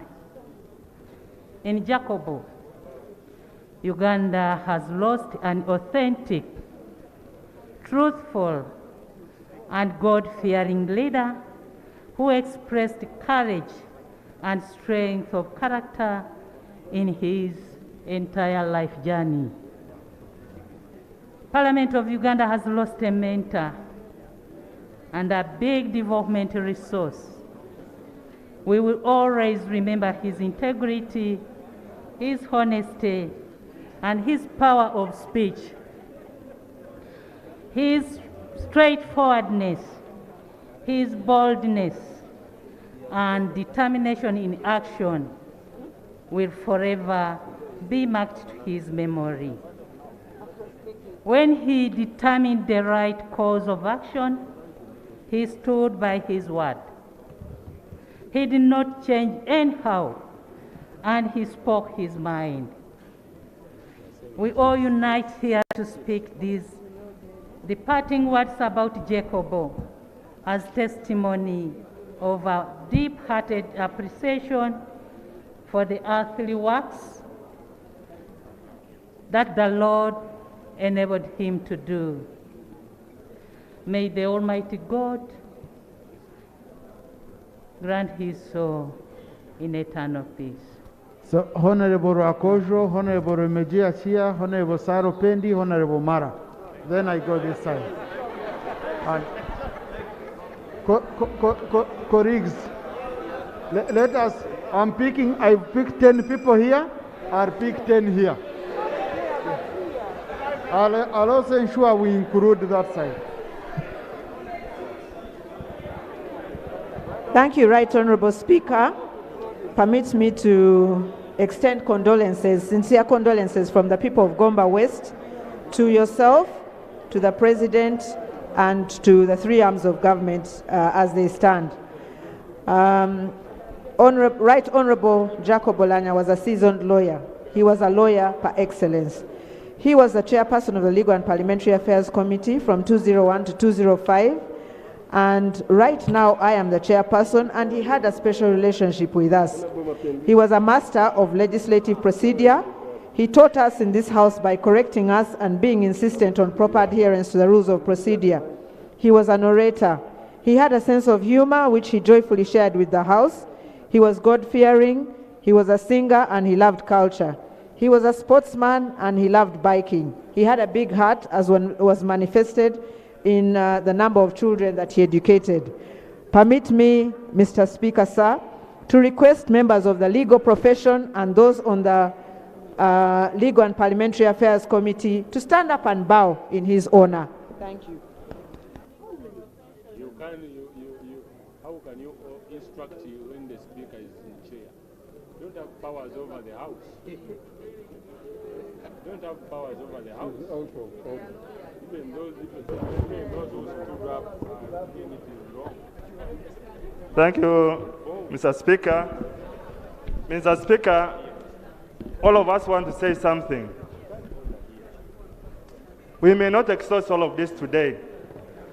I want Mr. Speaker to move under Rule 61 of our Rules of Procedure to cause an amendment to the motion before us that we establish a day every year, a Memorial Day, when we honor the life and the challenges and the benefits we derive from the life of Oulanyah. Colleagues, there is a precedent. This man has been a man of fast. He has now died again, unfortunately, the first speaker to die when he's a speaker. In Bank of Uganda, there is a Muburu Memorial Lecture. In the DPP, there is Joan Kagesi Lecture. Can I now move under Rule 61 that this Parliament supports the establishment or declaration of a day when we remember the life of Oulanyah, so that we can always have him remembered in our lives and have a recourse to a Jacob Oulanyah Memorial Day? I beg to move. Colleagues, I think we could do this at a time of prayer, like the speaker had earlier on guided. When we are looking at prayers, okay, before we make a final resolution, we capture it as, under prayers. This is a very brilliant idea, Honorable, and please, we've taken note. When the time for passing the resolution comes, let's capture it under prayers so that members can vote on it. Thank you, Mr. Speaker. If you so wish, I can at a later date formally move an amendment to the prayers to make prayer number 3 that Jacob Oulanyah Memorial Day be established and be celebrated every year by this Parliament. Please, Honorable Saro Pendi. Thank you very much. Colleagues, if you've heard very well, he's saying by this Parliament. So it's an internal matter. It's not that costly to the government, public holiday and all that. So this is an issue we can look at internally as a House. Thank you, Right Honourable Speaker. Right Honourable Speaker, I bring condolences to the family, the Parliament and Uganda as a whole, from the people of Tororo and from myself, for the loss of this gallant son that I met in 2011 when we had all been elected. And I remember as NRM members of Parliament, we were traveling to Entebbe for the very first meeting. And the late jumped into the bus with his bow tie and said, "Here I come. Please support me for the position of Deputy Speaker," and that is history. Right Honourable Speaker, we are paying tribute to this gallant son. We will have mourned and eulogized. We will have mourned and eulogized the late in vain if we do not do the following things, Right Honourable Speaker. He was extremely passionate about children. And Right Honourable Speaker, there are so many children on the streets, close to 15,000 now. There is a lot of torture and violence against children. We need to make this a risky venture because every day we are seeing on our TVs children being tortured by either their stepmothers or other people who are in their charge. Right Honourable Speaker, we will have mourned and eulogized the late in vain if we don't end the road accidents. He was a biker. One of the reasons why he was not riding his bike is because the roads are they are not safe. I would wish to see a Uganda with the 4 lanes as we move up country, not the 2 lanes. And that's why we have, Right Honourable Speaker, we will have eulogized the late in vain. Honourable Sarah, please. Honourable Sarah. Can I end, Right Honourable Speaker? Please if we don't deal with the challenge of corruption... Chairperson Wopa. Conclude. I'll say a Wopa. Thank you very much. If we don't end the issue of corruption, Right Honourable Speaker, the late Jacob, I did not support him. But as soon as he won the elections, I went to his office to congratulate him. And we had a long chat. I had reasons. For me, I had indicated, let us maintain the status quo. Let us support him as deputy and the speaker as Kadaga as speaker. But all that ended. He told me, I have cases of corruption here. There are people receiving money on behalf of members of Parliament, and this is tarnishing the name, the image of this Parliament. He had hoped that we would find time and deal with this challenge as an institution. Unfortunately, it was not done. Honourable colleagues, let us ensure, if we are really serious and mourning and eulogizing the late, that we deal with this cancer called corruption, first as an institution and then outside. Lastly, Right Honourable Speaker, on behalf of the women of this Parliament and the men, we wish to convey our condolences, but also to urge each and every member in this House, let us plant a tree in memory of the late Jacob Oulanyah, because he was also very passionate about environmental issues. Thank you very much, Right Honourable Speaker. Honourable Mara. And colleagues, after Honourable Mara, we have a situation. You know, we have to be practical sometimes.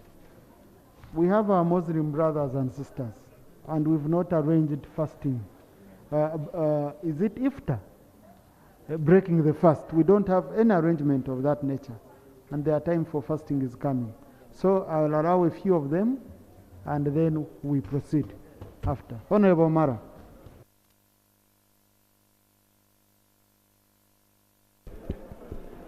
Right Honourable Speaker, on behalf of the people of Botuke and on my own behalf, would like to send our condolences to you, the President, and the nation for the untimely demise of our brother Jacob. Right Honorable Speaker, I have known the late J.O. for the last 33 years during our days at Makerere University. However, I got to know the character of the man during the recent Speaker's election. Many of us were on his side, mobilizing for his election. The Right Honorable Speaker, there's something that I learned from Jacob.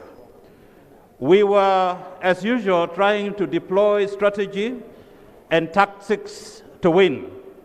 Some of them is strongly disapproved of. And as his mobilizers were wondering what kind of man he was, he respected his opponent. He respected the rules that were put in place by SEC. And we would say, let's do it. Say, no, you can't do that. So he maintained the spirits of rules and procedures, of obeying the rules up to the dot. Right Honorable Speaker, one of the missions of JO was to have a debate in this House about the Uganda we want. That debate, we have never had it. I would like to urge you, the Right Honorable Speaker, to really have a day or several days where this House can discuss about the Uganda we want. Honorable Mara, that's not how you ask for more time. Honorable Huda Olelu. May God rest his soul in eternal peace.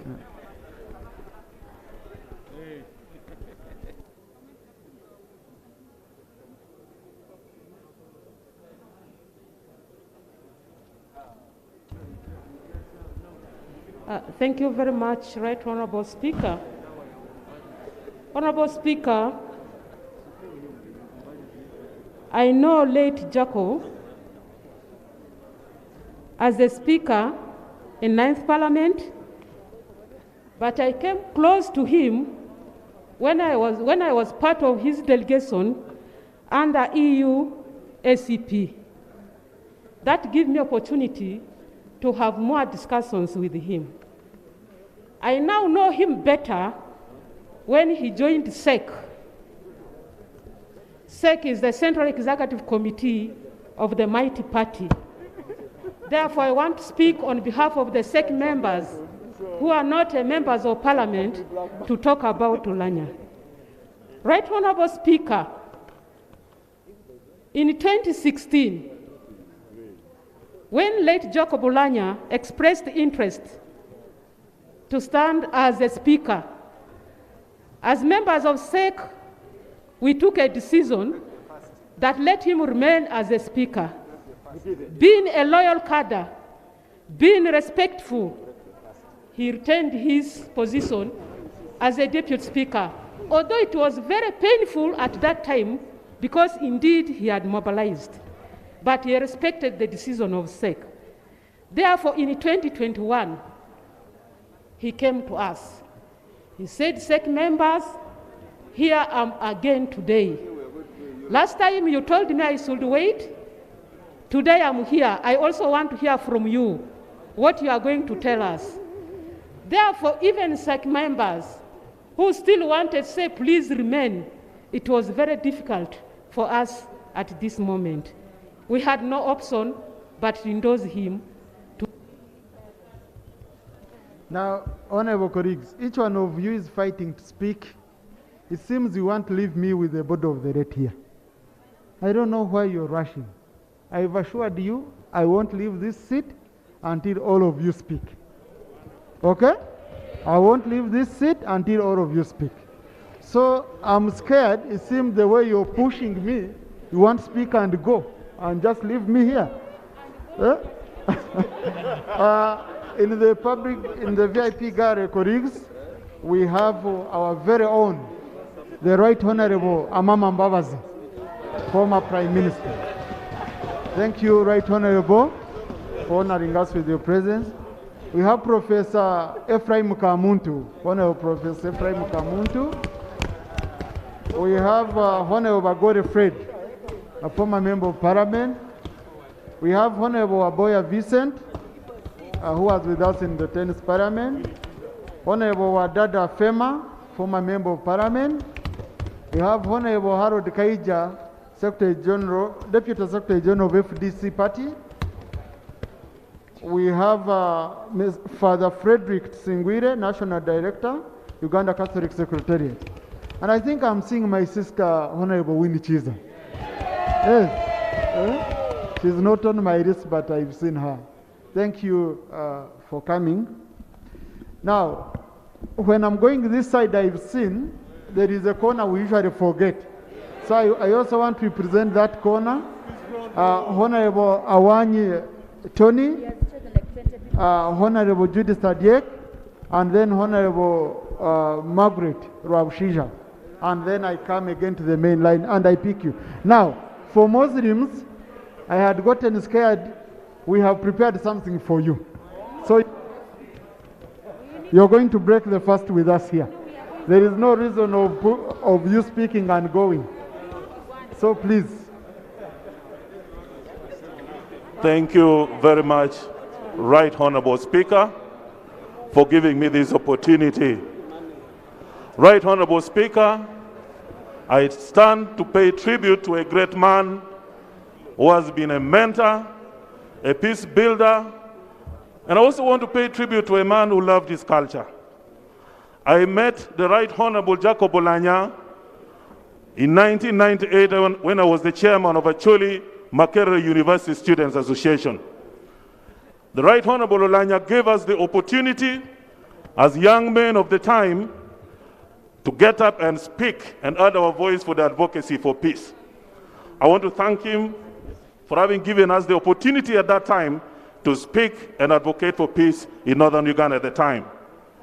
Right Honorable Speaker, I want to remember Oulanyah, the peace builder. During the Juba peace process, the LRA came up with one very important question that almost derailed the peace process. And this question was put to Oulanyah as one of the draftsmen of the peace agreement. The question the LRA had put was whether the traditional justice system of Matoput would absolve them from the ICC indictment. Oulanyah, the man who spoke the truth to peace, told them in no uncertain terms that the traditional justice system would not in any way absolve them from the ICC indictment, because the crimes they had committed was not only a localized crimes among the Acholi people, but they caused crimes among communities. So I want to thank the Right Honorable Speaker, the late Oulanyah, for having stood up and spoken the truth to peace. Finally, Right Honorable Speaker, I speak in reverence to a man who loved his culture. When I was in diplomatic service in Dubai, for the first time we danced La Raka Raka in Dubai. And he went there and advocated seriously for commercial diplomacy. He told me, Tony, I want us to go and dance La Raka Raka in Noya and any other side of Uganda. So, Honorable Tony, thank you. Honorable Judith Adiek. Honorable Judith Adiek. Kore. Thank you so much, Right Honorable Speaker. On behalf of the people of Kole, and on the behalf of the people of Lango Sub-Region, on behalf of Lango Parliamentary Group, I stand here to pay tribute to the fallen Right Honorable Jacob Oulanyah. Right Honorable Speaker, we are aware that Honorable Jacob Oulanyah was a man of integrity, a man who has been recognized in almost all aspects of life. Right Honorable, you remember when we hosted the international president of the Rotary Club. He was the one chairing. And Right Honorable, you were the one who moved the motion, and I seconded it on this floor.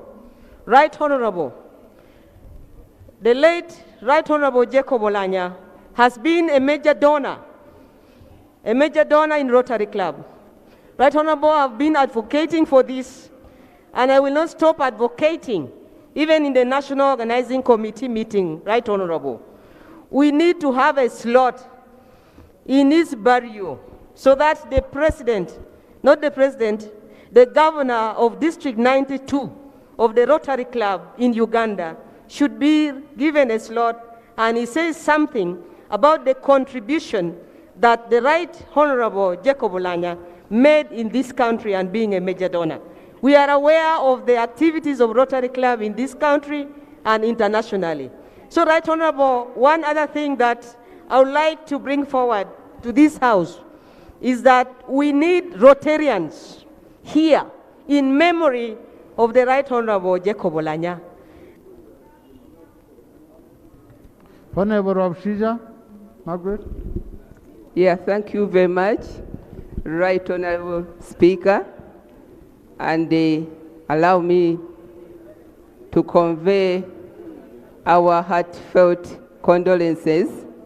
That is me and the workers of this country, Uganda, to the bereaved family of our late hero, Right Honorable Speaker, and colleagues, as we mourn the departed gallant son of Uganda, and who was the Speaker of this august House, the late Jacob Oulanyah, I'm reminded of a renowned playwright of the olden times, 600s, and that's none other than William Shakespeare, in his book or play, Julius Caesar. Julius Caesar was a politician, and he died, but one of his buddies, as we call it today, was Mark Antony. He went for burial, and when he reached there, he had this to say, and I quote, he said, I'm here to bury Caesar, but not to praise him. And as people got so amazed, then he added on and said that the evil that men do lives on even after they have gone, but the good is interred in their bones. And allow me to explain what he meant. He meant that quite often we forget to talk about. Honorable Max. Just 1 minute and I close. Honorable, please. Honorable Yeah, Max as will I close. No, Honorable Rabshija, please. Honorable Max will be followed by Honorable Pascal Menya. Thank you. Then Honorable Santa Okot. Thank you, Right Honorable Speaker. Mama Betty Awol. Thank you for giving me Please, the I'm opportunity. going to pick each and every one of you. I'm coming now. I'm this side. This side. Thank First you wait for this side. Thank you for giving me the opportunity to convey our heartfelt sympathies and condolence from the people of Maruzi County upon the death of our brother and leader, Right Honorable Jacob Oulanyah. Right Honorable Speaker, life is a generational game. Every generation has a part, plays its part. Right Honorable Jacob Oulanyah and I belong to the same generation. We were born in the same year. I always tease him that I was his contemporary. But then he would say, but I was born in March and you were born in August. So he was my elder, and I called him Ladit in respect of that. But he was ahead of his game. He stood out amongst his equals as a first. His equals like Honorable Norbert Mao, Honorable Amuriat Patrick, Honorable Katuntu, and many others in this house who were mentored in the party of Uganda People's Congress. He was a man of many parts, many talents. He was cultured. He cherished his Luo culture. He was a nationalist. He served this country with distinction. Always talking. Honorable Pascal Menya. Honorable Max, I know you had a lot, but let's just do 2 minutes, colleagues. Thank you very much, Right Honorable Speaker. Right Honorable Speaker, on behalf of the people of Pade District, allow me extend our condolences to all the countrymen and the countrywomen of Uganda.